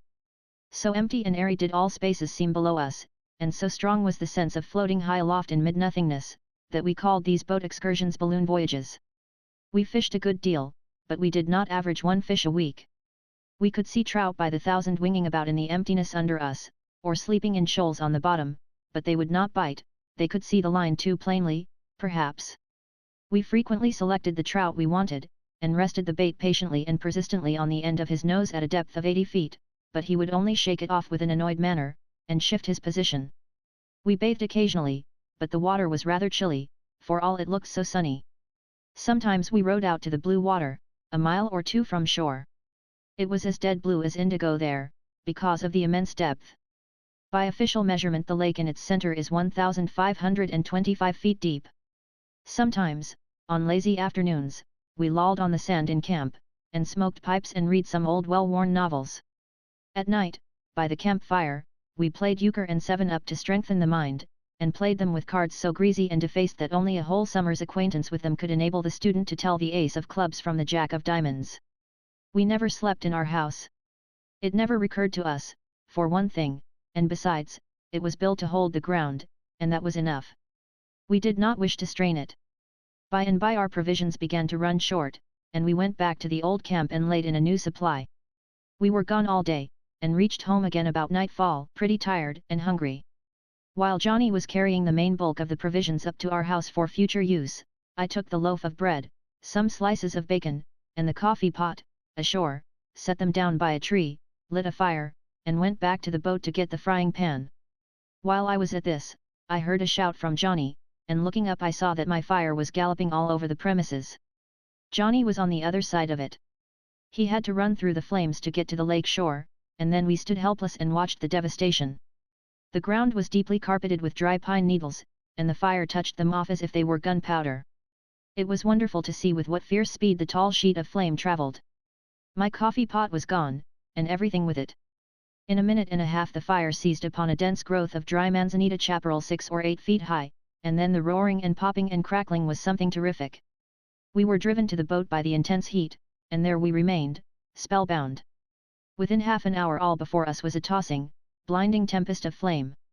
It went surging up adjacent ridges, surmounted them and disappeared in the canyons beyond, burst into view upon higher and farther ridges, presently, shed a grander illumination abroad, and dove again, flamed out again, directly, higher and still higher up the mountainside threw out skirmishing parties of fire here and there, and sent them trailing their crimson spirals away among remote ramparts and ribs and gorges, till as far as the eye could reach the lofty mountain fronts were webbed as it were with a tangled network of red lava streams. Away across the water the crags and domes were lit with a ruddy glare, and the firmament above was a reflected hell. Every feature of the spectacle was repeated in the glowing mirror of the lake. Both pictures were sublime, both were beautiful, but that in the lake had a bewildering richness about it that enchanted the eye and held it with the stronger fascination. We sat absorbed and motionless through 4 long hours. We never thought of supper, and never felt fatigue. But at 11 o'clock the conflagration had travelled beyond our range of vision, and then darkness stole down upon the landscape again. Hunger asserted itself now, but there was nothing to eat. The provisions were all cooked, no doubt, but we did not go to sea. We were homeless wanderers again, without any property. Our fence was gone, our house burned down, no insurance. Our pine forest was well scorched, the dead trees all burned up, and our broad acres of manzanita swept away. Our blankets were on our usual sand bed, however, and so we lay down and went to sleep. The next morning we started back to the old camp, but while out a long way from shore, so great a storm came up that we dared not try to land. So I bailed out the seas we shipped, and Johnny pulled heavily through the billows till we had reached a point 3 or 4 miles beyond the camp. The storm was increasing, and it became evident that it was better to take the hazard of beaching the boat than go down in 100 fathoms of water, so we ran in, with tall whitecaps following, and I sat down in the stern sheets and pointed her head on to the shore. The instant the bow struck, a wave came over the stern that washed crew and cargo ashore, and saved a deal of trouble. We shivered in the lee of a boulder all the rest of the day, and froze all the night through. In the morning the tempest had gone down, and we paddled down to the camp without any unnecessary delay.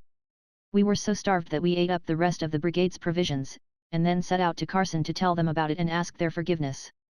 It was accorded, upon payment of damages. We made many trips to the lake after that, and had many a hairbreadth escape and blood-curdling adventure which will never be recorded in any history. Chapter 24. I resolved to have a horse to ride. I had never seen such wild, free, magnificent horsemanship outside of a circus as these picturesquely clad Mexicans, Californians, and Mexicanized Americans displayed in Carson streets every day. How they rode! Leaning just gently forward out of the perpendicular, easy and nonchalant, with broad slouch hat brim blown square up in front, and long riata swinging above the head as they swept through the town like the wind. The next minute they were only a sailing puff of dust on the far desert. If they trotted, they sat up gallantly and gracefully, and seemed part of the horse, did not go jiggering up and down after the silly Miss Nancy fashion of the riding schools. I had quickly learned to tell a horse from a cow, and was full of anxiety to learn more. I was resolved to buy a horse. While the thought was rankling in my mind, the auctioneer came scurrying through the plaza on a black beast that had as many humps and corners on him as a dromedary, and was necessarily uncomely, but he was going, at 22, horse, saddle and bridle at $22, gentlemen, and I could hardly resist. A man whom I did not know, he turned out to be the auctioneer's brother, noticed the wistful look in my eye, and observed that that was a very remarkable horse to be going at such a price, and added that the saddle alone was worth the money. It was a Spanish saddle, with ponderous tapideros, and furnished with the ungainly sole leather covering with the unspellable name. I said I had half a notion to bid. Then this keen-eyed person appeared to me to be taking my measure, but I dismissed the suspicion when he spoke, for his manner was full of guileless candor and truthfulness. Said he, "I know that horse, know him well. You are a stranger, I take it, and so you might think he was an American horse, maybe, but I assure you he is not. He is nothing of the kind, but, excuse my speaking in a low voice, other people being near, he is, without the shadow of a doubt, a genuine Mexican plug." I did not know what a genuine Mexican plug was, but there was something about this man's way of saying it, that made me swear inwardly that I would own a genuine Mexican plug, or die. "Has he any other, advantages?" I inquired, suppressing what eagerness I could. He hooked his forefinger in the pocket of my army shirt, led me to one side, and breathed in my ear impressively these words. "He can outbuck anything in America. Going, at $4.50, gen. 27. I shouted, in a frenzy. "And sold," said the auctioneer, and passed over the genuine Mexican plug to me. I could scarcely contain my exultation. I paid the money, and put the animal in a neighboring livery stable to dine and rest himself. In the afternoon I brought the creature into the plaza, and certain citizens held him by the head, and others by the tail, while I mounted him. As soon as they let go, he placed all his feet in a bunch together, lowered his back, and then suddenly arched it upward, and shot me straight into the air a matter of 3 or 4 feet.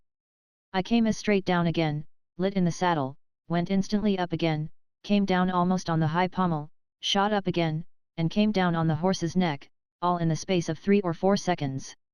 Then he rose and stood almost straight up on his hind feet, and I, clasping his lean neck desperately, slid back into the saddle and held on. He came down, and immediately hoisted his heels into the air, delivering a vicious kick at the sky, and stood on his 4 feet. And then down he came once more, and began the original exercise of shooting me straight up again. The third time I went up I heard a stranger say, "Oh, don't he buck, though." While I was up, somebody struck the horse a sounding thwack with a leathern strap, and when I arrived again the genuine Mexican plug was not there. A California youth chased him up and caught him, and asked if he might have a ride. I granted him that luxury. He mounted the genuine, got lifted into the air once, but sent his spurs home as he descended, and the horse darted away like a telegram. He soared over 3 fences like a bird, and disappeared down the road toward the Washoe Valley. I sat down on a stone, with a sigh, and by a natural impulse one of my hands sought my forehead, and the other the base of my stomach. I believe I never appreciated, till then, the poverty of the human machinery, for I still needed a hand or two to place elsewhere. Pen cannot describe how I was jolted up. Imagination cannot conceive how disjointed I was, how internally, externally and universally I was unsettled, mixed up and ruptured. There was a sympathetic crowd around me, though. One elderly-looking comforter said, "Stranger, you've been taken in. Everybody in this camp knows that horse. Any child, any Injun, could have told you that he'd buck. He is the very worst devil to buck on the continent of America. You hear me? I'm Curry. Old Curry. Old Abe Curry. And moreover, he is a Simon pure, out and out, genuine D Mexican plug, and an uncommon mean one at that, too. Why, you turnip, if you had laid low and kept dark, there's chances to buy an American horse for mighty little more than you paid for that bloody old foreign relic." I gave no sign, but I made up my mind that if the auctioneer's brother's funeral took place while I was in the territory I would postpone all other recreations and attend it. After a gallop of 16 miles the Californian youth and the genuine Mexican plug came tearing into town again, shedding foam flakes like the spume spray that drives before a typhoon, and, with one final skip over a wheelbarrow and a Chinaman, cast anchor in front of the ranch. Such panting and blowing! Such spreading and contracting of the red equine nostrils, and glaring of the wild equine eye! But was the imperial beast subjugated? Indeed he was not. His lordship the Speaker of the House thought he was, and mounted him to go down to the capital, but the first dash the creature made was over a pile of telegraph poles half as high as a church, and his time to the capital, 1 mile and 3/4, remains unbeaten to this day. But then he took an advantage, he left out the mile, and only did the 3/4. That is to say, he made a straight cut across lots, preferring fences and ditches to a crooked road, and when the Speaker got to the capital he said he had been in the air so much he felt as if he had made the trip on a comet. In the evening the Speaker came home afoot for exercise, and got the genuine towed back behind a quartz wagon. The next day I loaned the animal to the clerk of the house to go down to the Dana silver mine, 6 miles, and he walked back for exercise, and got the horse towed. Everybody I loaned him to always walked back, they never could get enough exercise any other way. Still, I continued to loan him to anybody who was willing to borrow him, my idea being to get him crippled, and throw him on the borrower's hands, or killed, and make the borrower pay for him. But somehow nothing ever happened to him. He took chances that no other horse ever took and survived, but he always came out safe. It was his daily habit to try experiments that had always before been considered impossible, but he always got through. Sometimes he miscalculated a little, and did not get his rider through intact, but he always got through himself. Of course I had tried to sell him, but that was a stretch of simplicity which met with little sympathy.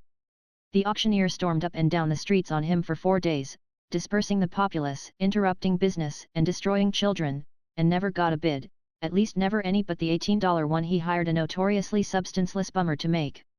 The people only smiled pleasantly, and restrained their desire to buy, if they had any. Then the auctioneer brought in his bill, and I withdrew the horse from the market.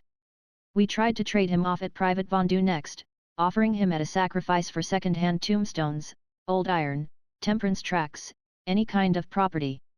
But holders were stiff, and we retired from the market again. I never tried to ride the horse any more. Walking was good enough exercise for a man like me, that had nothing the matter with him except ruptures, internal injuries, and such things. Finally I tried to give him away. But it was a failure. Parties said earthquakes were handy enough on the Pacific coast, they did not wish to own one. As a last resort I offered him to the governor for the use of the brigade. His face lit up eagerly at first, but toned down again, and he said the thing would be too palpable. Just then the livery stable man brought in his bill for 6 weeks' keeping, stall room for the horse, $15, hay for the horse, $250. The genuine Mexican plug had eaten a ton of the article, and the man said he would have eaten 100 if he had let him. I will remark here, in all seriousness, that the regular price of hay during that year and a part of the next was really $250 a ton. During a part of the previous year it had sold at $500 a ton in gold, and during the winter before that there was such scarcity of the article that in several instances small quantities had brought $800 a ton in coin. The consequence might be guessed without my telling it, people turned their stock loose to starve, and before the spring arrived Carson and Eagle valleys were almost literally carpeted with their carcasses. Any old settler there will verify these statements. I managed to pay the livery bill, and that same day I gave the genuine Mexican plug to a passing Arkansas emigrant whom fortune delivered into my hand. If this ever meets his eye, he will doubtless remember the donation. Now whoever has had the luck to ride a real Mexican plug will recognize the animal depicted in this chapter, and hardly consider him exaggerated, but the uninitiated will feel justified in regarding his portrait as a fancy sketch, perhaps. Chapter 25. Originally, Nevada was a part of Utah and was called Carson County, and a pretty large county it was, too. Certain of its valleys produced no end of hay, and this attracted small colonies of Mormon stock raisers and farmers to them. A few Orthodox Americans straggled in from California, but no love was lost between the two classes of colonists. There was little or no friendly intercourse, each party stayed to itself. The Mormons were largely in the majority, and had the additional advantage of being peculiarly under the protection of the Mormon government of the territory. Therefore they could afford to be distant, and even peremptory toward their neighbors. One of the traditions of Carson Valley illustrates the condition of things that prevailed at the time I speak of. The hired girl of one of the American families was Irish, and a Catholic, yet it was noted with surprise that she was the only person outside of the Mormon ring who could get favors from the Mormons. She asked kindnesses of them often, and always got them. It was a mystery to everybody. But one day as she was passing out at the door, a large Bowie knife dropped from under her apron, and when her mistress asked for an explanation she observed that she was going out to borrow a wash tub from the Mormons. In 1,858 silver lodes were discovered in Carson County, and then the aspect of things changed. Californians began to flock in, and the American element was soon in the majority. Allegiance to Brigham Young and Utah was renounced, and a temporary territorial government for Washoe was instituted by the citizens. Governor Roop was the first and only chief magistrate of it. In due course of time Congress passed a bill to organize Nevada Territory, and President Lincoln sent out Governor Nye to supplant Roop. At this time the population of the territory was about 12 or 15,000, and rapidly increasing. Silver mines were being vigorously developed and silver mills erected. Business of all kinds was active and prosperous and growing more so day by day. The people were glad to have a legitimately constituted government, but did not particularly enjoy having strangers from distant states put in authority over them, a sentiment that was natural enough. They thought the officials should have been chosen from among themselves, from among prominent citizens who had earned a right to such promotion, and who would be in sympathy with the populace and likewise thoroughly acquainted with the needs of the territory. They were right in viewing the matter thus, without doubt. The new officers were emigrants, and that was no title to anybody's affection or admiration either. The new government was received with considerable coolness. It was not only a foreign intruder, but a poor one. It was not even worth plucking, except by the smallest of small fry office seekers and such. Everybody knew that Congress had appropriated only $20,000 a year in greenbacks for its support, about money enough to run a quartz mill a month. And everybody knew, also, that the first year's money was still in Washington, and that the getting hold of it would be a tedious and difficult process. Carson City was too wary and too wise to open up a credit account with the imported bantling with anything like indecent haste. There is something solemnly funny about the struggles of a newborn territorial government to get a start in this world. Ours had a trying time of it. The Organic Act and the instructions from the State Department commanded that a legislature should be elected at such and such a time, and its sittings inaugurated at such and such a date. It was easy to get legislators, even at $3 a day, although board was $4.50, for distinction has its charm in Nevada as well as elsewhere, and there were plenty of patriotic souls out of employment, but to get a legislative hall for them to meet in was another matter altogether. Carson blandly declined to give a room rent-free, or let one to the government on credit. But when Curry heard of the difficulty, he came forward, solitary and alone, and shouldered the ship of state over the bar and got her afloat again. I refer to Curry, old Abe Curry. But for him the legislature would have been obliged to sit in the desert. He offered his large stone building just outside the capital limits, rent-free, and it was gladly accepted. Then he built a horse railroad from town to the capital, and carried the legislators gratis. He also furnished pine benches and chairs for the legislature, and covered the floors with clean sawdust by way of carpet and spittoon combined. But for Curry the government would have died in its tender infancy.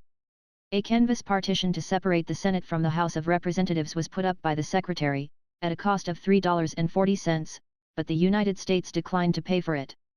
Upon being reminded that the instructions permitted the payment of a liberal rent for a legislative hall, and that money was saved to the country by Mr. Curry's generosity, the United States said that did not alter the matter, and the $3.40 would be subtracted from the Secretary's $1,800 salary, and it was. The matter of printing was from the beginning an interesting feature of the new government's difficulties. The Secretary was sworn to obey his volume of written instructions, and these commanded him to do two certain things without fail, viz. 1. Get the House and Senate journals printed, and 2.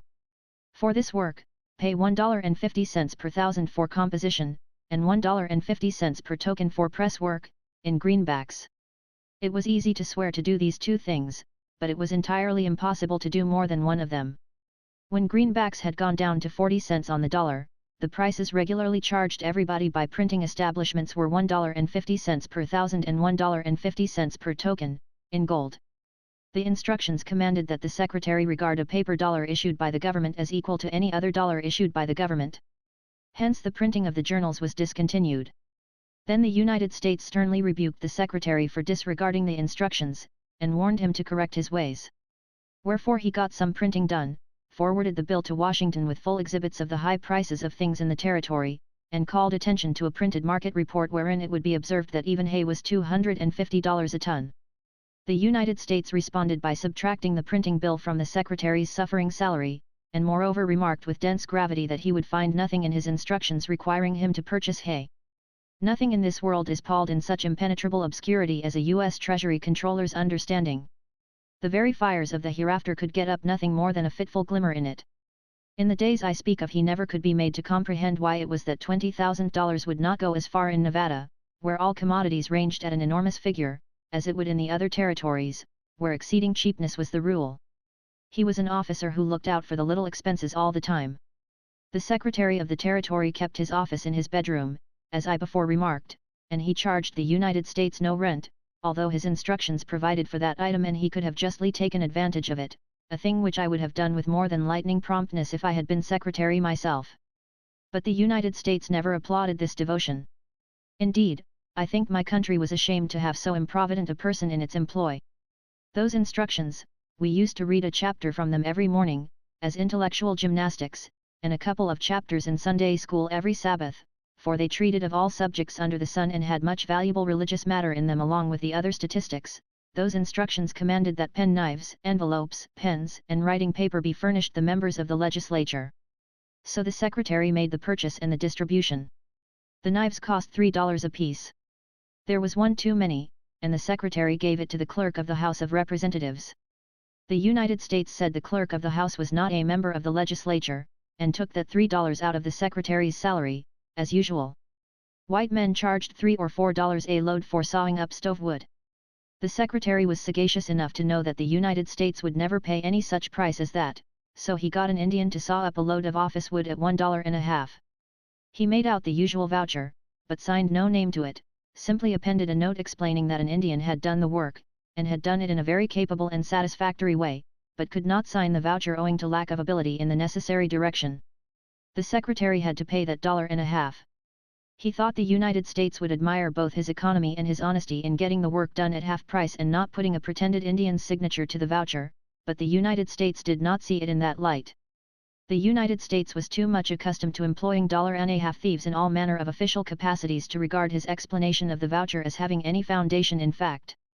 But the next time the Indian sawed wood for us I taught him to make a cross at the bottom of the voucher. It looked like a cross that had been drunk a year, and then I witnessed it and it went through all right. The United States never said a word. I was sorry I had not made the voucher for 1,000 loads of wood instead of one.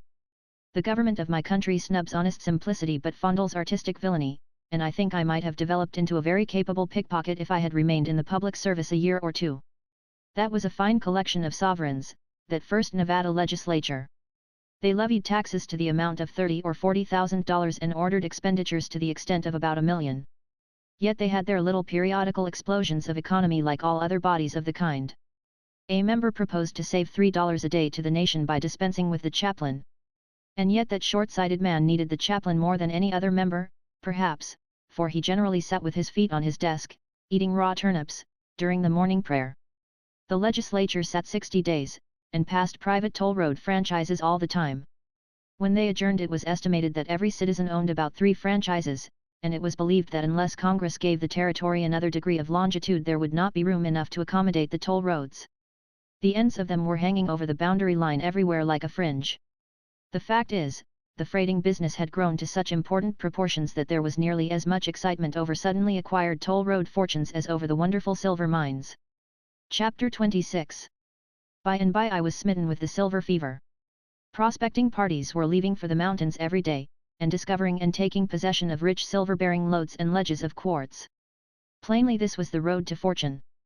The great Gould and Curry mine was held at $300 or $400 a foot when we arrived, but in 2 months it had sprung up to $800. The Ophir had been worth only a mere trifle, a year gone by, and now it was selling at nearly $4,000 a foot. Not a mine could be named that had not experienced an astonishing advance in value within a short time. Everybody was talking about these marvels. Go where you would, you heard nothing else, from morning till far into the night. Tom So-and-so had sold out of the Amanda Smith for $40,000, hadn't a cent when he took up the ledge 6 months ago.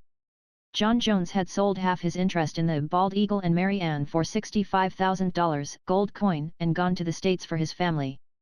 The widow Brewster had struck it rich in the Golden Fleece and sold 10 feet for $18,000, hadn't money enough to buy a crepe bonnet when Sing Sing Tommy killed her husband at Baldy Johnson's wake last spring. The last chance had found a clay casing and knew they were right on the ledge.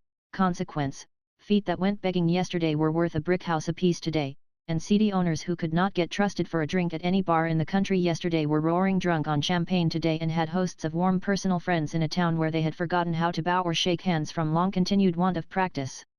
Johnny Morgan, a common loafer, had gone to sleep in the gutter and waked up worth $100,000, in consequence of the decision in the Lady Franklin and Rough and Ready lawsuit.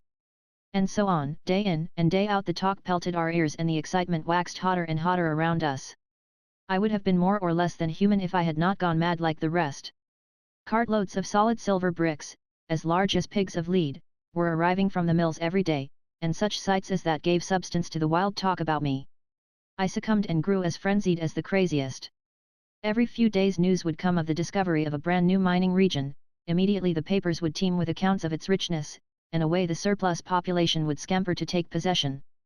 By the time I was fairly inoculated with the disease, Esmeralda had just had a run and Humboldt was beginning to shriek for attention. Humboldt! Humboldt! Was the new cry, and straightway Humboldt, the newest of the new, the richest of the rich, the most marvelous of the marvelous discoveries in Silverland was occupying 2 columns of the public prints to Esmeralda's 1. I was just on the point of starting to Esmeralda, but turned with the tide and got ready for Humboldt. That the reader may see what moved me, and what would as surely have moved him had he been there, I insert here one of the newspaper letters of the day. It and several other letters from the same calm hand were the main means of converting me. I shall not garble the extract, but put it in just as it appeared in the Daily Territorial Enterprise. But what about our mines? I shall be candid with you. I shall express an honest opinion, based upon a thorough examination. Humboldt County is the richest mineral region upon God's footstool. Each mountain range is gorged with the precious ores. Humboldt is the true Golconda. The other day an assay of mere croppings yielded exceeding $4,000 to the ton. A week or 2 ago an assay of just such surface developments made returns of $7,000 to the ton. Our mountains are full of rambling prospectors. Each day and almost every hour reveals new and more startling evidences of the profuse and intensified wealth of our favored county. The metal is not silver alone. There are distinct ledges of auriferous ore. A late discovery plainly evinces cinnabar. The coarser metals are in gross abundance. Lately evidences of bituminous coal have been detected. My theory has ever been that coal is a ligneous formation. I told Col. Whitman, in times past, that the neighborhood of Dayton, Nevada, betrayed no present or previous manifestations of a ligneous foundation, and that hence I had no confidence in his lauded coal mines. I repeated the same doctrine to the exultant coal discoverers of Humboldt. I talked with my friend Captain Birch on the subject. My Pyrrhonism vanished upon his statement that in the very region referred to he had seen petrified trees of the length of 200 feet. Then is the fact established that huge forests once cast their grim shadows over this remote section. I am firm in the coal faith. Have no fears of the mineral resources of Humboldt County. They are immense, incalculable. Let me state 1 or 2 things which will help the reader to better comprehend certain items in the above. At this time, our near neighbor, Gold Hill, was the most successful silver mining locality in Nevada. It was from there that more than half the daily shipments of silver bricks came. Very rich, and scarce, Gold Hill ore yielded from $100 to $400 to the ton, but the usual yield was only $20 to $40 per ton, that is to say, each 100 pounds of ore yielded from $1 to $2. But the reader will perceive by the above extract, that in Humboldt from 1/4 to nearly half the mass was silver. That is to say, every 100 pounds of the ore had from $200 up to about $350 in it. Some days later this same correspondent wrote, I have spoken of the vast and almost fabulous wealth of this region, it is incredible. The intestines of our mountains are gorged with precious ore to plethora. I have said that nature has so shaped our mountains as to furnish most excellent facilities for the working of our mines. I have also told you that the country about here is pregnant with the finest mill sites in the world. But what is the mining history of Humboldt? The Sheba mine is in the hands of energetic San Francisco capitalists. It would seem that the ore is combined with metals that render it difficult of reduction with our imperfect mountain machinery. The proprietors have combined the capital and labor hinted at in my exordium. They are toiling and probing. Their tunnel has reached the length of 100 feet. From primal assays alone, coupled with the development of the mine and public confidence in the continuance of effort, the stock had reared itself to $800 market value. I do not know that 1 ton of the ore has been converted into current metal. I do know that there are many loads in this section that surpass the Shiba in primal assay value. Listen a moment to the calculations of the Shiba operators. They purpose transporting the ore concentrated to Europe. The conveyance from Star City, its locality, to Virginia City will cost $70 per ton, from Virginia to San Francisco, $40 per ton, from thence to Liverpool, its destination, $10 per ton. Their idea is that its conglomerate metals will reimburse them their cost of original extraction, the price of transportation, and the expense of reduction, and that then a ton of the raw ore will net them $1,200. The estimate may be extravagant. Cut it in twain, and the product is enormous, far transcending any previous developments of our racy territory. A very common calculation is that many of our mines will yield $500 to the ton. Such fecundity throws the Gould and Curry, the Ophir and the Mexican, of your neighborhood, in the darkest shadow. I have given you the estimate of the value of a single developed mine. Its richness is indexed by its market valuation. The people of Humboldt County are feet crazy. As I write, our towns are near deserted. They look as languid as a consumptive girl. What has become of our sinewy and athletic fellow citizens? They are coursing through ravines and over mountain tops. Their tracks are visible in every direction. Occasionally a horseman will dash among us. His steed betrays hard usage. He alights before his adobe dwelling, hastily exchanges courtesies with his townsmen, hurries to an assay office and from thence to the district recorder's. In the morning, having renewed his provisional supplies, he is off again on his wild and unbeaten route. Why, the fellow numbers already his feet by the thousands. He is the horse leech. He has the craving stomach of the shark or anaconda. He would conquer metallic worlds. This was enough. The instant we had finished reading the above article, 4 of us decided to go to Humboldt. We commenced getting ready at once. And we also commenced upbraiding ourselves for not deciding sooner, for we were in terror lest all the rich mines would be found and secured before we got there, and we might have to put up with ledges that would not yield more than $200 or $300 a ton, maybe. An hour before, I would have felt opulent if I had owned 10 feet in a Gold Hill mine whose ore produced $25 to the ton. Now I was already annoyed at the prospect of having to put up with mines the poorest of which would be a marvel in Gold Hill. Chapter 27. Hurry, was the word. We wasted no time. Our party consisted of 4 persons, a blacksmith 60 years of age, 2 young lawyers, and myself. We bought a wagon and 2 miserable old horses. We put 1,800 pounds of provisions and mining tools in the wagon and drove out of Carson on a chilly December afternoon. The horses were so weak and old that we soon found that it would be better if 1 or 2 of us got out and walked. It was an improvement. Next, we found that it would be better if a 3rd man got out. That was an improvement also. It was at this time that I volunteered to drive, although I had never driven a harnessed horse before and many a man in such a position would have felt fairly excused from such a responsibility. But in a little while it was found that it would be a fine thing if the drive got out and walked also. It was at this time that I resigned the position of driver, and never resumed it again. Within the hour, we found that it would not only be better, but was absolutely necessary, that we 4, taking turns, 2 at a time, should put our hands against the end of the wagon and push it through the sand, leaving the feeble horses little to do but keep out of the way and hold up the tongue. Perhaps it is well for one to know his fate at first, and get reconciled to it. We had learned ours in 1 afternoon. It was plain that we had to walk through the sand and shove that wagon and those horses 200 miles. So we accepted the situation, and from that time forth we never rode. More than that, we stood regular and nearly constant watches pushing up behind. We made 7 miles, and camped in the desert. Young Clagett, now member of Congress from Montana, unharnessed and fed and watered the horses. Oliphant and I cut sagebrush, built the fire and brought water to cook with, and old Mr. Ballou the blacksmith did the cooking. This division of labor, and this appointment, was adhered to throughout the journey. We had no tent, and so we slept under our blankets in the open plain. We were so tired that we slept soundly. We were 15 days making the trip, 200 miles, 13, rather, for we lay by a couple of days, in one place, to let the horses rest. We could really have accomplished the journey in 10 days if we had towed the horses behind the wagon, but we did not think of that until it was too late, and so went on shoving the horses and the wagon too when we might have saved half the labor. Parties who met us, occasionally, advised us to put the horses in the wagon, but Mr. Ballou, through whose ironclad earnestness no sarcasm could pierce, said that that would not do, because the provisions were exposed and would suffer, the horses being bituminous from long deprivation. The reader will excuse me from translating. What Mr. Balu customarily meant, when he used a long word, was a secret between himself and his maker. He was one of the best and kindest-hearted men that ever graced a humble sphere of life. He was gentleness and simplicity itself, and unselfishness, too.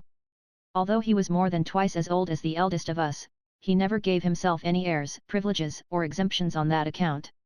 He did a young man's share of the work, and did his share of conversing and entertaining from the general standpoint of any age, not from the arrogant, overawing summit height of 60 years. His one striking peculiarity was his Partingtonian fashion of loving and using big words for their own sakes, and independent of any bearing they might have upon the thought he was purposing to convey. He always let his ponderous syllables fall with an easy unconsciousness that left them wholly without offensiveness. In truth, his air was so natural and so simple that one was always catching himself accepting his stately sentences as meaning something, when they really meant nothing in the world. If a word was long and grand and resonant, that was sufficient to win the old man's love, and he would drop that word into the most out-of-the-way place in a sentence or a subject, and be as pleased with it as if it were perfectly luminous with meaning. We four always spread our common stock of blankets together on the frozen ground, and slept side by side, and finding that our foolish, long-legged hound pup had a deal of animal heat in him, Oliphant got to admitting him to the bed, between himself and Mr. Balu, hugging the dog's warm back to his breast and finding great comfort in it. But in the night the pup would get stretchy and brace his feet against the old man's back and shove, grunting complacently the while, and now and then, being warm and snug, grateful and happy, he would paw the old man's back simply in excess of comfort, and at yet other times he would dream of the chase and in his sleep tug at the old man's back hair and bark in his ear.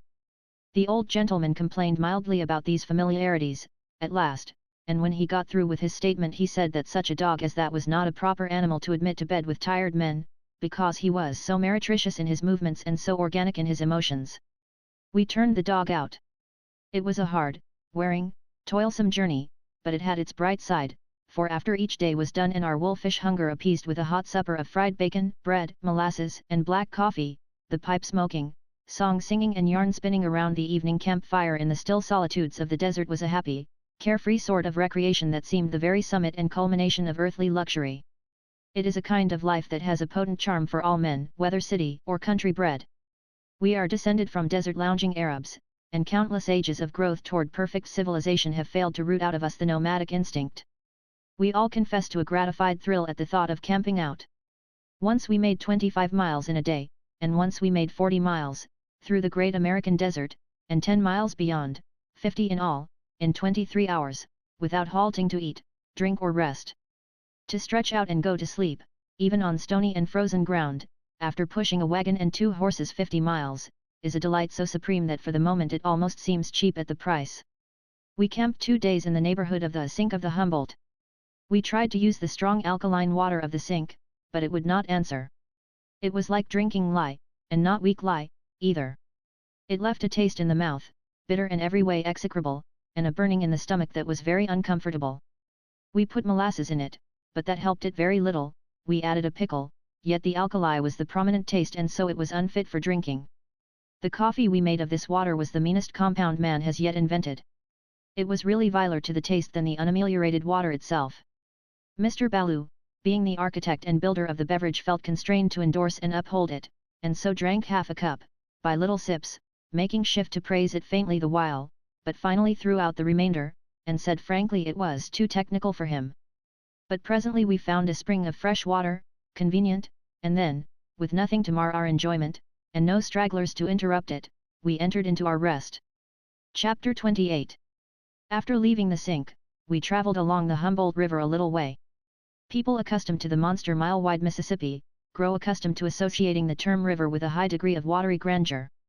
Consequently, such people feel rather disappointed when they stand on the shores of the Humboldt or the Carson and find that a river in Nevada is a sickly rivulet which is just the counterpart of the Erie Canal in all respects save that the canal is twice as long and 4 times as deep. One of the pleasantest and most invigorating exercises one can contrive is to run and jump across the Humboldt River till he is overheated, and then drink it dry.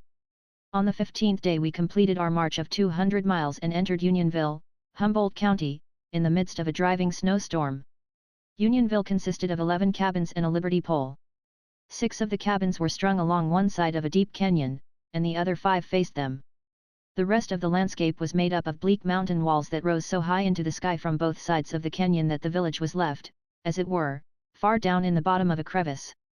It was always daylight on the mountain tops a long time before the darkness lifted and revealed Unionville.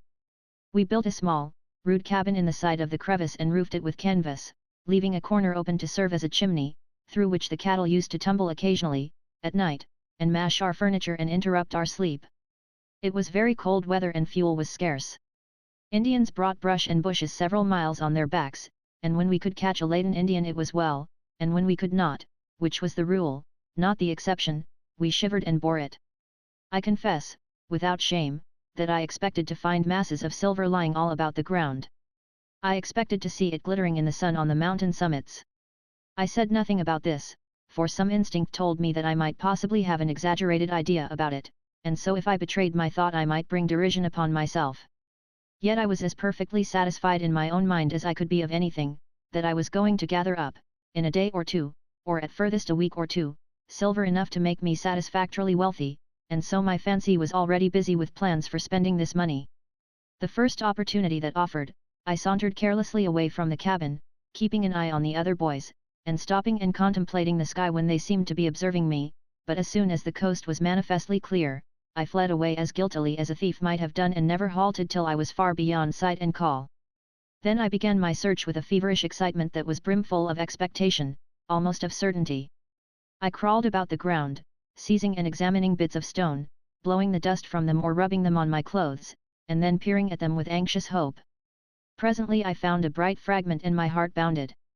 I hid behind a boulder and polished it and scrutinized it with a nervous eagerness and a delight that was more pronounced than absolute certainty itself could have afforded. The more I examined the fragment the more I was convinced that I had found the door to fortune. I marked the spot and carried away my specimen. Up and down the rugged mountain side I searched, with always increasing interest and always augmenting gratitude that I had come to Humboldt and come in time. Of all the experiences of my life, this secret search among the hidden treasures of Silverland was the nearest to unmarred ecstasy. It was a delirious revel. By and by, in the bed of a shallow rivulet, I found a deposit of shining yellow scales, and my breath almost forsook me. A gold mine, and in my simplicity I had been content with vulgar silver. I was so excited that I half believed my overwrought imagination was deceiving me. Then a fear came upon me that people might be observing me and would guess my secret. Moved by this thought, I made a circuit of the place, and ascended a knoll to reconnoiter. Solitude. No creature was near. Then I returned to my mine, fortifying myself against possible disappointment, but my fears were groundless, the shining scales were still there. I set about scooping them out, and for an hour I toiled down the windings of the stream and robbed its bed. But at last the descending sun warned me to give up the quest, and I turned homeward laden with wealth. As I walked along I could not help smiling at the thought of my being so excited over my fragment of silver when a nobler metal was almost under my nose. In this little time the former had so fallen in my estimation that once or twice I was on the point of throwing it away. The boys were as hungry as usual, but I could eat nothing. Neither could I talk. I was full of dreams and far away. Their conversation interrupted the flow of my fancy somewhat, and annoyed me a little, too. I despised the sordid and commonplace things they talked about. But as they proceeded, it began to amuse me. It grew to be rare fun to hear them planning their poor little economies and sighing over possible privations and distresses when a gold mine, all our own, lay within sight of the cabin and I could point it out at any moment. Smothered hilarity began to oppress me, presently. It was hard to resist the impulse to burst out with exultation and reveal everything, but I did resist. I said within myself that I would filter the great news through my lips calmly and be serene as a summer morning while I watched its effect in their faces. I said, "Where have you all been?" "Prospecting." "What did you find?" "Nothing." "Nothing? What do you think of the country?" "Can't tell, yet," said Mr. Baloo, who was an old gold miner, and had likewise had considerable experience among the silver mines. "Well, haven't you formed any sort of opinion?" "Yes, a sort of a one. It's fair enough here, may be, but overrated. $7,000 ledges are scarce, though. That Sheba may be rich enough, but we don't own it, and besides, the rock is so full of base metals that all the science in the world can't work it. We'll not starve, here, but we'll not get rich, I'm afraid." "So you think the prospect is pretty poor?" "No name for it." "Well, we'd better go back, hadn't we?" Oh, not yet, of course not. We'll try it a riffle, first. Suppose, now, this is merely a supposition, you know, suppose you could find a ledge that would yield, say, $150 a ton, would that satisfy you? Try us once, from the whole party. Or suppose, merely a supposition, of course, suppose you were to find a ledge that would yield $2,000 a ton, would that satisfy you? Here, what do you mean? What are you coming at? Is there some mystery behind all this? Never mind. I am not saying anything. You know perfectly well there are no rich mines here, of course you do. Because you have been around and examined for yourselves. Anybody would know that had been around. But just for the sake of argument, suppose, in a kind of general way, suppose some person were to tell you that $2,000 ledges were simply contemptible, understand, and that right yonder inside of this very cabin there were piles of pure gold and pure silver, oceans of it, enough to make you all rich in 24 hours. Come. I should say he was as crazy as a loon, said old Baloo, but wild with excitement, nevertheless. Gentlemen, said I don't say anything, I haven't been around, you know, and of course don't know anything, but all I ask of you is to cast your eye on that, for instance, and tell me what you think of it, and I tossed my treasure before them. There was an eager scramble for it, and a closing of heads together over it under the candle light. Then old Baloo said, think of it. I think it is nothing but a lot of granite rubbish and nasty glittering mica that isn't worth 10 cents an acre. So vanished my dream. So melted my wealth away. So toppled my airy castle to the earth and left me stricken and forlorn. Moralizing, I observed, then, that all that glitters is not gold. Mr. Baloo said I could go further than that, and lay it up among my treasures of knowledge, that nothing that glitters is gold.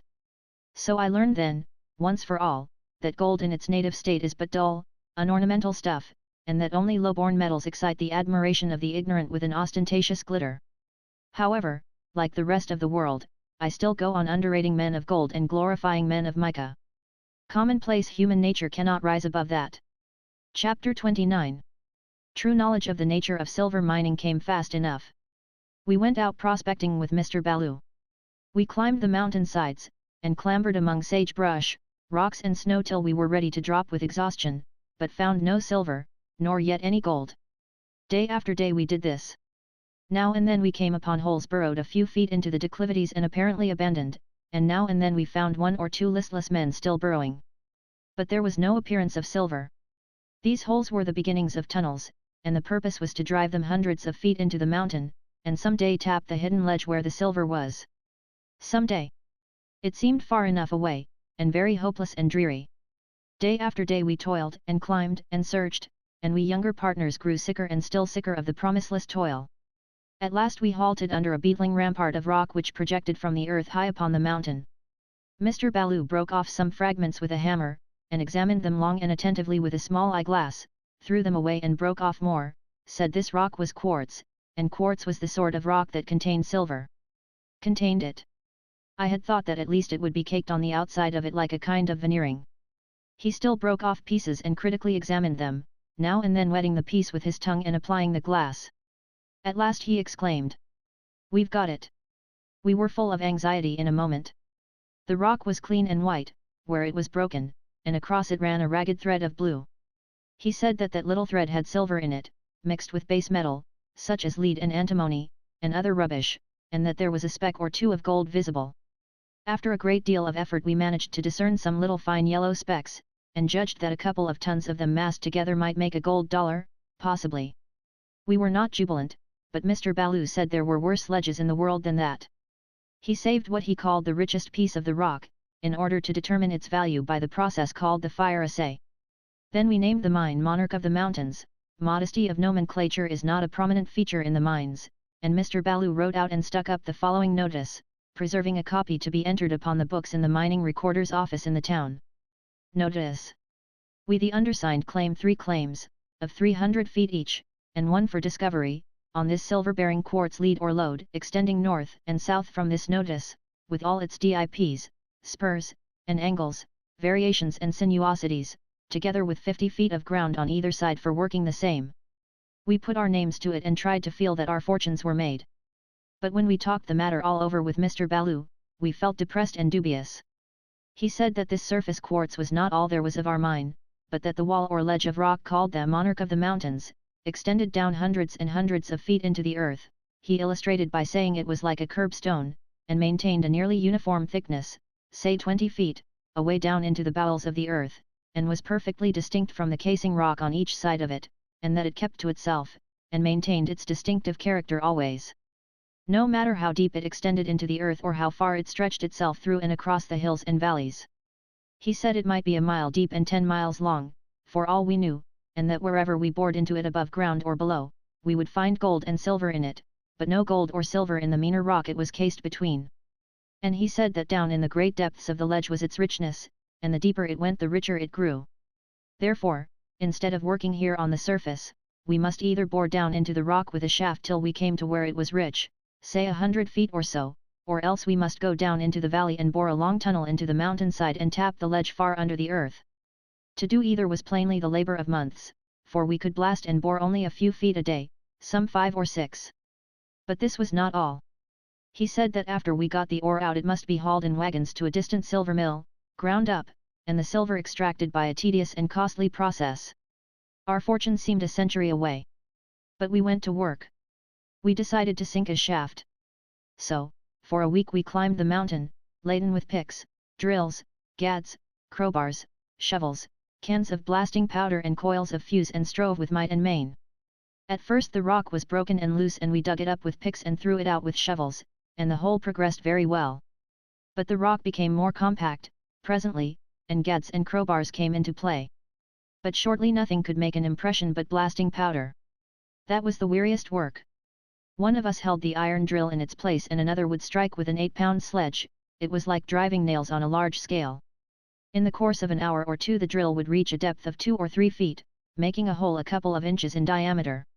We would put in a charge of powder, insert half a yard of fuse, pour in sand and gravel and ram it down, then light the fuse and run. When the explosion came and the rocks and smoke shot into the air, we would go back and find about a bushel of that hard, rebellious quartz jolted out. Nothing more. 1 week of this satisfied me. I resigned. Claggett and Oliphant followed. Our shaft was only 12 feet deep. We decided that a tunnel was the thing we wanted. So we went down the mountainside and worked a week, at the end of which time we had blasted a tunnel about deep enough to hide a hogshead in, and judged that about 900 feet more of it would reach the ledge. I resigned again, and the other boys only held out 1 day longer. We decided that a tunnel was not what we wanted. We wanted a ledge that was already developed. There were none in the camp. We dropped the monarch for the time being. Meantime the camp was filling up with people, and there was a constantly growing excitement about our Humboldt mines. We fell victims to the epidemic and strained every nerve to acquire more feet. We prospected and took up new claims, put notices on them and gave them grandiloquent names. We traded some of our feet for feet in other people's claims. In a little while we owned largely in the Grey Eagle, the Columbiana, the Branch Mint, the Maria Jane, the Universe, the Root Hog Ordi, the Samson and Delilah, the Treasure Trove, the Golconda, the Sultana, the Boomerang, the Great Republic, the Grand Mogul, and 50 other mines that had never been molested by a shovel or scratched with a pick.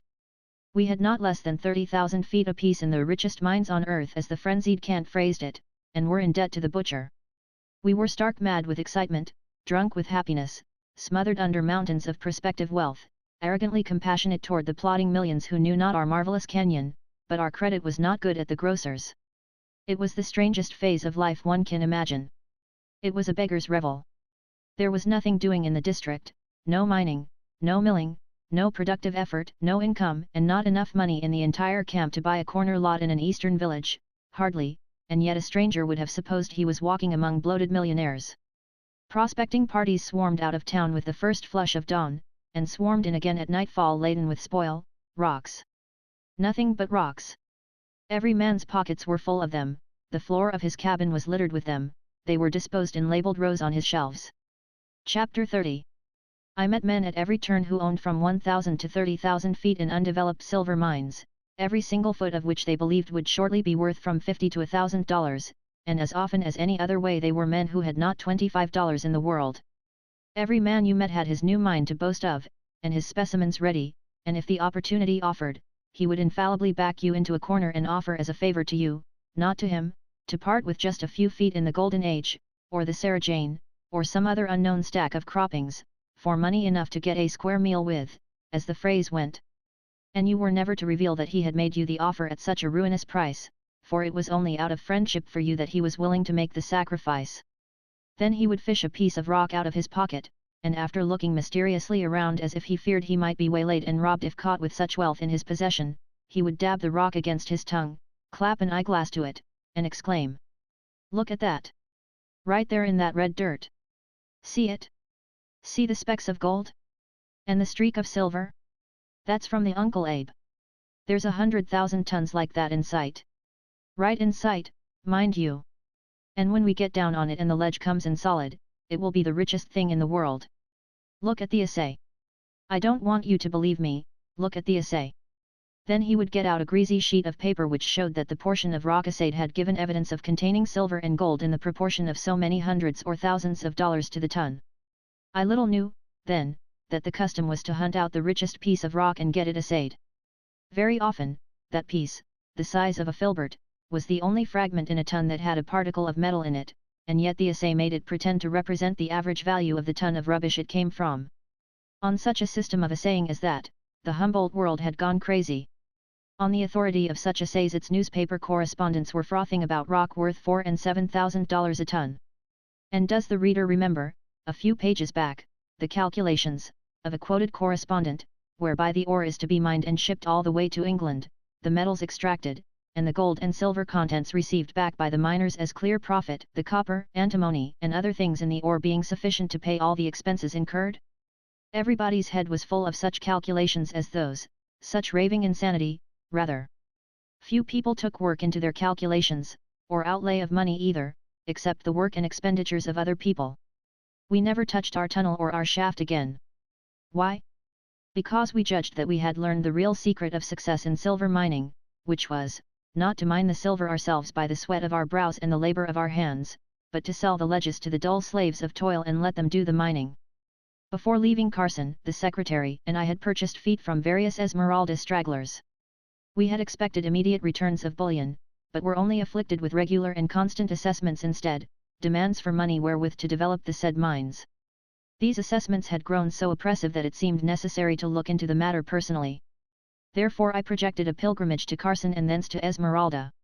I bought a horse and started, in company with Mr. Ballou and a gentleman named Allendorf, a Prussian, not the party who has inflicted so much suffering on the world with his wretched foreign grammars, with their interminable repetitions of questions which never have occurred and are never likely to occur in any conversation among human beings. We rode through a snowstorm for 2 or 3 days, and arrived at Honey Lake Smith's, a sort of isolated inn on the Carson River. It was a 2-story log house situated on a small knoll in the midst of the vast basin or desert through which the sickly Carson winds its melancholy way. Close to the house were the overland stage stables, built of sun-dried bricks. There was not another building within several leagues of the place. Towards sunset about 20 hay wagons arrived and camped around the house and all the teamsters came in to supper, a very, very rough set. There were 1 or 2 overland stage drivers there, also, and half a dozen vagabonds and stragglers, consequently the house was well crowded. We walked out, after supper, and visited a small Indian camp in the vicinity. The Indians were in a great hurry about something, and were packing up and getting away as fast as they could. In their broken English they said, "By and by, heap water," and by the help of signs made us understand that in their opinion a flood was coming. The weather was perfectly clear, and this was not the rainy season. There was about a foot of water in the insignificant river, or maybe 2 feet, the stream was not wider than a back alley in a village, and its banks were scarcely higher than a man's head. So, where was the flood to come from? We canvassed the subject a while and then concluded it was a ruse, and that the Indians had some better reason for leaving in a hurry than fears of a flood in such an exceedingly dry time. At 7 in the evening we went to bed in the 2nd story, with our clothes on, as usual, and all 3 in the same bed, for every available space on the floors, chairs, etc., was in request, and even then there was barely room for the housing of the inn's guests. An hour later we were awakened by a great turmoil, and springing out of bed we picked our way nimbly among the ranks of snoring teamsters on the floor and got to the front windows of the long room. A glance revealed a strange spectacle, under the moonlight. The crooked Carson was full to the brim, and its waters were raging and foaming in the wildest way, sweeping around the sharp bends at a furious speed, and bearing on their surface a chaos of logs, brush and all sorts of rubbish. A depression, where its bed had once been, in other times, was already filling, and in one or two places the water was beginning to wash over the main bank. Men were flying hither and thither, bringing cattle and wagons close up to the house, for the spot of high ground on which it stood extended only some 30 feet in front and about 100 in the rear. Close to the old river bed just spoken of, stood a little log stable, and in this our horses were lodged. While we looked, the waters increased so fast in this place that in a few minutes a torrent was roaring by the little stable and its margin encroaching steadily on the logs. We suddenly realized that this flood was not a mere holiday spectacle, but meant damage, and not only to the small log stable but to the overland buildings close to the main river, for the waves had now come ashore and were creeping about the foundations and invading the great hay corral adjoining. We ran down and joined the crowd of excited men and frightened animals. We waded knee-deep into the log stable, unfastened the horses and waded out almost waist-deep, so fast the waters increased. Then the crowd rushed in a body to the hay corral and began to tumble down the huge stacks of baled hay and roll the bales up on the high ground by the house. Meantime it was discovered that Owens, an overland driver, was missing, and a man ran to the large stable, and wading in, boot-top deep, discovered him asleep in his bed, awoke him, and waded out again. But Owens was drowsy and resumed his nap, but only for a minute or two, for presently he turned in his bed, his hand dropped over the side and came in contact with the cold water. It was up level with the mattress. He waded out, breast deep, almost, and the next moment the sunburned bricks melted down like sugar and the big building crumbled to a ruin and was washed away in a twinkling. At 11 o'clock only the roof of the little log stable was out of water, and our inn was on an island in mid-ocean. As far as the eye could reach, in the moonlight, there was no desert visible, but only a level waste of shining water. The Indians were true prophets, but how did they get their information? I am not able to answer the question. We remained cooped up 8 days and nights with that curious crew. Swearing, drinking and card-playing were the order of the day, and occasionally a fight was thrown in for variety. Dirt and vermin, but let us forget those features, their profusion is simply inconceivable, it is better that they remain so. There were 2 men, however, this chapter is long enough. Chapter 31. There were 2 men in the company who caused me particular discomfort. One was a little Swede, about 25 years old, who knew only one song, and he was forever singing it. By day we were all crowded into one small, stifling bar-room, and so there was no escaping this person's music. Through all the profanity, whiskey guzzling, old sledge and quarreling, his monotonous song meandered with never a variation in its tiresome sameness, and it seemed to me, at last, that I would be content to die, in order to be rid of the torture. The other man was a stalwart ruffian called Arkansas, who carried 2 revolvers in his belt and a bowie knife projecting from his boot, and who was always drunk and always suffering for a fight. But he was so feared, that nobody would accommodate him. He would try all manner of little wary ruses to entrap somebody into an offensive remark, and his face would light up now and then when he fancied he was fairly on the scent of a fight, but invariably his victim would elude his toils and then he would show a disappointment that was almost pathetic. The landlord, Johnson, was a meek, well-meaning fellow, and Arkansas fastened on him early, as a promising subject, and gave him no rest day or night, for a while. On the 4th morning, Arkansas got drunk and sat himself down to wait for an opportunity. Presently Johnson came in, just comfortably sociable with whiskey, and said, "I reckon the Pennsylvania election." Arkansas raised his finger impressively and Johnson stopped. Arkansas rose unsteadily and confronted him. Said he, "W.H., what do you know about Pennsylvania? Answer me that." "Wha, what do you know 'bout Pennsylvania? I was only going to say." "You was only going to say. You was. You was only going to say, what was you going to say?" "That's it. That's what I want to know. I want to know what you, I see, what you know about Pennsylvania, since you're makin' yourself so free. Answer me that. Mr. Arkansas, if you'd only let me. Who's a hen darin' you? Don't you insinuate nothing agin me, don't you do it. Don't you come in here bullyin' around, and cussin' and goin' on like a lunatic, don't you do it. 'Cause I won't stand it. If fight's what you want, out with it. I'm your man. Out with it," said Johnson, backing into a corner, Arkansas following, menacingly. "Why, I never said nothing, Mr. Arkansas. You don't give a man no chance. I was only goin' to say that Pennsylvania was goin' to have an election next week, that was all, that was everything I was going to say, I wish I may never stir if it wasn't. Well then why didn't you say it? What did you come swellin' around that way for, and tryin' to raise trouble? Why I didn't come swellin' around, Mr. Arkansas, I'm a liar am I? Great, great Caesar's ghost. Oh, please, Mr. Arkansas, I never meant such a thing as that, I wish I may die if I did.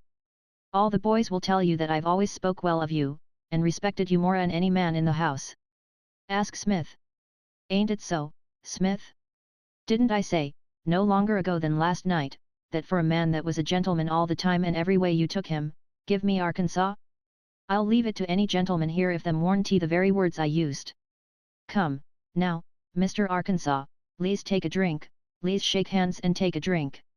Come up, everybody. It's my treat. Come up, Bill, Tom, Bob, Scotty, come up. I want you all to take a drink with me in Arkansas, old Arkansas, I call him, bully old Arkansas. Gimme your hand agent. Look at him, boys, just take a look at him. Thar stands the whitest man in America, and the man that denies it has got to fight me, that's all. Gimme that old flipper agent. They embraced, with drunken affection on the landlord's part and unresponsive toleration on the part of Arkansas, who, bribed by a drink, was disappointed of his prey once more. But the foolish landlord was so happy to have escaped butchery, that he went on talking when he ought to have marched himself out of danger. The consequence was that Arkansas shortly began to glower upon him dangerously, and presently said, "Landlord, will you please make that remark over agent if you please? I was sayin' to Scotty that my father was up'ards of 80-year-old when he died. Was that all that you said?" "Yes, that was all. Didn't say nothing but that." "No, nothing." Then an uncomfortable silence. Arkansas played with his glass a moment, lolling on his elbows on the counter. Then he meditatively scratched his left shin with his right boot, while the awkward silence continued. But presently he loafed away toward the stove, looking dissatisfied, roughly shouldered 2 or 3 men out of a comfortable position, occupied it himself, gave a sleeping dog a kick that sent him howling under a bench, then spread his long legs and his blanket coat tails apart and proceeded to warm his back. In a little while he fell to grumbling to himself, and soon he slouched back to the bar and said, "Landlord, what's your idea for rackin' up old personalities and blowin' about your father? Ain't this company agreeable to you? Ain't it? If this company ain't agreeable to you, praps we'd better leave. Is that your idea? Is that what you're coming at? Why bless your soul, Arkansas, I warn't thinking of such a thing. My father and my mother." "Landlord, don't crowd a man. Don't do it. If nothing'll do you but a disturbance, out with it like a man, I see, but don't rake up old bygones and fling 'em in the teeth of a passel of people that wants to be peaceable if they could get a. What's the matter with you this mornin', anyway? I never see a man carry on so. Arkansas, I really didn't mean no harm, and I won't go on with it if it's unpleasant to you. I reckon my liquor's got into my head, and what with the flood, and havin' so many to feed and look out for. So that's what's a ranklin' in your heart, is it? You want us to leave, do you? There's too many on us. You want us to pack up and swim. Is that it? Come. Please be reasonable, Arkansas. Now you know that I ain't the man to. Are you a-threatenin' me? Are you? By George, the man don't live that can scare me. Don't you try to come that game, my chicken, 'cause I can stand a good deal, but I won't stand that. Come out from behind that bar till I clean you. You want to drive us out, do you, you sneakin' underhanded hound? Come out from behind that bar. I'll learn you to bully and badger and browbeat a gentleman that's forever trying to befriend you and keep you out of trouble. Please, Arkansas, please don't shoot. If there's got to be bloodshed. Do you hear that, gentlemen? Do you hear him talk about bloodshed? So it's blood you want, is it, you ravin' desperado? You'd made up your mind to murder somebody this mornin', I knowed it perfectly well. I'm the man, am I? It's me you're goin' to murder, is it? But you can't do it 'thout I get one chance first, you thievin' black-hearted, white-livered son of a nigger. Draw your weapon." With that, Arkansas began to shoot, and the landlord to clamber over benches, men, and every sort of obstacle in a frantic desire to escape. In the midst of the wild hubbub the landlord crashed through a glass door, and as Arkansas charged after him the landlord's wife suddenly appeared in the doorway and confronted the desperado with a pair of scissors. Her fury was magnificent. With head erect and flashing eye she stood a moment and then advanced, with her weapon raised.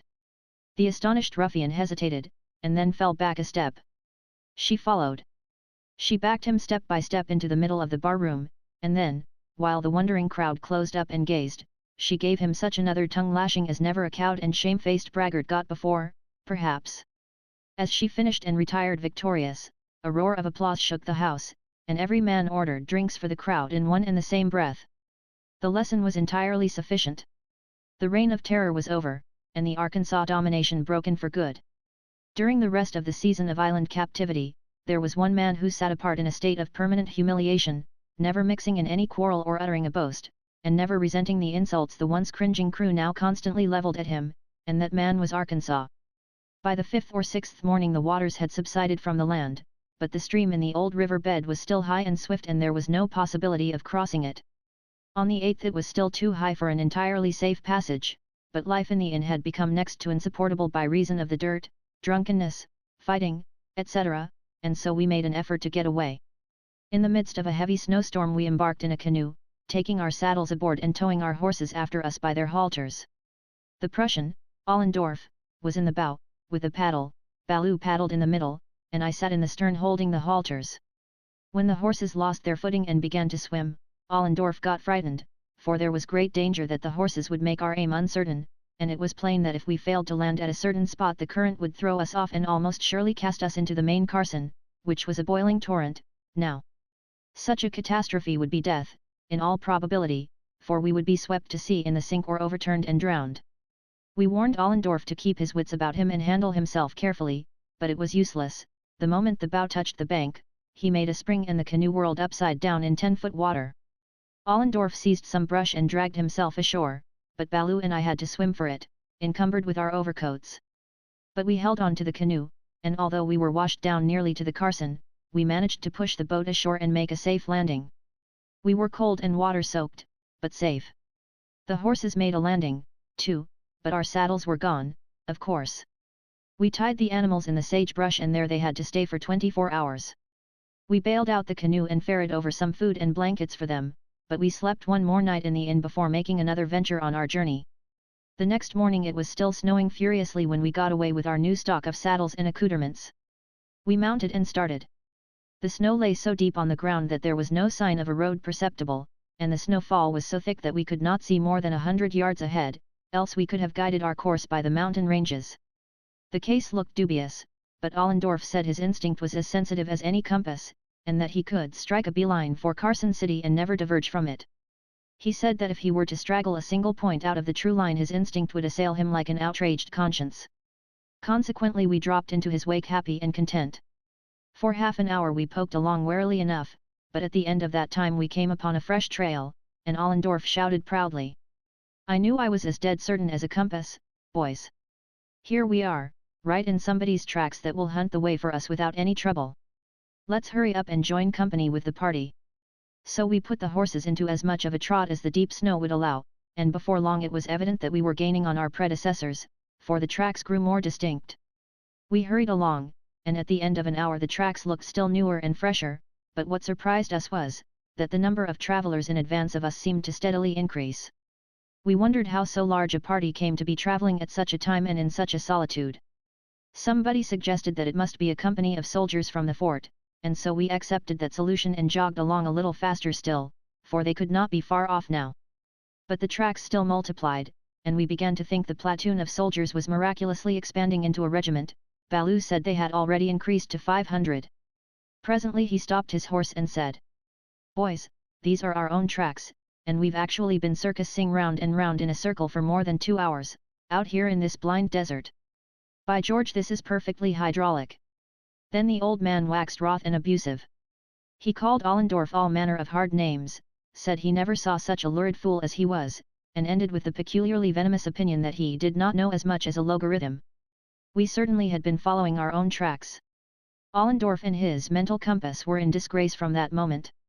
After all our hard travel, here we were on the bank of the stream again, with the inn beyond dimly outlined through the driving snowfall. While we were considering what to do, the young Swede landed from the canoe and took his pedestrian way Carson wards, singing his same tiresome song about his sister and his brother and the child in the grave with its mother, and in a short minute faded and disappeared in the white oblivion. He was never heard of again. He no doubt got bewildered and lost, and fatigue delivered him over to sleep and sleep betrayed him to death. Possibly he followed our treacherous tracks till he became exhausted and dropped. Presently the overland stage forded the now fast receding stream and started toward Carson on its first trip since the flood came. We hesitated no longer, now, but took up our march in its wake, and trotted merrily along, for we had good confidence in the driver's bump of locality. But our horses were no match for the fresh stage team. We were soon left out of sight, but it was no matter, for we had the deep ruts the wheels made for a guide. By this time it was 3 in the afternoon, and consequently it was not very long before night came, and not with a lingering twilight, but with a sudden shutting down like a cellar door, as is its habit in that country. The snowfall was still as thick as ever, and of course we could not see 15 steps before us, but all about us the white glare of the snowbed enabled us to discern the smooth sugar loaf mounds made by the covered sage bushes, and just in front of us the 2 faint grooves which we knew were the steadily filling and slowly disappearing wheel tracks. Now those sage bushes were all about the same height, 3 or 4 feet, they stood just about 7 feet apart, all over the vast desert, each of them was a mere snow mound. Now, in any direction that you proceeded, the same as in a well laid out orchard, you would find yourself moving down a distinctly defined avenue, with a row of these snow mounds on either side of it, an avenue the customary width of a road, nice and level in its breadth, and rising at the sides in the most natural way. By reason of the mounds. But we had not thought of this. Then imagine the chilly thrill that shot through us when it finally occurred to us, far in the night, that since the last faint trace of the wheel tracks had long ago been buried from sight, we might now be wandering down a mere sagebrush avenue, miles away from the road and diverging further and further away from it all the time. Having a cake of ice slip down one's back is placid comfort compared to it. There was a sudden leap and stir of blood that had been asleep for an hour, and a sudden arousing of all the drowsing activities in our minds and bodies. We were alive and awake at once, and shaking and quaking with consternation, too. There was an instant halting and dismounting, a bending low and an anxious scanning of the road bed. Useless, of course, for if a faint depression could not be discerned from an altitude of 4 or 5 feet above it, it certainly could not with one's nose nearly against it. Chapter 32. We seemed to be in a road, but that was no proof. We tested this by walking off in various directions. The regular snow mounds and the regular avenues between them convinced each man that he had found the true road, and that the others had found only false ones. Plainly the situation was desperate. We were cold and stiff and the horses were tired. We decided to build a sagebrush fire and camp out till morning. This was wise, because if we were wandering from the right road and the snowstorm continued another day, our case would be the next thing to hopeless if we kept on. All agreed that a campfire was what would come nearest to saving us, now, and so we set about building it. We could find no matches, and so we tried to make shift with the pistols. Not a man in the party had ever tried to do such a thing before, but not a man in the party doubted that it could be done, and without any trouble, because every man in the party had read about it in books many a time and had naturally come to believe it, with trusting simplicity, just as he had long ago accepted and believed that other common book fraud about Indians and lost hunters making a fire by rubbing 2 dry sticks together. We huddled together on our knees in the deep snow, and the horses put their noses together and bowed their patient heads over us, and while the feathery flakes eddied down and turned us into a group of white statuary, we proceeded with the momentous experiment. We broke twigs from a sage bush and piled them on a little cleared place in the shelter of our bodies. In the course of 10 or 15 minutes all was ready, and then, while conversation ceased and our pulses beat low with anxious suspense, Allendorf applied his revolver, pulled the trigger and blew the pile clear out of the county. It was the flattest failure that ever was. This was distressing, but it paled before a greater horror. The horses were gone. I had been appointed to hold the bridles, but in my absorbing anxiety over the pistol experiment I had unconsciously dropped them and the released animals had walked off in the storm. It was useless to try to follow them, for their footfalls could make no sound, and one could pass within 2 yards of the creatures and never see them. We gave them up without an effort at recovering them, and cursed the lying books that said horses would stay by their masters for protection and companionship in a distressful time like ours. We were miserable enough, before, we felt still more forlorn, now. Patiently, but with blighted hope, we broke more sticks and piled them, and once more the Prussians shot them into annihilation. Plainly, to light a fire with a pistol was an art requiring practice and experience, and the middle of a desert at midnight in a snowstorm was not a good place or time for the acquiring of the accomplishment. We gave it up and tried the other. Each man took a couple of sticks and fell to chafing them together. At the end of half an hour we were thoroughly chilled, and so were the sticks. We bitterly execrated the Indians, the hunters, and the books that had betrayed us with the silly device, and wondered dismally what was next to be done. At this critical moment Mr. Baloo fished out 4 matches from the rubbish of an overlooked pocket. To have found 4 gold bars would have seemed poor and cheap good luck compared to this. One cannot think how good a match looks under such circumstances, or how lovable and precious, and sacredly beautiful to the eye. This time we gathered sticks with high hopes, and when Mr. Baloo prepared to light the first match, there was an amount of interest centered upon him that pages of writing could not describe. The match burned hopefully a moment, and then went out. It could not have carried more regret with it if it had been a human life. The next match simply flashed and died. The wind puffed the third one out just as it was on the imminent verge of success. We gathered together closer than ever, and developed a solicitude that was rapt and painful, as Mr. Baloo scratched our last hope on his leg. It lit, burned blue and sickly, and then budded into a robust flame. Shading it with his hands, the old gentleman bent gradually down and every heart went with him, everybody, too, for that matter, and blood and breath stood still. The flame touched the sticks at last, took gradual hold upon them, hesitated, took a stronger hold, hesitated again, held its breath 5 heartbreaking seconds, then gave a sort of human gasp and went out. Nobody said a word for several minutes. It was a solemn sort of silence, even the wind put on a stealthy, sinister quiet, and made no more noise than the falling flakes of snow. Finally a sad-voiced conversation began, and it was soon apparent that in each of our hearts lay the conviction that this was our last night with the living. I had so hoped that I was the only one who felt so. When the others calmly acknowledged their conviction, it sounded like the summons itself. Allendorf said, "Brothers, let us die together. And let us go without one hard feeling towards each other. Let us forget and forgive bygones. I know that you have felt hard towards me for turning over the canoe, and for knowing too much and leading you round and round in the snow, but I meant well, forgive me. I acknowledge freely that I have had hard feelings against Mr. Baloo for abusing me and calling me a logarithm, which is a thing I do not know what, but no doubt a thing considered disgraceful and unbecoming in America, and it has scarcely been out of my mind and has hurt me a great deal, but let it go. I forgive Mr. Baloo with all my heart," and poor Allendorf broke down and the tears came. He was not alone, for I was crying too, and so was Mr. Baloo. Allendorf got his voice again and forgave me for things I had done and said. Then he got out his bottle of whiskey and said that whether he lived or died he would never touch another drop. He said he had given up all hope of life, and although ill-prepared, was ready to submit humbly to his fate, that he wished he could be spared a little longer, not for any selfish reason, but to make a thorough reform in his character, and by devoting himself to helping the poor, nursing the sick, and pleading with the people to guard themselves against the evils of intemperance, make his life a beneficent example to the young, and lay it down at last with the precious reflection that it had not been lived in vain. He ended by saying that his reform should begin at this moment, even here in the presence of death, since no longer time was to be vouchsafed wherein to prosecute it to men's help and benefit, and with that he threw away the bottle of whiskey. Mr. Baloo made remarks of similar purport, and began the reform he could not live to continue, by throwing away the ancient pack of cards that had solaced our captivity during the flood and made it bearable.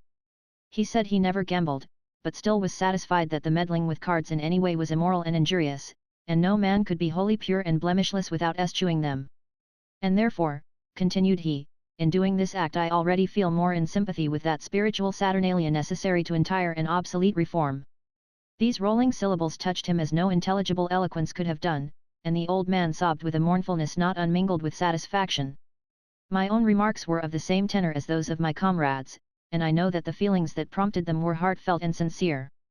We were all sincere, and all deeply moved and earnest, for we were in the presence of death and without hope. I threw away my pipe, and in doing it felt that at last I was free of a hated vice and one that had ridden me like a tyrant all my days. While I yet talked, the thought of the good I might have done in the world and the still greater good I might now do, with these new incentives and higher and better aims to guide me if I could only be spared a few years longer, overcame me and the tears came again. We put our arms about each other's necks and awaited the warning drowsiness that precedes death by freezing. It came stealing over us presently, and then we bade each other a last farewell. A delicious dreaminess wrought its web about my yielding senses, while the snowflakes wove a winding sheet about my conquered body. Oblivion came. The battle of life was done. Chapter 33. I do not know how long I was in a state of forgetfulness, but it seemed an age. A vague consciousness grew upon me by degrees, and then came a gathering anguish of pain in my limbs and through all my body. I shuddered. The thought flitted through my brain, this is death, this is the hereafter. Then came a white upheaval at my side, and a voice said, with bitterness, "Will some gentleman be so good as to kick me behind?" It was Baloo, at least it was a tousled snow image in a sitting posture, with Baloo's voice. I rose up, and there in the grey dawn, not 15 steps from us, were the frame buildings of a stage station, and under a shed stood our still saddled and bridled horses. An arched snowdrift broke up, now, and Allendorf emerged from it, and the three of us sat and stared at the houses without speaking a word. We really had nothing to say. We were like the profane man who could not do the subject justice. The whole situation was so painfully ridiculous and humiliating that words were tame and we did not know where to commence anyhow. The joy in our hearts at our deliverance was poisoned, well nigh dissipated, indeed. We presently began to grow pettish by degrees, and sullen, and then, angry at each other, angry at ourselves, angry at everything in general, we moodily dusted the snow from our clothing and in unsociable single file ploughed our way to the horses, unsaddled them, and sought shelter in the station. I have scarcely exaggerated a detail of this curious and absurd adventure. It occurred almost exactly as I have stated it. We actually went into camp in a snowdrift in a desert, at midnight in a storm, forlorn and hopeless, within 15 steps of a comfortable inn. For 2 hours we sat apart in the station and ruminated in disgust. The mystery was gone, now, and it was plain enough why the horses had deserted us. Without a doubt they were under that shed a quarter of a minute after they had left us, and they must have overheard and enjoyed all our confessions and lamentations. After breakfast we felt better, and the zest of life soon came back. The world looked bright again, and existence was as dear to us as ever. Presently an uneasiness came over me, grew upon me, assailed me without ceasing. Alas, my regeneration was not complete, I wanted to smoke. I resisted with all my strength, but the flesh was weak. I wandered away alone and wrestled with myself an hour. I recalled my promises of reform and preached to myself persuasively, upbraidingly, exhaustively. But it was all vain. I shortly found myself sneaking among the snowdrifts hunting for my pipe. I discovered it after a considerable search, and crept away to hide myself and enjoy it. I remained behind the barn a good while, asking myself how I would feel if my braver, stronger, truer comrades should catch me in my degradation. At last I lit the pipe, and no human being can feel meaner and baser than I did then. I was ashamed of being in my own pitiful company. Still dreading discovery, I felt that perhaps the further side of the barn would be somewhat safer, and so I turned the corner. As I turned the one corner, smoking, Allendorf turned the other with his bottle to his lips, and between us sat unconscious Baloo deep in a game of solitaire with the old greasy cards. Absurdity could go no farther. We shook hands and agreed to say no more about reform and examples to the rising generation. The station we were at was at the verge of the 26-mile desert. If we had approached it half an hour earlier the night before, we must have heard men shouting there and firing pistols, for they were expecting some sheep drovers and their flocks and knew that they would infallibly get lost and wander out of reach of help unless guided by sounds. While we remained at the station, 3 of the drovers arrived, nearly exhausted with their wanderings, but 2 others of their party were never heard of afterward. We reached Carson in due time, and took a rest. This rest, together with preparations for the journey to Esmeralda, kept us there a week, and the delay gave us the opportunity to be present at the trial of the great landslide case of Hyde vs. Morgan, an episode which is famous in Nevada to this day. After a word or two of necessary explanation, I will set down the history of this singular affair just as it transpired. Chapter 34. The mountains are very high and steep about Carson, Eagle, and Washoe valleys, very high and very steep, and so when the snow gets to melting off fast in the spring and the warm surface earth begins to moisten and soften, the disastrous landslides commence. The reader cannot know what a landslide is, unless he has lived in that country and seen the whole side of a mountain taken off some fine morning and deposited down in the valley, leaving a vast, treeless, unsightly scar upon the mountain's front to keep the circumstance fresh in his memory all the years that he may go on living within 70 miles of that place. General Buncombe was shipped out to Nevada in the invoice of territorial officers, to be United States Attorney. He considered himself a lawyer of parts, and he very much wanted an opportunity to manifest it, partly for the pure gratification of it and partly because his salary was territorially meager, which is a strong expression. Now the older citizens of a new territory look down upon the rest of the world with a calm, benevolent compassion, as long as it keeps out of the way. When it gets in the way they snub it. Sometimes this latter takes the shape of a practical joke. One morning Dick Hyde rode furiously up to General Buncombe's door in Carson City and rushed into his presence without stopping to tie his horse. He seemed much excited. He told the general that he wanted him to conduct a suit for him and would pay him $500 if he achieved a victory. And then, with violent gestures and a world of profanity, he poured out his grief. He said it was pretty well known that for some years he had been farming, or ranching as the more customary term is, in Washoe district, and making a successful thing of it, and furthermore it was known that his ranch was situated just in the edge of the valley, and that Tom Morgan owned a ranch immediately above it on the mountainside.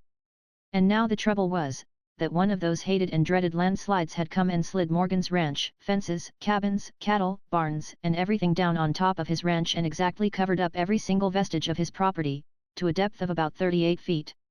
Morgan was in possession and refused to vacate the premises, said he was occupying his own cabin and not interfering with anybody else's, and said the cabin was standing on the same dirt and same ranch it had always stood on, and he would like to see anybody make him vacate. And when I reminded him, said Hyde, weeping, that it was on top of my ranch and that he was trespassing, he had the infernal meanness to ask me why didn't I stay on my ranch and hold possession when I see him coming. Why didn't I stay on it, the blathering lunatic, by George. When I heard that racket and looked up that hill it was just like the whole world was ripping and tearing down that mountainside, splinters, and cordwood, thunder and lightning, hail and snow, odds and ends of haystacks, and awful clouds of dust, trees going end over end in the air, rocks as big as a house jumping 'bout 1,000 feet high and busting into 10 million pieces, cattle turned inside out and coming head on with their tails hanging out between their teeth, and in the midst of all that wrack and destruction sot that cussed Morgan on his gatepost, wondering why I didn't stay and hold possession.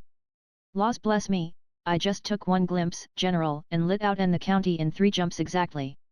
But what grinds me is that Morgan hangs on there and won't move off and that ranch, says it's his and he's going to keep it, likes it better and he did when it was higher up the hill.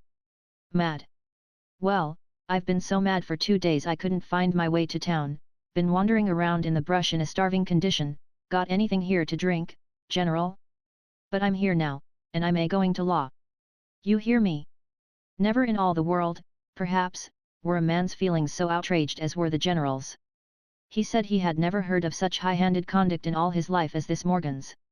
And he said there was no use in going to law, Morgan had no shadow of right to remain where he was, nobody in the wide world would uphold him in it, and no lawyer would take his case and no judge listen to it. Hyde said that right there was where he was mistaken. Everybody in town sustained Morgan. Hal Braden, a very smart lawyer, had taken his case, the courts being in vacation, it was to be tried before a referee, and ex-Governor Roop had already been appointed to that office and would open his court in a large public hall near the hotel at 2 that afternoon. The general was amazed. He said he had suspected before that the people of that territory were fools, and now he knew it. But he said rest easy, and collect the witnesses, for the victory was just as certain as if the conflict were already over. Hyde wiped away his tears and left. At 2 in the afternoon referee Roop's court opened and Roop appeared throned among his sheriffs, the witnesses and spectators, and wearing upon his face a solemnity so awe-inspiring that some of his fellow conspirators had misgivings that maybe he had not comprehended, after all, that this was merely a joke. An unearthly stillness prevailed, for at the slightest noise the judge uttered sternly the command, "Order in the court!" And the sheriffs promptly echoed it. Presently the general elbowed his way through the crowd of spectators, with his arms full of law books, and on his ears fell an order from the judge which was the first respectful recognition of his high official dignity that had ever saluted them, and it trickled pleasantly through his whole system. Way for the United States Attorney. The witnesses were called, legislators, high government officers, ranchmen, miners, Indians, Chinamen, Negroes. 3/4 of them were called by the defendant Morgan, but no matter, their testimony invariably went in favor of the plaintiff Hyde. Each new witness only added new testimony to the absurdity of a man's claiming to own another man's property because his farm had slid down on top of it. Then the Morgan lawyers made their speeches, and seemed to make singularly weak ones. They did really nothing to help the Morgan cause. And now the general, with exultation in his face, got up and made an impassioned effort. He pounded the table, he banged the law books, he shouted and roared, and howled, he quoted from everything and everybody, poetry, sarcasm, statistics, history, pathos, bathos, blasphemy, and wound up with a grand war whoop for free speech, freedom of the press, free schools, the glorious bird of America and the principles of eternal justice. Applause. When the general sat down, he did it with the conviction that if there was anything in good strong testimony, a great speech and believing and admiring countenances all around, Mr. Morgan's case was killed. Ex-Governor Roop leant his head upon his hand for some minutes, thinking, and the still audience waited for his decision. Then he got up and stood erect, with bended head, and thought again. Then he walked the floor with long, deliberate strides, his chin in his hand, and still the audience waited. At last he returned to his throne, seated himself, and began impressively. Gentlemen, I feel the great responsibility that rests upon me this day. This is no ordinary case. On the contrary, it is plain that it is the most solemn and awful that ever man was called upon to decide. Gentlemen, I have listened attentively to the evidence, and have perceived that the weight of it, the overwhelming weight of it, is in favor of the plaintiff Hyde. I have listened also to the remarks of counsel, with high interest, and especially will I commend the masterly and irrefutable logic of the distinguished gentleman who represents the plaintiff. But gentlemen, let us beware how we allow mere human testimony, human ingenuity in argument and human ideas of equity, to influence us at a moment so solemn as this. Gentlemen, it ill becomes us, worms as we are, to meddle with the decrees of heaven. It is plain to me that heaven, in its inscrutable wisdom, has seen fit to move this defendant's ranch for a purpose. We are but creatures, and we must submit. If heaven has chosen to favor the defendant Morgan in this marked and wonderful manner, and if heaven, dissatisfied with the position of the Morgan ranch upon the mountain side, has chosen to remove it to a position more eligible and more advantageous for its owner, it ill becomes us, insects as we are, to question the legality of the act or inquire into the reasons that prompted it. No, heaven created the ranches and it is heaven's prerogative to rearrange them, to experiment with them around at its pleasure. It is for us to submit, without repining. I warn you that this thing which has happened is a thing with which the sacrilegious hands and brains and tongues of men must not meddle. Gentlemen, it is the verdict of this court that the plaintiff, Richard Hyde, has been deprived of his ranch by the visitation of God. And from this decision there is no appeal. Buncombe seized his cargo of law books and plunged out of the courtroom frantic with indignation. He pronounced Roop to be a miraculous fool, an inspired idiot. In all good faith he returned at night and remonstrated with Roop upon his extravagant decision, and implored him to walk the floor and think for half an hour, and see if he could not figure out some sort of modification of the verdict. Roop yielded at last and got up to walk. He walked 2 hours and a half, and at last his face lit up happily and he told Buncombe it had occurred to him that the ranch underneath the New Morgan ranch still belonged to Hyde, that his title to the ground was just as good as it had ever been, and therefore he was of opinion that Hyde had a right to dig it out from under their end. The general never waited to hear the end of it. He was always an impatient and irascible man, that way. At the end of 2 months the fact that he had been played upon with a joke had managed to bore itself, like another Hoosac tunnel, through the solid adamant of his understanding. Chapter 35. When we finally left for Esmeralda, horseback, we had an addition to the company in the person of Capt. John Knight, the governor's brother. He had a good memory, and a tongue hung in the middle. This is a combination which gives immortality to conversation. Capt. John never suffered the talk to flag or falter once during the 120 miles of the journey. In addition to his conversational powers, he had 1 or 2 other endowments of a marked character. One was a singular handiness about doing anything and everything, from laying out a railroad or organizing a political party, down to sewing on buttons, shoeing a horse, or setting a broken leg, or a hen. Another was a spirit of accommodation that prompted him to take the needs, difficulties, and perplexities of anybody and everybody upon his own shoulders at any and all times, and dispose of them with admirable facility and alacrity, hence he always managed to find vacant beds in crowded inns, and plenty to eat in the emptiest larders. And finally, wherever he met a man, woman, or child, in camp, inn or desert, he either knew such parties personally or had been acquainted with a relative of the same. Such another travelling comrade was never seen before. I cannot forbear giving a specimen of the way in which he overcame difficulties. On the 2nd day out, we arrived, very tired and hungry, at a poor little inn in the desert, and were told that the house was full, no provisions on hand, and neither hay nor barley to spare for the horses, must move on. The rest of us wanted to hurry on while it was yet light, but Capt. John insisted on stopping a while. We dismounted and entered. There was no welcome for us on any face. Capt. John began his blandishments, and within 20 minutes he had accomplished the following things, viz., found old acquaintances in 3 teamsters, discovered that he used to go to school with the landlord's mother, recognized his wife as a lady whose life he had saved once in California, by stopping her runaway horse, mended a child's broken toy and won the favor of its mother, a guest of the inn, helped the hostler bleed a horse, and prescribed for another horse that had the heaves, treated the entire party 3 times at the landlord's bar, produced a later paper than anybody had seen for a week and sat himself down to read the news to a deeply interested audience. The result, summed up, was as follows: the hostler found plenty of feed for our horses, we had a trout supper, an exceedingly sociable time after it, good beds to sleep in, and a surprising breakfast in the morning, and when we left lamented by all. Capt. John had some bad traits, but he had some uncommonly valuable ones to offset them with. Esmeralda was in many respects another Humboldt, but in a little more forward state. The claims we had been paying assessments on were entirely worthless, and we threw them away. The principal one cropped out of the top of a knoll that was 14 feet high, and the inspired board of directors were running a tunnel under that knoll to strike the ledge. The tunnel would have to be 70 feet long, and would then strike the ledge at the same department that a shaft 12 feet deep would have reached. The board were living on the assessments. N.B. This hint comes too late for the enlightenment of New York silver miners, they have already learned all about this neat trick by experience. The board had no desire to strike the ledge, knowing that it was as barren of silver as a curbstone. This reminiscence calls to mind Jim Townsend's tunnel. He had paid assessments on a mine called the Daly till he was well nigh penniless. Finally an assessment was levied to run a tunnel 250 feet on the Daly, and Townsend went up on the hill to look into matters. He found the Daly cropping out of the apex of an exceedingly sharp-pointed peak, and a couple of men up there facing the proposed tunnel. Townsend made a calculation. Then he said to the men, "So you have taken a contract to run a tunnel into this hill 250 feet to strike this ledge?" "Yes, sir."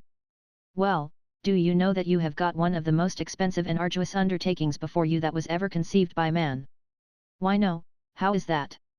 "Because this hill is only 25 feet through from side to side, and so you have got to build 225 feet of your tunnel on trestle work. The ways of silver mining boards are exceedingly dark and sinuous. We took up various claims, and commenced shafts and tunnels on them, but never finished any of them. We had to do a certain amount of work on each to hold it, else other parties could seize our property after the expiration of 10 days. We were always hunting up new claims and doing a little work on them and then waiting for a buyer, who never came. We never found any ore that would yield more than $50 a ton, and as the mills charged $50 a ton for working ore and extracting the silver, our pocket money melted steadily away and none returned to take its place. We lived in a little cabin and cooked for ourselves, and altogether it was a hard life, though a hopeful one, for we never ceased to expect fortune and a customer to burst upon us some day. At last, when flour reached $1 a pound, and money could not be borrowed on the best security at less than 8% a month, I being without the security, too, I abandoned mining and went to milling. That is to say, I went to work as a common laborer in a quartz mill, at $10 a week and board. Chapter 36. I had already learned how hard and long and dismal a task it is to burrow down into the bowels of the earth and get out the coveted ore, and now I learned that the burrowing was only half the work, and that to get the silver out of the ore was the dreary and laborious other half of it. We had to turn out at 6 in the morning and keep at it till dark. This mill was a 6-stamp affair, driven by steam. 6 tall, upright rods of iron, as large as a man's ankle, and heavily shod with a mass of iron and steel at their lower ends, were framed together like a gate, and these rose and fell, one after the other, in a ponderous dance, in an iron box called a battery. Each of these rods or stamps weighed 600 pounds. One of us stood by the battery all day long, breaking up masses of silver-bearing rock with a sledge and shoveling it into the battery. The ceaseless dance of the stamps pulverized the rock to powder, and a stream of water that trickled into the battery turned it to a creamy paste. The minutest particles were driven through a fine wire screen which fitted close around the battery, and were washed into great tubs warmed by superheated steam, amalgamating pans, they are called. The mass of pulp in the pans was kept constantly stirred up by revolving mullers. A quantity of quicksilver was kept always in the battery, and this seized some of the liberated gold and silver particles and held on to them. Quicksilver was shaken in a fine shower into the pans, also, about every half hour, through a buckskin sack. Quantities of coarse salt and sulfate of copper were added, from time to time to assist the amalgamation by destroying base metals which coated the gold and silver and would not let it unite with the quicksilver. All these tiresome things we had to attend to constantly. Streams of dirty water flowed always from the pans and were carried off in broad wooden troughs to the ravine.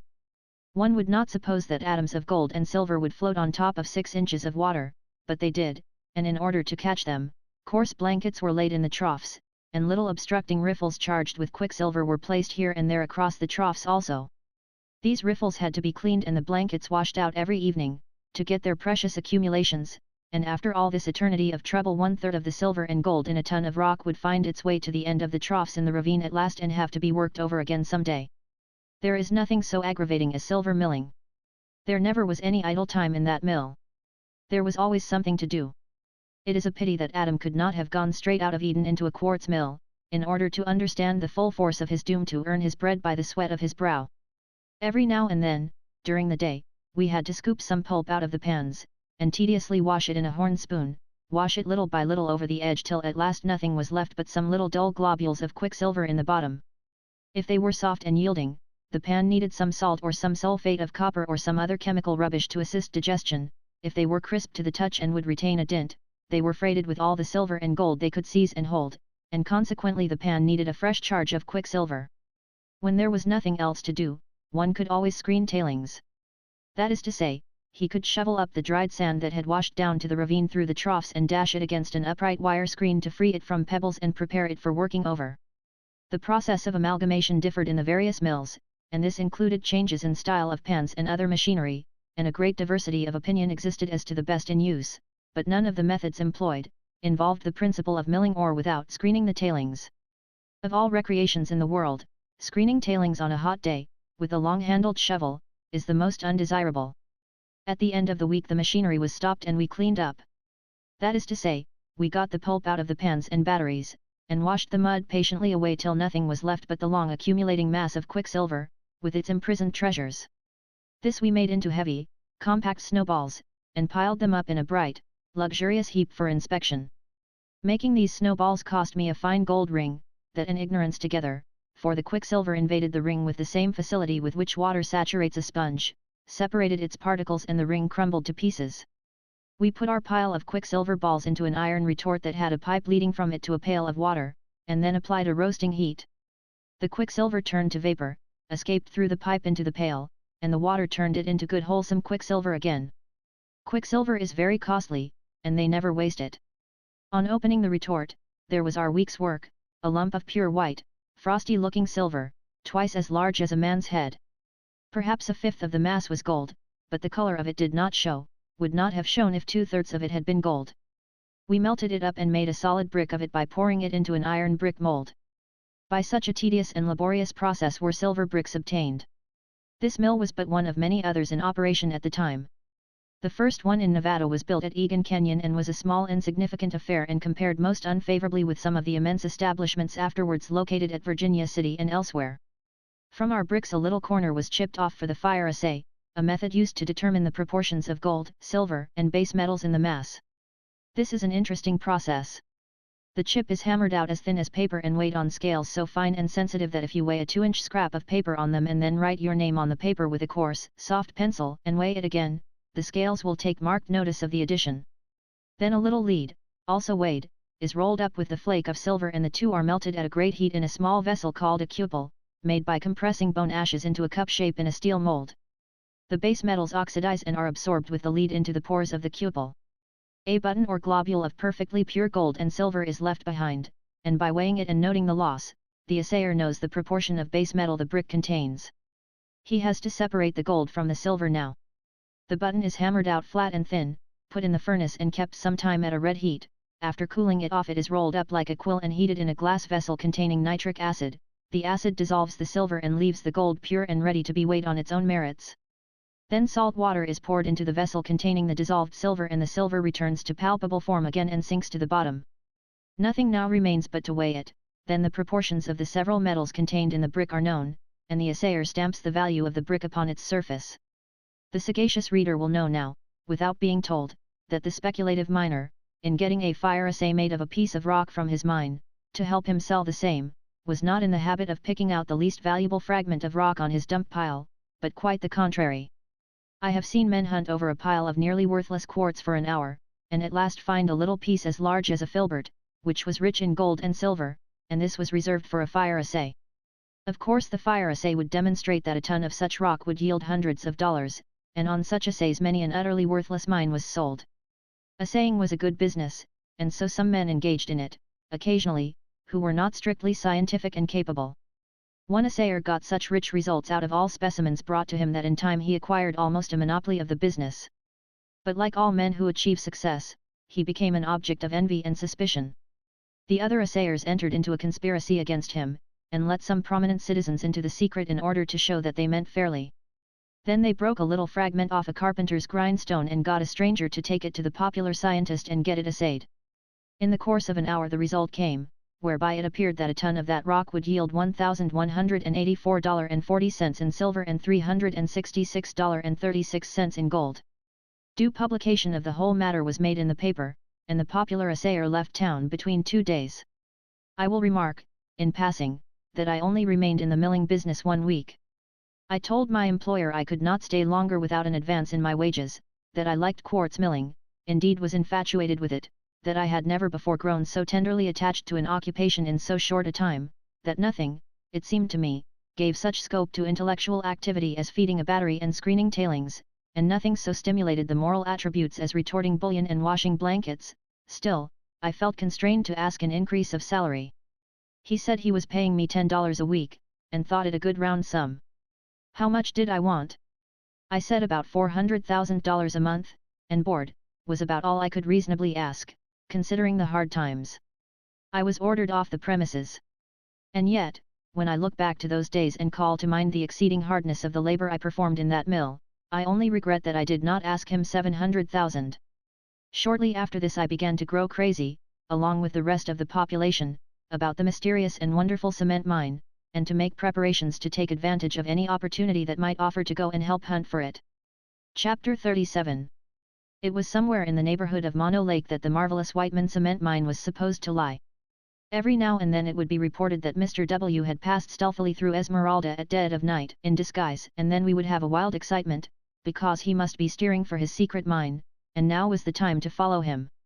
In less than 3 hours after daylight all the horses and mules and donkeys in the vicinity would be bought, hired, or stolen, and half the community would be off for the mountains, following in the wake of Whiteman. But W. would drift about through the mountain gorges for days together, in a purposeless sort of way, until the provisions of the miners ran out, and they would have to go back home. I have known it reported at 11 at night, in a large mining camp, that Whiteman had just passed through, and in 2 hours the streets, so quiet before, would be swarming with men and animals. Every individual would be trying to be very secret, but yet venturing to whisper to just one neighbor that W. had passed through. And long before daylight, this in the dead of winter, the stampede would be complete, the camp deserted, and the whole population gone chasing after W. The tradition was that in the early immigration, more than 20 years ago, 3 young Germans, brothers, who had survived an Indian massacre on the plains, wandered on foot through the deserts, avoiding all trails and roads, and simply holding a westerly direction and hoping to find California before they starved, or died of fatigue. And in a gorge in the mountains they sat down to rest one day, when one of them noticed a curious vein of cement running along the ground, shot full of lumps of dull yellow metal. They saw that it was gold, and that here was a fortune to be acquired in a single day.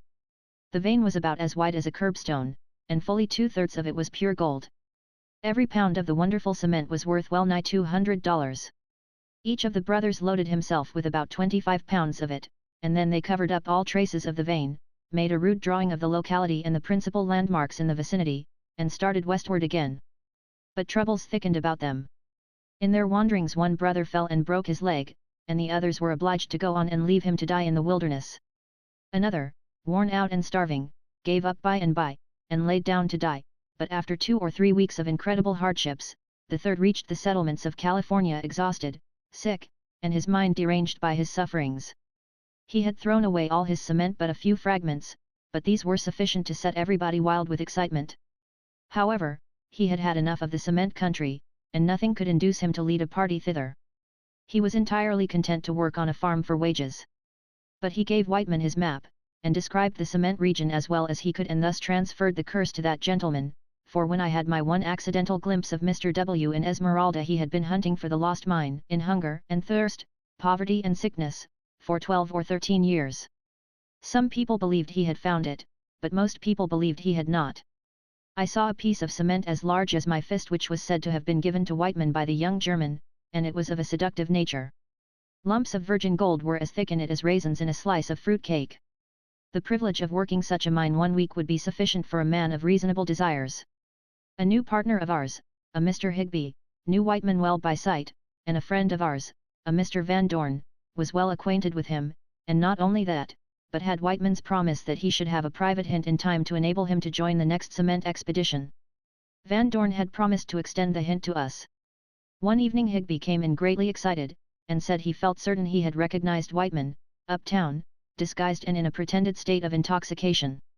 In a little while Van Dorn arrived and confirmed the news, and so we gathered in our cabin and with heads close together arranged our plans in impressive whispers. We were to leave town quietly, after midnight, in 2 or 3 small parties, so as not to attract attention, and meet at dawn on the divide overlooking Mono Lake, 8 or 9 miles distant. We were to make no noise after starting, and not speak above a whisper under any circumstances. It was believed that for once Whiteman's presence was unknown in the town and his expedition unsuspected. Our conclave broke up at 9 o'clock, and we set about our preparation diligently and with profound secrecy. At 11 o'clock we saddled our horses, hitched them with their long riatas, or lassos, and then brought out a side of bacon, a sack of beans, a small sack of coffee, some sugar, 100 pounds of flour in sacks, some tin cups and a coffee pot, frying pan, and some few other necessary articles. All these things were packed on the back of a led horse, and whoever has not been taught, by a Spanish adept, to pack an animal, let him never hope to do the thing by natural smartness. That is impossible. Higby had had some experience, but was not perfect. He put on the pack saddle, a thing like a sawbuck, piled the property on it and then wound a rope all over and about it and under it, every which way, taking a hitch in it every now and then, and occasionally surging back on it till the horse's sides sunk in and he gasped for breath, but every time the lashings grew tight in one place they loosened in another. We never did get the load tight all over, but we got it so that it would do, after a fashion, and then we started, in single file, close order and without a word. It was a dark night. We kept the middle of the road, and proceeded in a slow walk past the rows of cabins, and whenever a miner came to his door I trembled for fear the light would shine on us and excite curiosity. But nothing happened. We began the long winding ascent of the canyon, toward the divide, and presently the cabins began to grow infrequent, and the intervals between them wider and wider, and then I began to breathe tolerably freely and feel less like a thief and a murderer. I was in the rear, leading the pack horse. As the ascent grew steeper he grew proportionately less satisfied with his cargo, and began to pull back on his riata occasionally and delay progress. My comrades were passing out of sight in the gloom. I was getting anxious. I coaxed and bullied the pack horse till I presently got him into a trot, and then the tin cups and pans strung about his person frightened him and he ran. His riata was wound around the pommel of my saddle, and so, as he went by he dragged me from my horse and the 2 animals travelled briskly on without me. But I was not alone, the loosened cargo tumbled overboard from the pack horse and fell close to me. It was abreast of almost the last cabin. A miner came out and said, "Hello." I was 30 steps from him, and knew he could not see me, it was so very dark in the shadow of the mountain. So I lay still. Another head appeared in the light of the cabin door, and presently the 2 men walked toward me. They stopped within 10 steps of me, and one said, "St. Listen." I could not have been in a more distressed state if I had been escaping justice with a price on my head. Then the miners appeared to sit down on a boulder, though I could not see them distinctly enough to be very sure what they did. One said, "I heard a noise, as plain as I ever heard anything. It seemed to be about there." A stone whizzed by my head. I flattened myself out in the dust like a postage stamp, and thought to myself if he mended his aim ever so little he would probably hear another noise. In my heart, now, I execrated secret expeditions. I promised myself that this should be my last, though the Sierras were ribbed with cement veins. Then one of the men said, "I'll tell you what. Welch knew what he was talking about when he said he saw Whiteman today. I heard horses, that was the noise. I am going down to Welch's, right away." They left and I was glad. I did not care whither they went, so they went. I was willing they should visit Welch, and the sooner the better. As soon as they closed their cabin door my comrades emerged from the gloom, they had caught the horses and were waiting for a clear coast again. We remounted the cargo on the pack horse and got under way, and as day broke we reached the divide and joined Van Dorn. Then we journeyed down into the valley of the lake, and feeling secure, we halted to cook breakfast, for we were tired and sleepy and hungry. 3 hours later the rest of the population filed over the divide in a long procession, and drifted off out of sight around the borders of the lake. Whether or not my accident had produced this result we never knew, but at least one thing was certain, the secret was out and Whiteman would not enter upon a search for the cement mine this time. We were filled with chagrin. We held a council and decided to make the best of our misfortune and enjoy a week's holiday on the borders of the curious lake.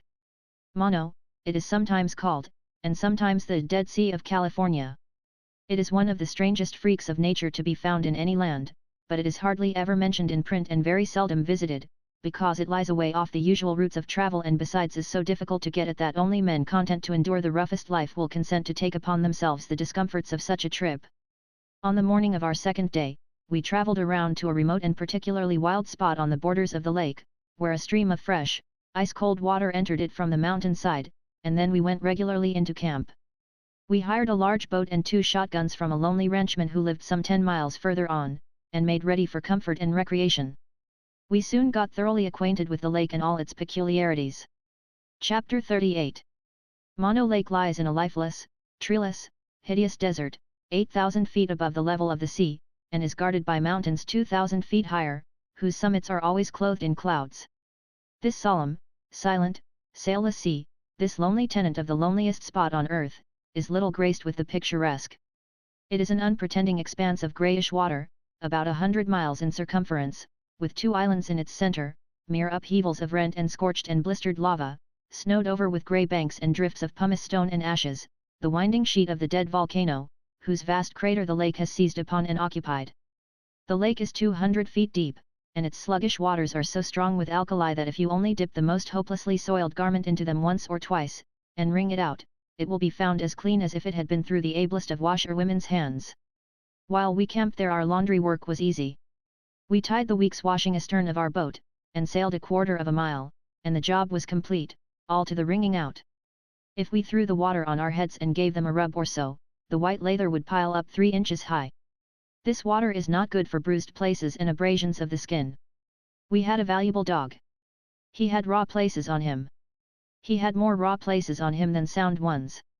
He was the rawest dog I almost ever saw. He jumped overboard one day to get away from the flies.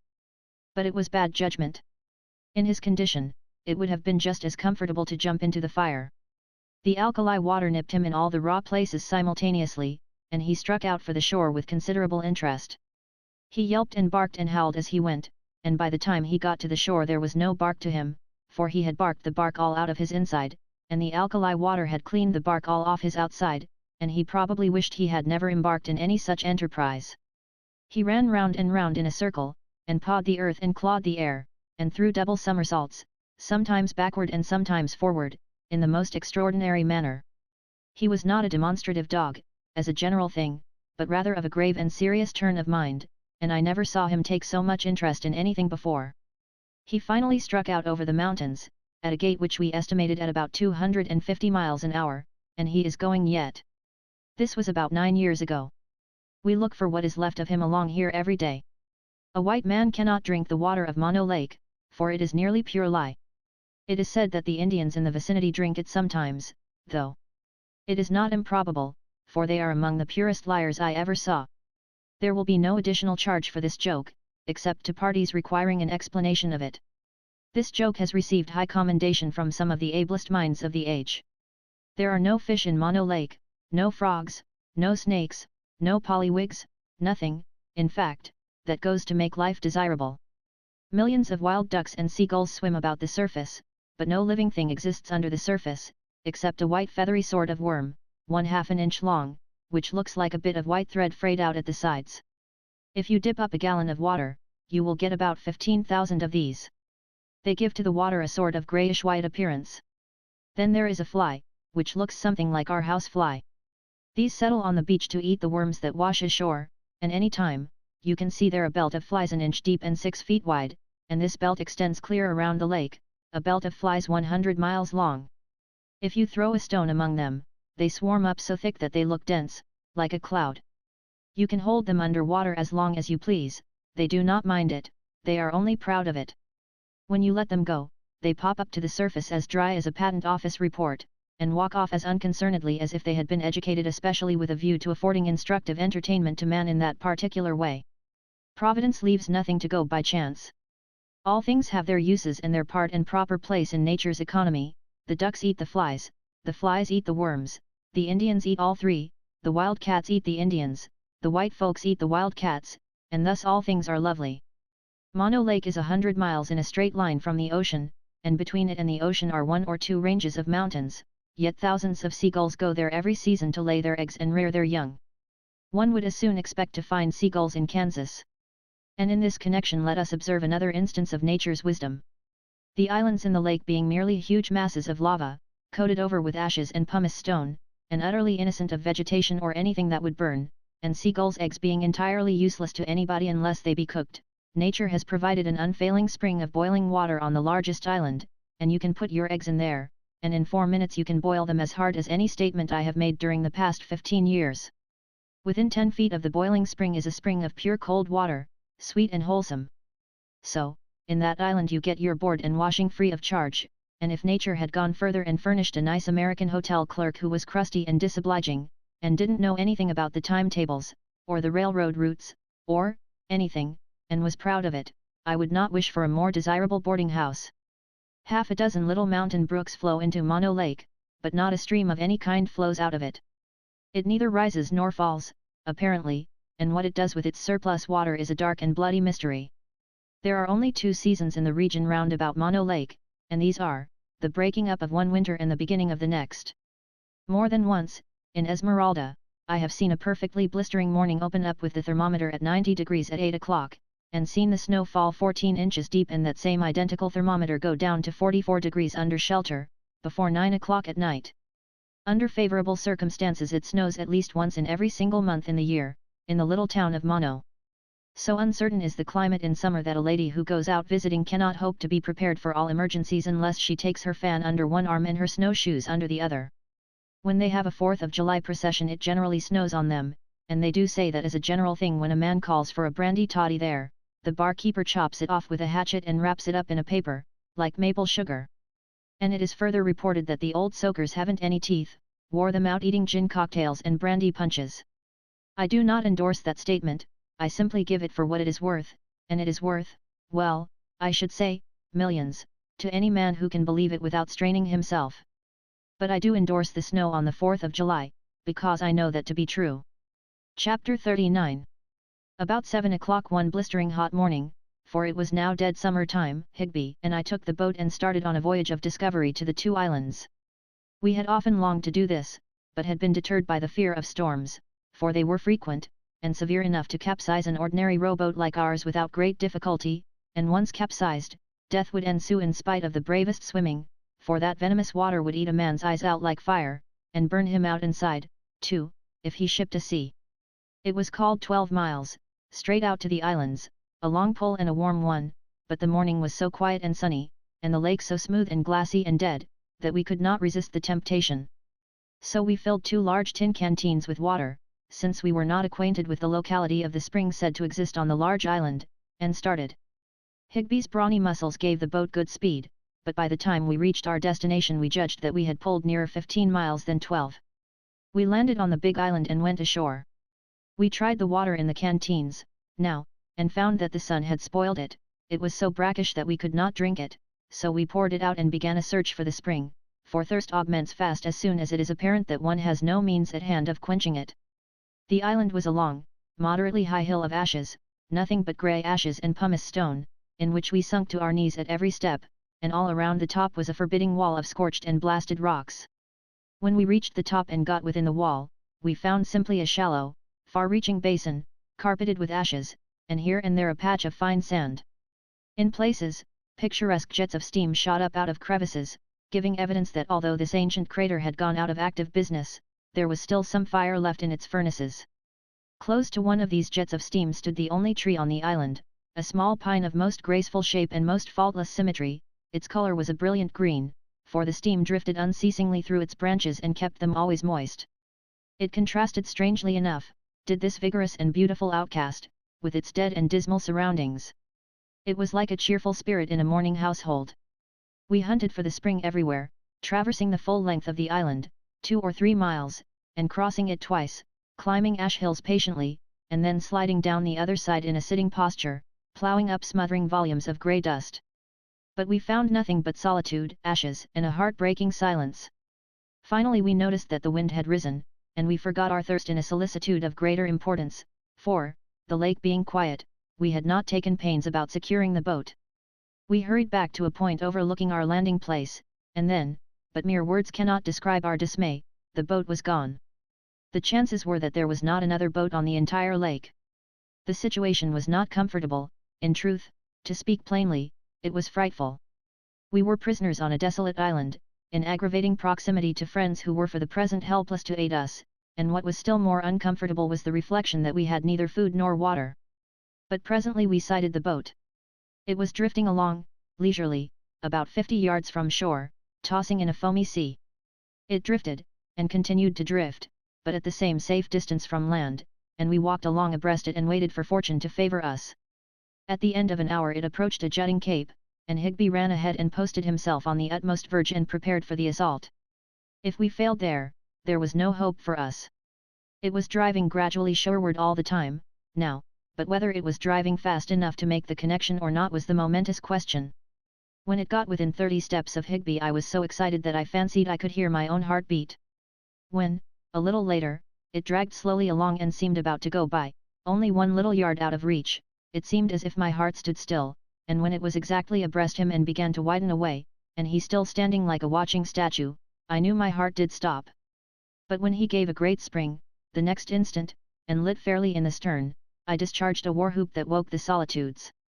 But it dulled my enthusiasm. Presently, when he told me he had not been caring whether the boat came within jumping distance or not, so that it passed within 8 or 10 yards of him, for he had made up his mind to shut his eyes and mouth and swim that trifling distance. Imbecile that I was, I had not thought of that. It was only a long swim that could be fatal. The sea was running high and the storm increasing. It was growing late, 2, 3 or 4 in the afternoon. Whether to venture toward the mainland or not, was a question of some moment. But we were so distressed by thirst that we decided to try it, and so Higby fell to work and I took the steering oar. When we had pulled a mile, laboriously, we were evidently in serious peril, for the storm had greatly augmented, the billows ran very high and were capped with foaming crests, the heavens were hung with black, and the wind blew with great fury. We would have gone back, now, but we did not dare to turn the boat around, because as soon as she got in the trough of the sea she would upset, of course. Our only hope lay in keeping her head on to the seas. It was hard work to do this, she plunged so, and so beat and belaboured the billows with her rising and falling bows. Now and then one of Higby's oars would trip on the top of a wave, and the other one would snatch the boat half around in spite of my cumbersome steering apparatus. We were drenched by the sprays constantly, and the boat occasionally shipped water. By and by, powerful as my comrade was, his great exertions began to tell on him, and he was anxious that I should change places with him till he could rest a little. But I told him this was impossible, for if the steering oar were dropped a moment while we changed, the boat would slough around into the trough of the sea, capsize, and in less than 5 minutes we would have 100 gallons of soapsuds in us and be eaten up so quickly that we could not even be present at our own inquest. But things cannot last always. Just as the darkness shut down we came booming into port, head on. Higby dropped his oars to hurrah, I dropped mine to help, the sea gave the boat a twist, and over she went. The agony that alkali water inflicts on bruises, chafes, and blistered hands, is unspeakable, and nothing but greasing all over will modify it, but we ate, drank, and slept well, that night, notwithstanding. In speaking of the peculiarities of Mono Lake, I ought to have mentioned that at intervals all around its shores stand picturesque turret-looking masses and clusters of a whitish, coarse-grained rock that resembles inferior mortar dried hard, and if one breaks off fragments of this rock he will find perfectly shaped and thoroughly petrified gulls' eggs deeply embedded in the mass. How did they get there? I simply state the fact, for it is a fact, and leave the geological reader to crack the nut at his leisure and solve the problem after his own fashion. At the end of a week we adjourned to the Sierras on a fishing excursion, and spent several days in camp under snowy Castle Peak, and fished successfully for trout in a bright, miniature lake whose surface was between 10 and 11,000 feet above the level of the sea, cooling ourselves during the hot August noons by sitting on snow banks 10 feet deep, under whose sheltering edges fine grass and dainty flowers flourished luxuriously, and at night entertaining ourselves by almost freezing to death. Then we returned to Mono Lake, and finding that the cement excitement was over for the present, packed up and went back to Esmeralda. Mr. Balu reconnoitered a while, and not liking the prospect, set out alone for Humboldt. About this time occurred a little incident which has always had a sort of interest to me, from the fact that it came so near instigating my funeral. At a time when an Indian attack had been expected, the citizens hid their gunpowder where it would be safe and yet convenient to hand when wanted. A neighbor of ours hid 6 cans of rifle powder in the bake oven of an old discarded cooking stove which stood on the open ground near a frame outhouse or shed, and from and after that day never thought of it again. We hired a half-tamed Indian to do some washing for us, and he took up quarters under the shed with his tub. The ancient stove reposed within 6 feet of him, and before his face. Finally it occurred to him that hot water would be better than cold, and he went out and fired up under that forgotten powder magazine and set on a kettle of water. Then he returned to his tub. I entered the shed presently and threw down some more clothes, and was about to speak to him when the stove blew up with a prodigious crash, and disappeared, leaving not a splinter behind. Fragments of it fell in the streets full 200 yards away. Nearly a third of the shed roof over our heads was destroyed, and one of the stove lids, after cutting a small stanchion half in two in front of the Indian, whizzed between us and drove partly through the weatherboarding beyond. I was as white as a sheet and as weak as a kitten and speechless. But the Indian betrayed no trepidation, no distress, not even discomfort. He simply stopped washing, leaned forward and surveyed the clean, blank ground a moment, and then remarked, "Mph. Damn stove heap gone," and resumed his scrubbing as placidly as if it were an entirely customary thing for a stove to do. I will explain, that heap is Injun English for very much. The reader will perceive the exhaustive expressiveness of it in the present instance. Chapter 40. I now come to a curious episode, the most curious, I think, that had yet accented my slothful, valueless, heedless career. Out of a hillside toward the upper end of the town, projected a wall of reddish-looking quartz croppings, the exposed comb of a silver-bearing ledge that extended deep down into the earth, of course. It was owned by a company entitled the Wide West. There was a shaft 60 or 70 feet deep on the underside of the croppings, and everybody was acquainted with the rock that came from it, and tolerably rich rock it was, too, but nothing extraordinary. I will remark here, that although to the inexperienced stranger all the quartz of a particular district looks about alike, an old resident of the camp can take a glance at a mixed pile of rock, separate the fragments and tell you which mine each came from, as easily as a confectioner can separate and classify the various kinds and qualities of candy in a mixed heap of the article.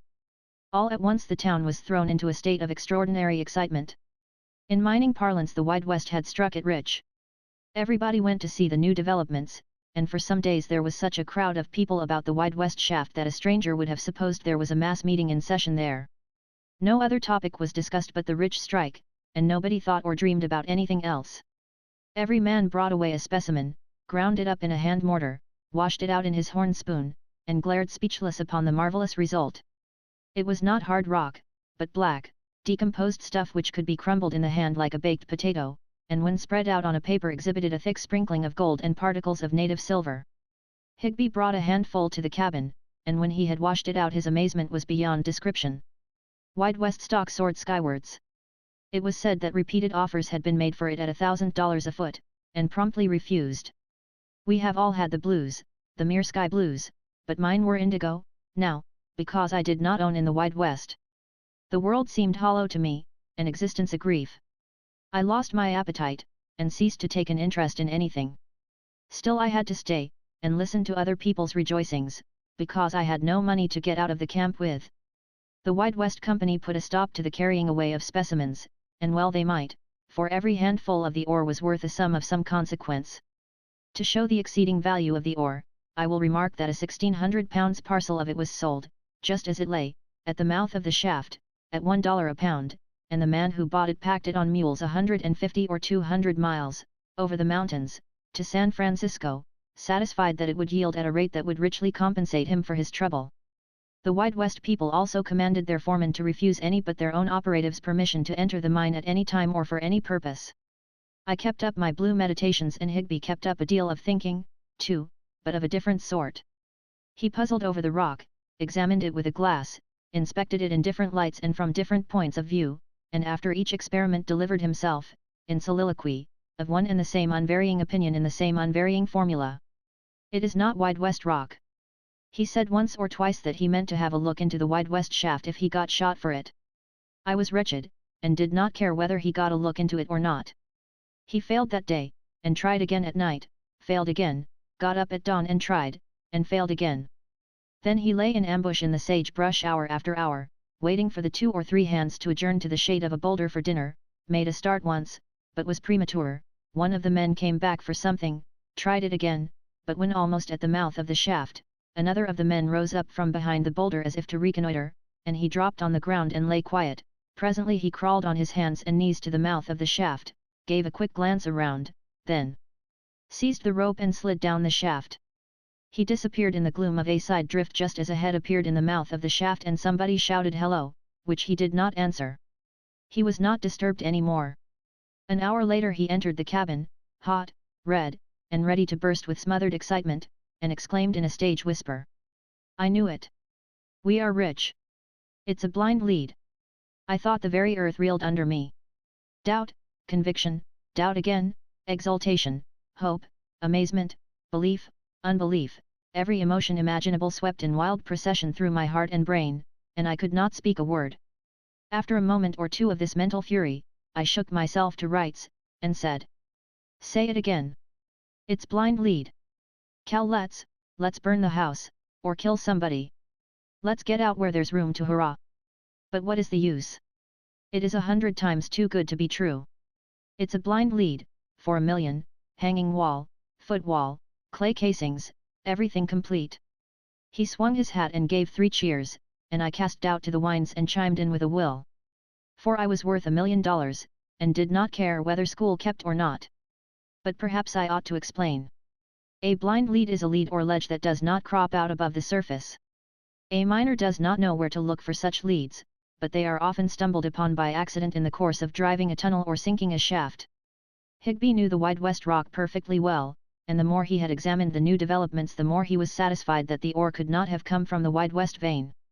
And so had it occurred to him alone, of all the camp, that there was a blind lead down in the shaft, and that even the Wide West people themselves did not suspect it. He was right.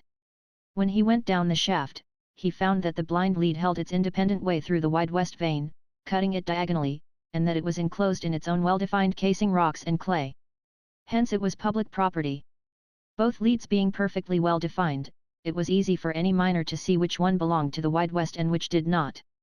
We thought it well to have a strong friend, and therefore we brought the foreman of the Wide West to our cabin that night and revealed the great surprise to him. Higby said, We are going to take possession of this blind lead, record it and establish ownership, and then forbid the Wide West Company to take out any more of the rock. You cannot help your company in this matter, nobody can help them. I will go into the shaft with you and prove to your entire satisfaction that it is a blind lead. Now we propose to take you in with us, and claim the blind lead in our 3 names. What do you say? What could a man say who had an opportunity to simply stretch forth his hand and take possession of a fortune without risk of any kind and without wronging anyone or attaching the least taint of dishonor to his name? He could only say, Agreed. The notice was put up that night, and duly spread upon the recorder's books before 10 o'clock. We claimed 200 feet each, 600 feet in all, the smallest and compactest organization in the district, and the easiest to manage. No one can be so thoughtless as to suppose that we slept, that night. Higby and I went to bed at midnight, but it was only to lie broad awake and think, dream, scheme. The floorless, tumble-down cabin was a palace, the ragged grey blankets silk, the furniture rosewood and mahogany. Each new splendor that burst out of my visions of the future whirled me bodily over in bed or jerked me to a sitting posture just as if an electric battery had been applied to me. We shot fragments of conversation back and forth at each other. Once Higby said, When are you going home, to the States? Tomorrow, with an evolution or 2, ending with a sitting position. Well, no, but next month, at furthest. We'll go in the same steamer. Agreed. A pause. Steamer of the 10th. Yes. No, the 1st. All right. Another pause. Where are you going to live? Said Higby. San Francisco. That's me. Pause. Too high, too much climbing, from Higby. What is? I was thinking of Russian Hill, building a house up there. Too much climbing? Shan't you keep a carriage? Of course. I forgot that. Pause. Cal, what kind of a house are you going to build? I was thinking about that. 3-story and an attic. But what kind? Well, I don't hardly know. Brick, I suppose. Brick, bosh. Why? What is your idea? Brownstone front, French plate glass, billiard room off the dining room, statuary and paintings, shrubbery and 2-acre grass plat, greenhouse, iron dog on the front stoop, grey horses, landau and a coachman with a bug on his hat. By George. A long pause. Cal, when are you going to Europe? Well, I hadn't thought of that. When are you? In the spring. Going to be gone all summer. All summer. I shall remain there 3 years. No, but are you in earnest? Indeed I am. I will go along too. Why, of course you will. What part of Europe shall you go to? All parts. France, England, Germany, Spain, Italy, Switzerland, Syria, Greece, Palestine, Arabia, Persia, Egypt, all over, everywhere. I'm agreed. All right. Won't it be a swell trip? We'll spend $40,000 or $50,000 trying to make it one, anyway. Another long pause. Higby, we owe the butcher $6, and he has been threatening to stop our. Hang the butcher. Amen. And so it went on. By 3 o'clock we found it was no use, and so we got up and played cribbage and smoked pipes till sunrise. It was my week to cook. I always hated cooking, now, I abhorred it. The news was all over town. The former excitement was great, this one was greater still. I walked the streets serene and happy. Higby said the foreman had been offered $200,000 for his third of the mine. I said I would like to see myself selling for any such price. My ideas were lofty. My figure was $1 million. Still, I honestly believe that if I had been offered it, it would have had no other effect than to make me hold off for more. I found abundant enjoyment in being rich. A man offered me a $300 horse, and wanted to take my simple, unendorsed note for it.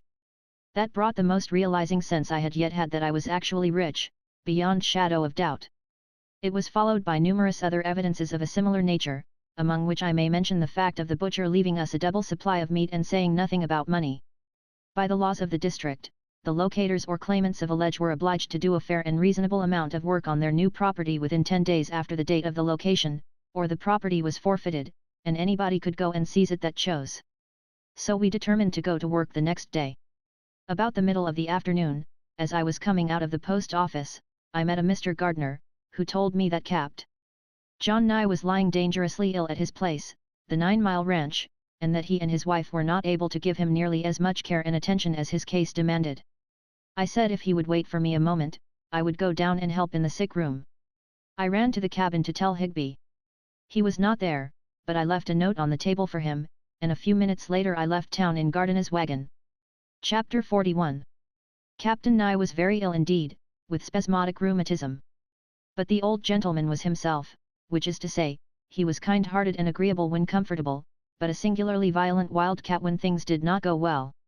He would be smiling along pleasantly enough, when a sudden spasm of his disease would take him and he would go out of his smile into a perfect fury. He would groan and wail and howl with the anguish, and fill up the odd chinks with the most elaborate profanity that strong convictions and a fine fancy could contrive. With fair opportunity he could swear very well and handle his adjectives with considerable judgment, but when the spasm was on him it was painful to listen to him, he was so awkward. However, I had seen him nurse a sick man himself and put up patiently with the inconveniences of the situation, and consequently I was willing that he should have full license now that his own turn had come. He could not disturb me, with all his raving and ranting, for my mind had work on hand, and it laboured on diligently, night and day, whether my hands were idle or employed. I was altering and amending the plans for my house, and thinking over the propriety of having the billiard room in the attic, instead of on the same floor with the dining room.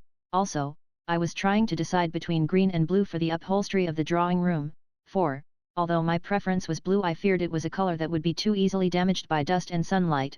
Likewise, while I was content to put the coachman in a modest livery, I was uncertain about a footman. I needed one. And was even resolved to have one, but wished he could properly appear and perform his functions out of livery, for I somewhat dreaded so much show, and yet, inasmuch as my late grandfather had had a coachman and such things, but no liveries, I felt rather drawn to beat him, or beat his ghost. At any rate, I was also systematizing the European trip, and managed to get it all laid out, as to route and length of time to be devoted to it, everything, with one exception, namely, whether to cross the desert from Cairo to Jerusalem per camel, or go by sea to Beirut, and thence down through the country per caravan.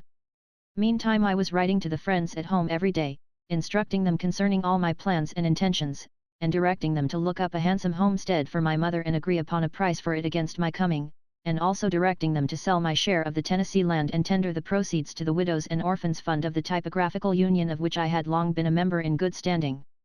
This Tennessee land had been in the possession of the family many years, and promised to confer high fortune upon us some day. It still promises it, but in a less violent way. When I had been nursing the captain 9 days he was somewhat better, but very feeble.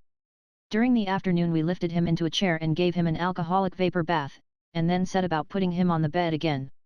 We had to be exceedingly careful, for the least jar produced pain. Gardner had his shoulders and I his legs. In an unfortunate moment I stumbled and the patient fell heavily on the bed in an agony of torture. I never heard a man swear so in my life. He raved like a maniac, and tried to snatch a revolver from the table, but I got it. He ordered me out of the house, and swore a world of oaths that he would kill me wherever he caught me when he got on his feet again. It was simply a passing fury, and meant nothing. I knew he would forget it in an hour, and maybe be sorry for it, too, but it angered me a little, at the moment. So much so, indeed, that I determined to go back to Esmeralda. I thought he was able to get along alone, now, since he was on the war path. I took supper, and as soon as the moon rose, began my 9-mile journey, on foot. Even millionaires needed no horses, in those days, for a mere 9-mile jaunt without baggage. As I raised the hill overlooking the town, it lacked 15 minutes of 12. I glanced at the hill over beyond the canyon, and in the bright moonlight saw what appeared to be about half the population of the village massed on and around the wide west croppings. My heart gave an exulting bound, and I said to myself, they have made a new strike tonight, and struck it richer than ever, no doubt. I started over there, but gave it up. I said the trick would keep, and I had climbed hill enough for one night. I went on down through the town, and as I was passing a little German bakery, a woman ran out and begged me to come in and help her. She said her husband had a fit. I went in, and judged she was right. He appeared to have 100 of them, compressed into one. 2 Germans were there, trying to hold him, and not making much of a success of it. I ran up the street half a block or so and rooted out a sleeping doctor, brought him down half-dressed, and we 4 wrestled with the maniac, and doctored, drenched and bled him, for more than an hour, and the poor German woman did the crying. He grew quiet, now, and the doctor and I withdrew and left him to his friends. It was a little after 1 o'clock. As I entered the cabin door, tired but jolly, the dingy light of a tallow candle revealed Higby, sitting by the pine table gazing stupidly at my note, which he held in his fingers, and looking pale, old, and haggard. I halted, and looked at him. He looked at me, stolidly. I said, "Higby, what is it?" "We're ruined, we didn't do the work, the blind lead's relocated." It was enough. I sat down sick, grieved, broken-hearted, indeed. A minute before, I was rich and brimful of vanity, I was a pauper now, and very meek.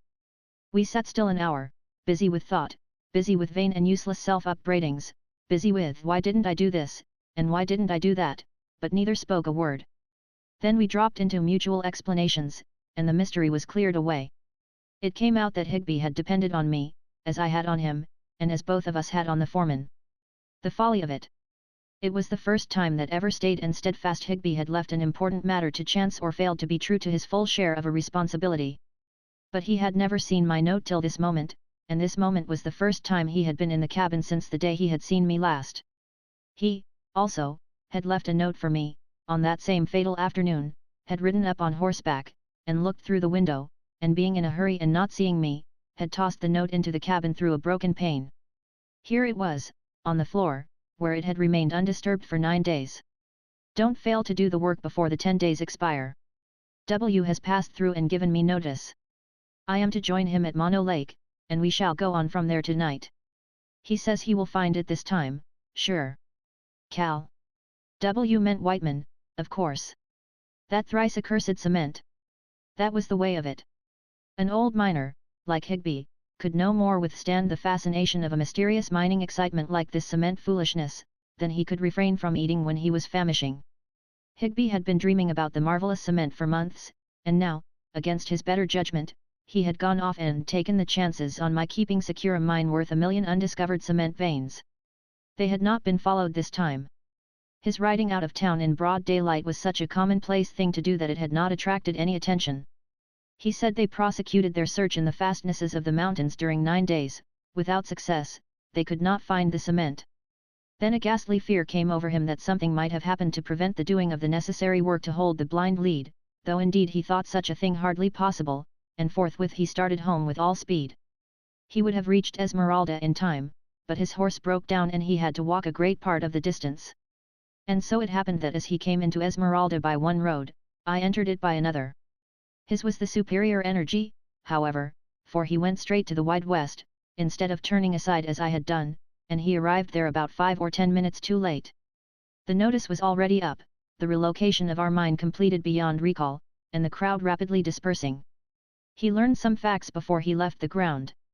The foreman had not been seen about the streets since the night we had located the mine.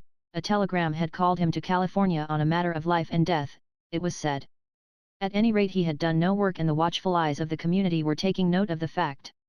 At midnight of this woeful 10th day, the ledge would be relocatable, and by 11 o'clock the hill was black with men prepared to do the relocating. That was the crowd I had seen when I fancied a new strike had been made, idiot that I was. We three had the same right to relocate the lead that other people had, provided we were quick enough. As midnight was announced, 14 men, duly armed and ready to back their proceedings, put up their notice and proclaimed their ownership of the blind lead, under the new name of the Johnson. But A.D. Allen, our partner, the foreman, put in a sudden appearance about that time, with a cocked revolver in his hand, and said his name must be added to the list, or he would thin out the Johnson Company some. He was a manly, splendid, determined fellow, and known to be as good as his word, and therefore a compromise was effected. They put in his name for 100 feet, reserving to themselves the customary 200 feet each. Such was the history of the night's events, as Higby gathered from a friend on the way home. Higby and I cleared out on a new mining excitement the next morning, glad to get away from the scene of our sufferings, and after a month or two of hardship and disappointment, returned to Esmeralda once more. Then we learned that the Wide West and the Johnson companies had consolidated, that the stock, thus united, comprised 5,000 feet, or shares, that the foreman, apprehending tiresome litigation, and considering such a huge concern unwieldy, had sold his 100 feet for $90,000 in gold and gone home to the States to enjoy it. If the stock was worth such a gallant figure, with 5,000 shares in the corporation, it makes me dizzy to think what it would have been worth with only our original 600 in it. It was the difference between 600 men owning a house and 5,000 owning it. We would have been millionaires if we had only worked with pick and spade one little day on our property and so secured our ownership. It reads like a wild fancy sketch, but the evidence of many witnesses, and likewise that of the official records of Esmeralda district, is easily obtainable and proof that it is a true history. I can always have it to say that I was absolutely and unquestionably worth $1 million, once, for 10 days. A year ago my esteemed and in every way estimable old millionaire partner, Higby, wrote me from an obscure little mining camp in California that after 9 or 10 years of buffetings and hard striving, he was at last in a position where he could command $2,500, and said he meant to go into the fruit business in a modest way. How such a thought would have insulted him the night we lay in our cabin planning European trips and brownstone houses on Russian Hill. Chapter 42. What to do next? It was a momentous question. I had gone out into the world to shift for myself, at the age of 13, for my father had endorsed for Friends, and although he left us a sumptuous legacy of pride in his fine Virginian stock and its national distinction, I presently found that I could not live on that alone without occasional bread to wash it down with. I had gained a livelihood in various vocations, but had not dazzled anybody with my successes, still the list was before me, and the amplest liberty in the matter of choosing, provided I wanted to work, which I did not, after being so wealthy. I had once been a grocery clerk, for one day, but had consumed so much sugar in that time that I was relieved from further duty by the proprietor, said he wanted me outside, so that he could have my custom. I had studied law an entire week, and then given it up because it was so prosy and tiresome. I had engaged briefly in the study of blacksmithing, but wasted so much time trying to fix the bellows so that it would blow itself, that the master turned me adrift in disgrace, and told me I would come to no good. I had been a bookseller's clerk for a while, but the customers bothered me so much I could not read with any comfort, and so the proprietor gave me a furlough and forgot to put a limit to it. I had clerked in a drugstore part of a summer, but my prescriptions were unlucky, and we appeared to sell more stomach pumps than soda water. So I had to go. I had made of myself a tolerable printer, under the impression that I would be another Franklin someday, but somehow had missed the connection thus far. There was no berth open in the Esmeralda Union, and besides I had always been such a slow compositor that I looked with envy upon the achievements of apprentices of 2 years standing, and when I took a take, foremen were in the habit of suggesting that it would be wanted sometime during the year. I was a good average St. Louis and New Orleans pilot and by no means ashamed of my abilities in that line. Wages were $250 a month and no board to pay, and I did long to stand behind a wheel again and never roam any more, but I had been making such an ass of myself lately in grandiloquent letters home about my blind lead and my European excursion that I did what many and many a poor disappointed miner had done before, said it is all over with me now, and I will never go back home to be pitted, and snubbed. I had been a private secretary, a silver miner and a silver mill operative, and amounted to less than nothing in each, and now? What to do next? I yielded to Higby's appeals and consented to try the mining once more. We climbed far up on the mountainside and went to work on a little rubbishy claim of ours that had a shaft on it 8 feet deep. Higby descended into it and worked bravely with his pick till he had loosened up a deal of rock and dirt, and then I went down with a long-handled shovel, the most awkward invention yet contrived by man, to throw it out. You must brace the shovel forward with the side of your knee till it is full, and then, with a skillful toss, throw it backward over your left shoulder. I made the toss, and landed the mess just on the edge of the shaft, and it all came back on my head and down the back of my neck. I never said a word, but climbed out and walked home. I inwardly resolved that I would starve before I would make a target of myself and shoot rubbish at it with a long-handled shovel. I sat down, in the cabin, and gave myself up to solid misery, so to speak. Now in pleasanter days I had amused myself with writing letters to the chief paper of the territory, the Virginia Daily Territorial Enterprise, and had always been surprised when they appeared in print. My good opinion of the editors had steadily declined, for it seemed to me that they might have found something better to fill up with than my literature. I had found a letter in the post office as I came home from the hillside, and finally I opened it. Eureka! I never did know what eureka meant, but it seems to be as proper a word to heaven as anyone no other that sounds pretty offers. It was a deliberate offer to me of $25 a week to come up to Virginia and be city editor of the Enterprise. I would have challenged the publisher in the blind lead days, I wanted to fall down and worship him, now. $25 a week, it looked like bloated luxury, a fortune, a sinful and lavish waste of money. But my transports cooled when I thought of my inexperience and consequent unfitness for the position, and straightway, on top of this, my long array of failures rose up before me. Yet if I refused this place I must presently become dependent upon somebody for my bread, a thing necessarily distasteful to a man who had never experienced such a humiliation since he was 13 years old. Not much to be proud of, since it is so common, but then it was all I had to be proud of. So I was scared into being a city editor. I would have declined, otherwise. Necessity is the mother of taking chances. I do not doubt that if, at that time, I had been offered a salary to translate the Talmud from the original Hebrew, I would have accepted, albeit with diffidence and some misgivings, and thrown as much variety into it as I could for the money. I went up to Virginia and entered upon my new vocation. I was a rusty-looking city editor, I am free to confess, coatless, slouch hat, blue woolen shirt, pantaloons stuffed into boot tops, whiskered half down to the waist, and the Universal Navy revolver slung to my belt. But I secured a more Christian costume and discarded the revolver. I had never had occasion to kill anybody, nor ever felt a desire to do so, but had worn the thing in deference to popular sentiment, and in order that I might not, by its absence, be offensively conspicuous, and a subject of remark. But the other editors, and all the printers, carried revolvers. I asked the chief editor and proprietor, Mr. Goodman, I will call him, since it describes him as well as any name could do, for some instructions with regard to my duties, and he told me to go all over town and ask all sorts of people all sorts of questions, make notes of the information gained, and write them out for publication. And he added, never say we learned so and so, or it is reported, or it is rumored, or we understand so and so, but go to headquarters and get the absolute facts, and then speak out and say it is so and so. Otherwise, people will not put confidence in your news. Unassailable certainly is the thing that gives a newspaper the firmest and most valuable reputation. It was the whole thing in a nutshell, and to this day when I find a reporter commencing his article with "we understand," I gather a suspicion that he has not taken as much pains to inform himself as he ought to have done. I moralize well, but I did not always practice well when I was a city editor. I let fancy get the upper hand of fact too often when there was a dearth of news. I can never forget my first day's experience as a reporter. I wandered about town questioning everybody, boring everybody, and finding out that nobody knew anything. At the end of 5 hours my notebook was still barren. I spoke to Mr. Goodman.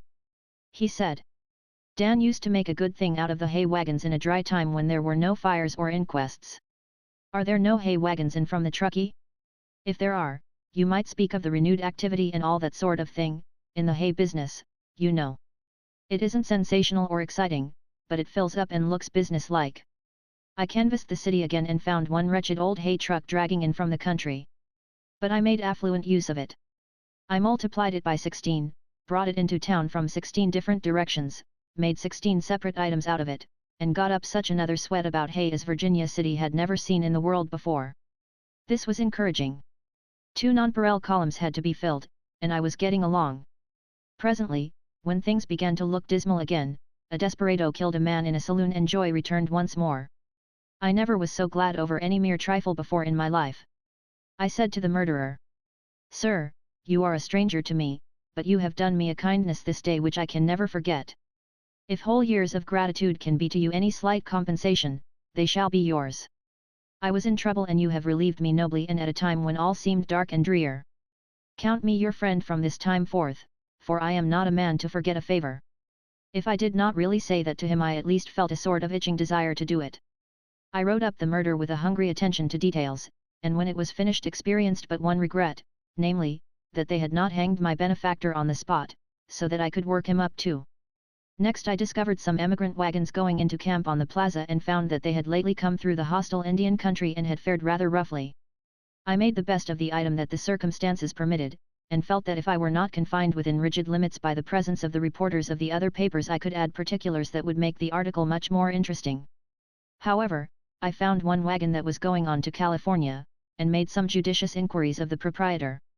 When I learned, through his short and surly answers to my cross-questioning, that he was certainly going on and would not be in the city next day to make trouble, I got ahead of the other papers, for I took down his list of names and added his party to the killed and wounded. Having more scope here, I put this wagon through an Indian fight that to this day has no parallel in history. My 2 columns were filled. When I read them over in the morning I felt that I had found my legitimate occupation at last. I reasoned within myself that news, and stirring news, too, was what a paper needed, and I felt that I was peculiarly endowed with the ability to furnish it. Mr. Goodman said that I was as good a reporter as Dan. I desired no higher commendation. With encouragement like that, I felt that I could take my pen and murder all the immigrants on the plains if need be and the interests of the paper demanded it. Chapter 43.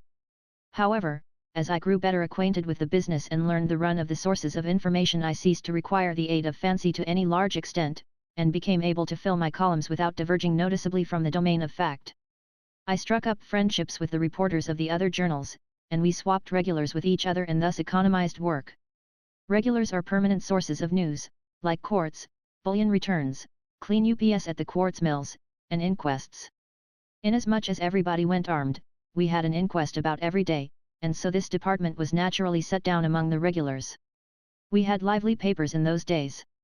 My great competitor among the reporters was Boggs of the Union. He was an excellent reporter. Once in 3 or 4 months he would get a little intoxicated, but as a general thing he was a wary and cautious drinker although always ready to tamper a little with the enemy. He had the advantage of me in one thing, he could get the monthly public school report and I could not, because the principal hated the enterprise. One snowy night when the report was due, I started out sadly wondering how I was going to get it. Presently, a few steps up the almost deserted street I stumbled on Boggs and asked him where he was going. After the school report. I'll go along with you. No, sir. I'll excuse you. Just as you say.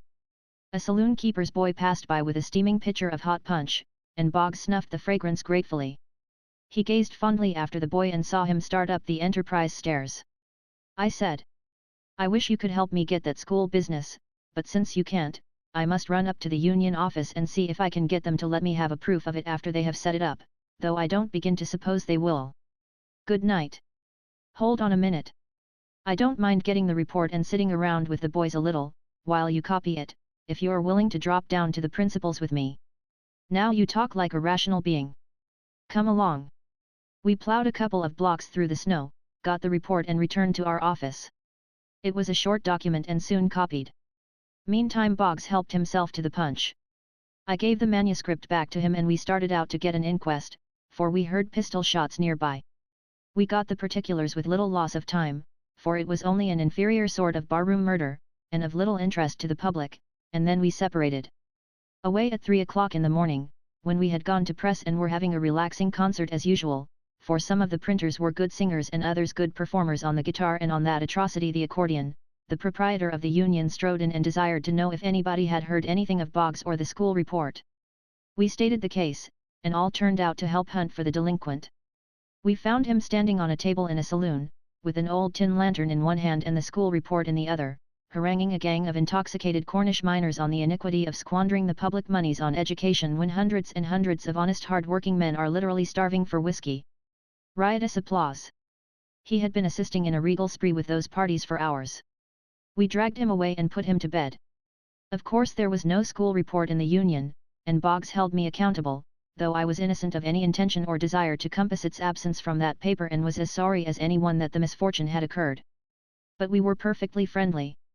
The day that the school report was next due, the proprietor of the Genesee mine furnished us a buggy and asked us to go down and write something about the property, a very common request and one always gladly acceded to when people furnished buggies, for we were as fond of pleasure excursions as other people.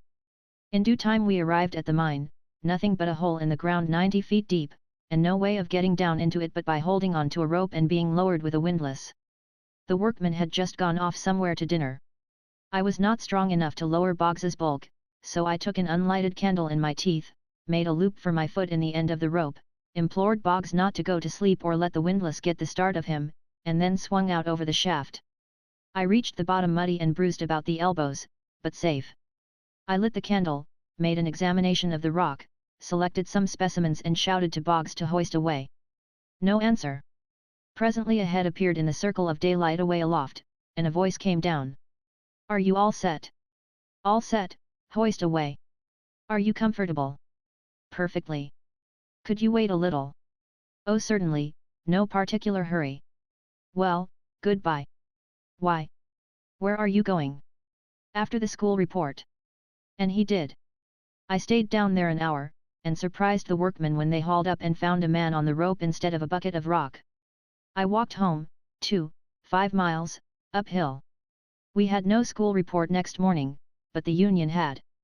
6 months after my entry into journalism the grand flush times of Silverland began, and they continued with unabated splendor for 3 years. All difficulty about filling up the local departments ceased, and the only trouble now was how to make the lengthened columns hold the world of incidents and happenings that came to our literary net every day. Virginia had grown to be the livest town, for its age and population, that America had ever produced. The sidewalks swarmed with people, to such an extent, indeed, that it was generally no easy matter to stem the human tide. The streets themselves were just as crowded with quartz wagons, freight teams, and other vehicles. The procession was endless. So great was the pack, that buggies frequently had to wait half an hour for an opportunity to cross the principal street. Joy sat on every countenance, and there was a glad, almost fierce, intensity in every eye, that told of the money-getting schemes that were seething in every brain and the high hope that held sway in every heart. Money was as plenty as dust, every individual considered himself wealthy, and a melancholy countenance was nowhere to be seen. There were military companies, fire companies, brass bands, banks, hotels, theaters, hurdy-gurdy houses, wide-open gambling palaces, political pow-wows, civic processions, street fights, murders, inquests, riots, a whiskey mill every 15 steps, a board of aldermen, a mayor, a city surveyor, a city engineer, a chief of the fire department, with first, second and third assistants, a chief of police, city marshal and a large police force, 2 boards of mining brokers, a dozen breweries and half a dozen jails and station houses in full operation, and some talk of building a church. The flush times were in magnificent flower. Large fireproof brick buildings were going up in the principal streets, and the wooden suburbs were spreading out in all directions. Town lots soared up to prices that were amazing. The great Comstock lode stretched its opulent length straight through the town from north to south, and every mine on it was in diligent process of development. One of these mines alone employed 675 men, and in the matter of elections the adage was, as the Gould and Curry goes, so goes the city.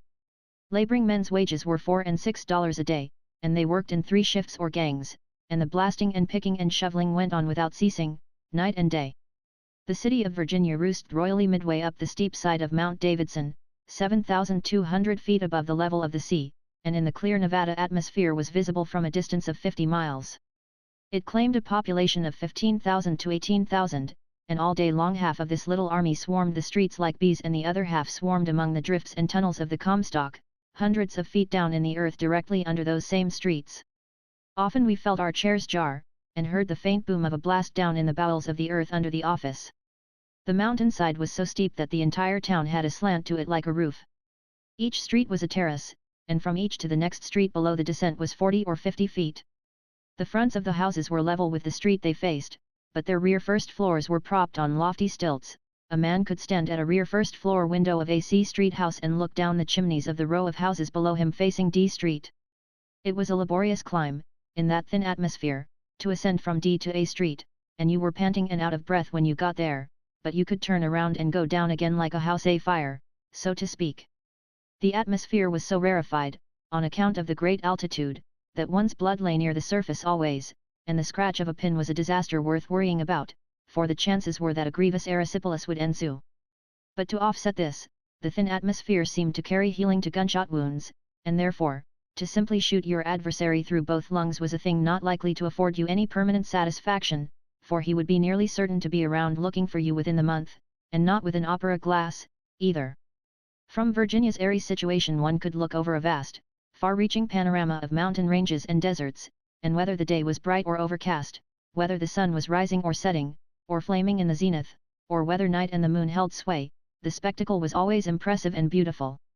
Over your head Mount Davidson lifted its grey dome, and before and below you a rugged canyon clove the battlement hills, making a sombre gateway through which a soft-tinted desert was glimpsed, with the silver thread of a river winding through it, bordered with trees which many miles of distance diminished to a delicate fringe, and still further away the snowy mountains rose up and stretched their long barrier to the filmy horizon, far enough beyond a lake that burned in the desert like a fallen sun, though that, itself, lay 50 miles removed.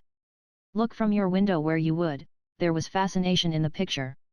At rare intervals, but very rare, there were clouds in our skies, and then the setting sun would gild and flush and glorify this mighty expanse of scenery with a bewildering pomp of color that held the eye like a spell and moved the spirit like music. Chapter 44. My salary was increased to $40 a week. But I seldom drew it.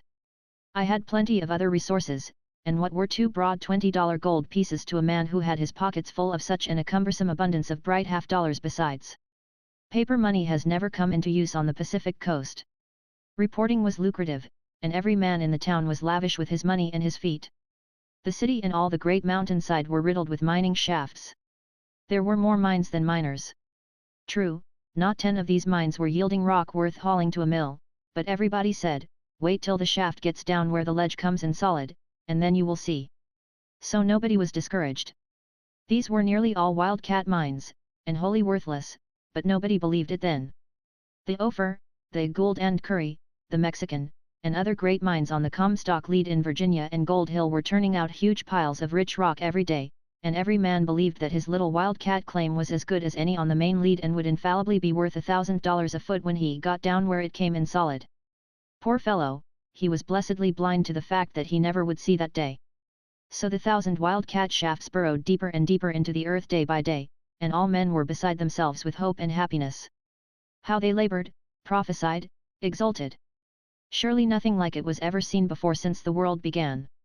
Every one of these wildcat mines, not mines, but holes in the ground over imaginary mines, was incorporated and had handsomely engraved stock, and the stock was saleable, too. It was bought and sold with a feverish avidity in the boards every day. You could go up on the mountainside, scratch around and find a ledge, there was no lack of them, put up a notice with a grandiloquent name in it, start a shaft, get your stock printed, and with nothing whatever to prove that your mine was worth a straw, you could put your stock on the market and sell out for hundreds and even thousands of dollars. To make money, and make it fast, was as easy as it was to eat your dinner. Every man owned feet in 50 different wildcat mines and considered his fortune made. Think of a city with not one solitary poor man in it. One would suppose that when month after month went by and still not a wildcat mine, by wildcat I mean, in general terms, any claim not located on the mother vein, i.e., the Comstock, yielded a ton of rock worth crushing, the people would begin to wonder if they were not putting too much faith in their prospective riches, but there was not a thought of such a thing. They burrowed away, bought and sold, and were happy. New claims were taken up daily, and it was the friendly custom to run straight to the newspaper offices, give the reporter 40 or 50 feet, and get them to go and examine the mine and publish a notice of it. They did not care a fig what you said about the property, so you said something. Consequently, we generally said a word or two to the effect that the indications were good, or that the ledge was 6 feet wide, or that the rock resembled the Comstock, and so it did, but as a general thing the resemblance was not startling enough to knock you down. If the rock was moderately promising, we followed the custom of the country, used strong adjectives and frothed at the mouth as if a very marvel in silver discoveries had transpired. If the mine was a developed one, and had no pay or to show, and of course it hadn't, we praised the tunnel, said it was one of the most infatuating tunnels in the land, drivelled and drivelled about the tunnel till we ran entirely out of ecstasies, but never said a word about the rock. We would squander half a column of adulation on a shaft, or a new wire rope, or a dressed pine windlass, or a fascinating force pump, and close with a burst of admiration of the gentlemanly and efficient superintendent of the mine, but never utter a whisper about the rock. And those people were always pleased, always satisfied. Occasionally we patched up and varnished our reputation for discrimination and stern, undeviating accuracy, by giving some old abandoned claim a blast that ought to have made its dry bones rattle, and then somebody would seize it and sell it on the fleeting notoriety thus conferred upon it. There was nothing in the shape of a mining claim that was not saleable. We received presents of feet every day. If we needed $100 or so, we sold some, if not, we hoarded it away, satisfied that it would ultimately be worth $1,000 a foot. I had a trunk about half full of stock. When a claim made a stir in the market and went up to a high figure, I searched through my pile to see if I had any of its stock, and generally found it. The prices rose and fell constantly, but still a fall disturbed us little, because $1,000 a foot was our figure, and so we were content to let it fluctuate as much as it pleased till it reached it. My pile of stock was not all given to me by people who wished their claims noticed. At least half of it was given me by persons who had no thought of such a thing, and looked for nothing more than a simple verbal thank you, and you were not even obliged by law to furnish that. If you are coming up the street with a couple of baskets of apples in your hands, and you meet a friend, you naturally invite him to take a few. That describes the condition of things in Virginia in the flush times. Every man had his pockets full of stock, and it was the actual custom of the country to part with small quantities of it to friends without the asking. Very often it was a good idea to close the transaction instantly, when a man offered a stock present to a friend, for the offer was only good and binding at that moment, and if the price went to a high figure shortly afterward the procrastination was a thing to be regretted. Mr. Stewart, Senator, now, from Nevada, one day told me he would give me 20 feet of justice stock if I would walk over to his office. It was worth $5 or $10 a foot. I asked him to make the offer good for next day, as I was just going to dinner. He said he would not be in town, so I risked it and took my dinner instead of the stock. Within the week the price went up to $70 and afterward to $150, but nothing could make that man yield. I suppose he sold that stock of mine and placed the guilty proceeds in his own pocket. My revenge will be found in the accompanying portrait. I met 3 friends one afternoon, who said they had been buying Overman stock at auction at $8 a foot. One said if I would come up to his office he would give me 15 feet, another said he would add 15, the third said he would do the same. But I was going after an inquest and could not stop. A few weeks afterward they sold all their Overman at $600 a foot and generously came around to tell me about it, and also to urge me to accept of the next 45 feet of it that people tried to force on me. These are actual facts, and I could make the list a long one and still confine myself strictly to the truth. Many a time friends gave us as much as 25 feet of stock that was selling at $25 a foot, and they thought no more of it than they would of offering a guest a cigar. These were flush times indeed. I thought they were going to last always, but somehow I never was much of a prophet. To show what a wild spirit possessed the mining brain of the community, I will remark that claims were actually located in excavations for cellars, where the pick had exposed what seemed to be quartz veins, and not cellars in the suburbs, either, but in the very heart of the city, and forthwith stock would be issued and thrown on the market. It was small matter who the seller belonged to, the ledge belonged to the finder, and unless the United States government interfered, inasmuch as the government holds the primary right to mines of the noble metals in Nevada, or at least did then, it was considered to be his privilege to work it. Imagine a stranger staking out a mining claim among the costly shrubbery in your front yard and calmly proceeding to lay waste the ground with pick and shovel and blasting powder. It has been often done in California. In the middle of one of the principal business streets of Virginia, a man located a mining claim and began a shaft on it. He gave me 100 feet of the stock and I sold it for a fine suit of clothes because I was afraid somebody would fall down the shaft and sue for damages. I owned in another claim that was located in the middle of another street, and to show how absurd people can be, that East India stock, as it was called, sold briskly although there was an ancient tunnel running directly under the claim and any man could go into it and see that it did not cut a quartz ledge or anything that remotely resembled one. One plan of acquiring sudden wealth was to salt a wildcat claim and sell out while the excitement was up. The process was simple. The schemer located a worthless ledge, sunk a shaft on it, bought a wagon load of rich Comstock ore, dumped a portion of it into the shaft and piled the rest by its side, above ground. Then he showed the property to a simpleton and sold it to him at a high figure. Of course the wagon load of rich ore was all that the victim ever got out of his purchase. A most remarkable case of salting was that of the North Ophir. It was claimed that this vein was a remote extension of the original Ophir, a valuable mine on the Comstock. For a few days everybody was talking about the rich developments in the North Ophir. It was said that it yielded perfectly pure silver in small, solid lumps. I went to the place with the owners, and found a shaft 6 or 8 feet deep, in the bottom of which was a badly shattered vein of dull, yellowish, unpromising rock. One would as soon expect to find silver in a grindstone.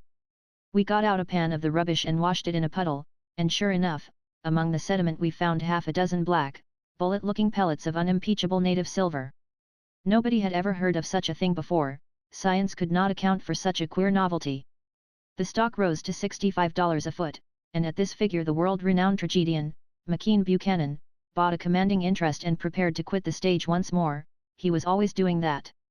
And then it transpired that the mine had been salted, and not in any hackneyed way, either, but in a singularly bold, barefaced, and peculiarly original and outrageous fashion. On one of the lumps of native silver was discovered the minted legend, Ted states of, and then it was plainly apparent that the mine had been salted with melted $half. The lumps thus obtained had been blackened till they resembled native silver, and were then mixed with the shattered rock in the bottom of the shaft. It is literally true. Of course the price of the stock at once fell to nothing, and the tragedian was ruined. But for this calamity we might have lost McKean Buchanan from the stage. Chapter 45. The flush times held bravely on. Something over 2 years before, Mr. Goodman and another journeyman printer, had borrowed $40 and set out from San Francisco to try their fortunes in the new city of Virginia. They found the Territorial Enterprise, a poverty-stricken weekly journal, gasping for breath and likely to die.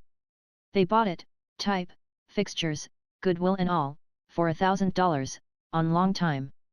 The editorial sanctum, newsroom, press room, publication office, bedchamber, parlor, and kitchen were all compressed into one apartment, and it was a small one, too.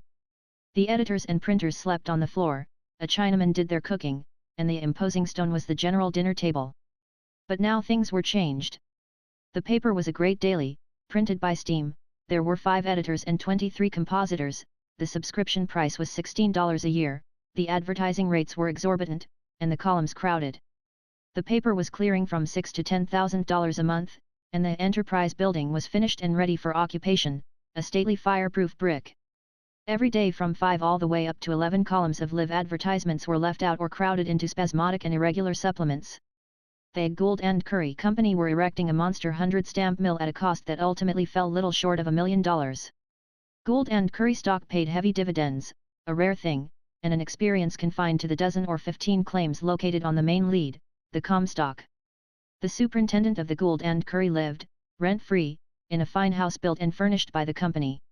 He drove a fine pair of horses which were a present from the company, and his salary was $12,000 a year. The superintendent of another of the great mines traveled in grand state, had a salary of $28,000 a year, and in a lawsuit in after days claimed that he was to have had 1 per cent on the gross yield of the bullion likewise. Money was wonderfully plenty. The trouble was, not how to get it, but how to spend it, how to lavish it, get rid of it, squander it.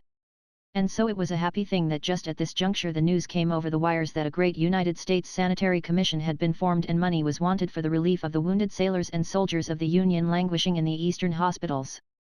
Right on the heels of it came word that San Francisco had responded superbly before the telegram was half a day old. Virginia rose as one man. A sanitary committee was hurriedly organized, and its chairman mounted a vacant cart in C Street and tried to make the clamorous multitude understand that the rest of the committee were flying hither and thither and working with all their might and main, and that if the town would only wait an hour, an office would be ready, books opened, and the commission prepared to receive contributions. His voice was drowned and his information lost in a ceaseless roar of cheers, and demands that the money be received now.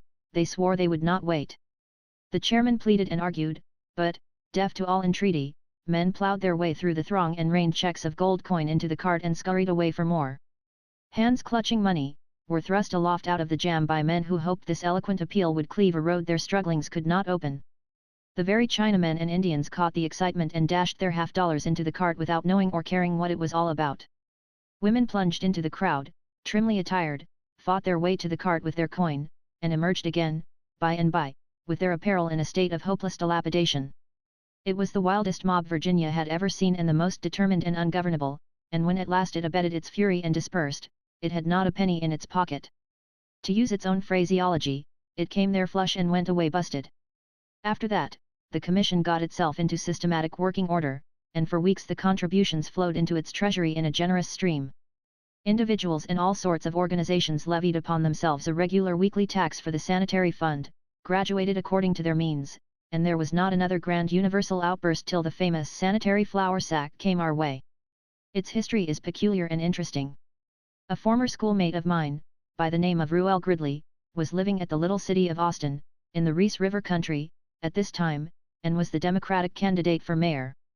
He and the Republican candidate made an agreement that the defeated man should be publicly presented with a 50-pound sack of flour by the successful one, and should carry it home on his shoulder. Gridley was defeated. The new mayor gave him the sack of flour, and he shouldered it and carried it a mile or two, from Lower Austin to his home in Upper Austin, attended by a band of music and the whole population. Arrived there, he said he did not need the flour, and asked what the people thought he had better do with it. A voice said, "Sell it to the highest bidder, for the benefit of the sanitary fund." The suggestion was greeted with a round of applause, and Gridley mounted a dry goods box and assumed the role of auctioneer.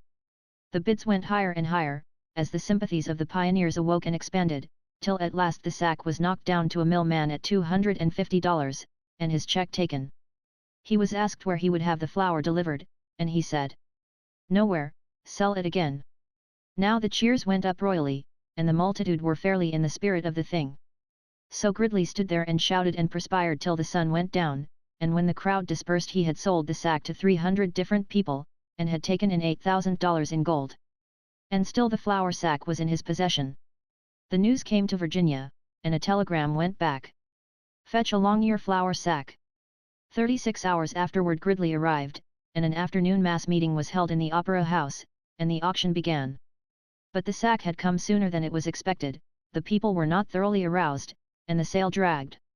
At nightfall only $5,000 had been secured, and there was a crestfallen feeling in the community. However, there was no disposition to let the matter rest here and acknowledge vanquishment at the hands of the village of Austin. Till late in the night the principal citizens were at work arranging the morrow's campaign, and when they went to bed they had no fears for the result. At 11 the next morning a procession of open carriages, attended by clamorous bands of music and adorned with a moving display of flags, filed along C Street and was soon in danger of blockade by a huzzaing multitude of citizens. In the first carriage sat Gridley, with the flour sack in prominent view, the latter splendid with bright paint and gilt lettering. Also in the same carriage sat the mayor and the recorder.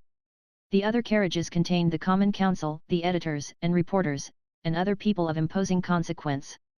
The crowd pressed to the corner of C and Taylor Streets, expecting the sale to begin there, but they were disappointed, and also unspeakably surprised, for the cavalcade moved on as if Virginia had ceased to be of importance, and took its way over the divide, toward the small town of Gold Hill. Telegrams had gone ahead to Gold Hill, Silver City, and Dayton, and those communities were at fever heat and rife for the conflict. It was a very hot day, and wonderfully dusty. At the end of a short half-hour we descended into Gold Hill with drums beating and colors flying, and enveloped in imposing clouds of dust. The whole population, men, women, and children, Chinamen and Indians, were massed in the main street, all the flags in town were at the masthead, and the blare of the bands was drowned in cheers. Gridley stood up and asked who would make the first bid for the national sanitary flour sack. General W. said.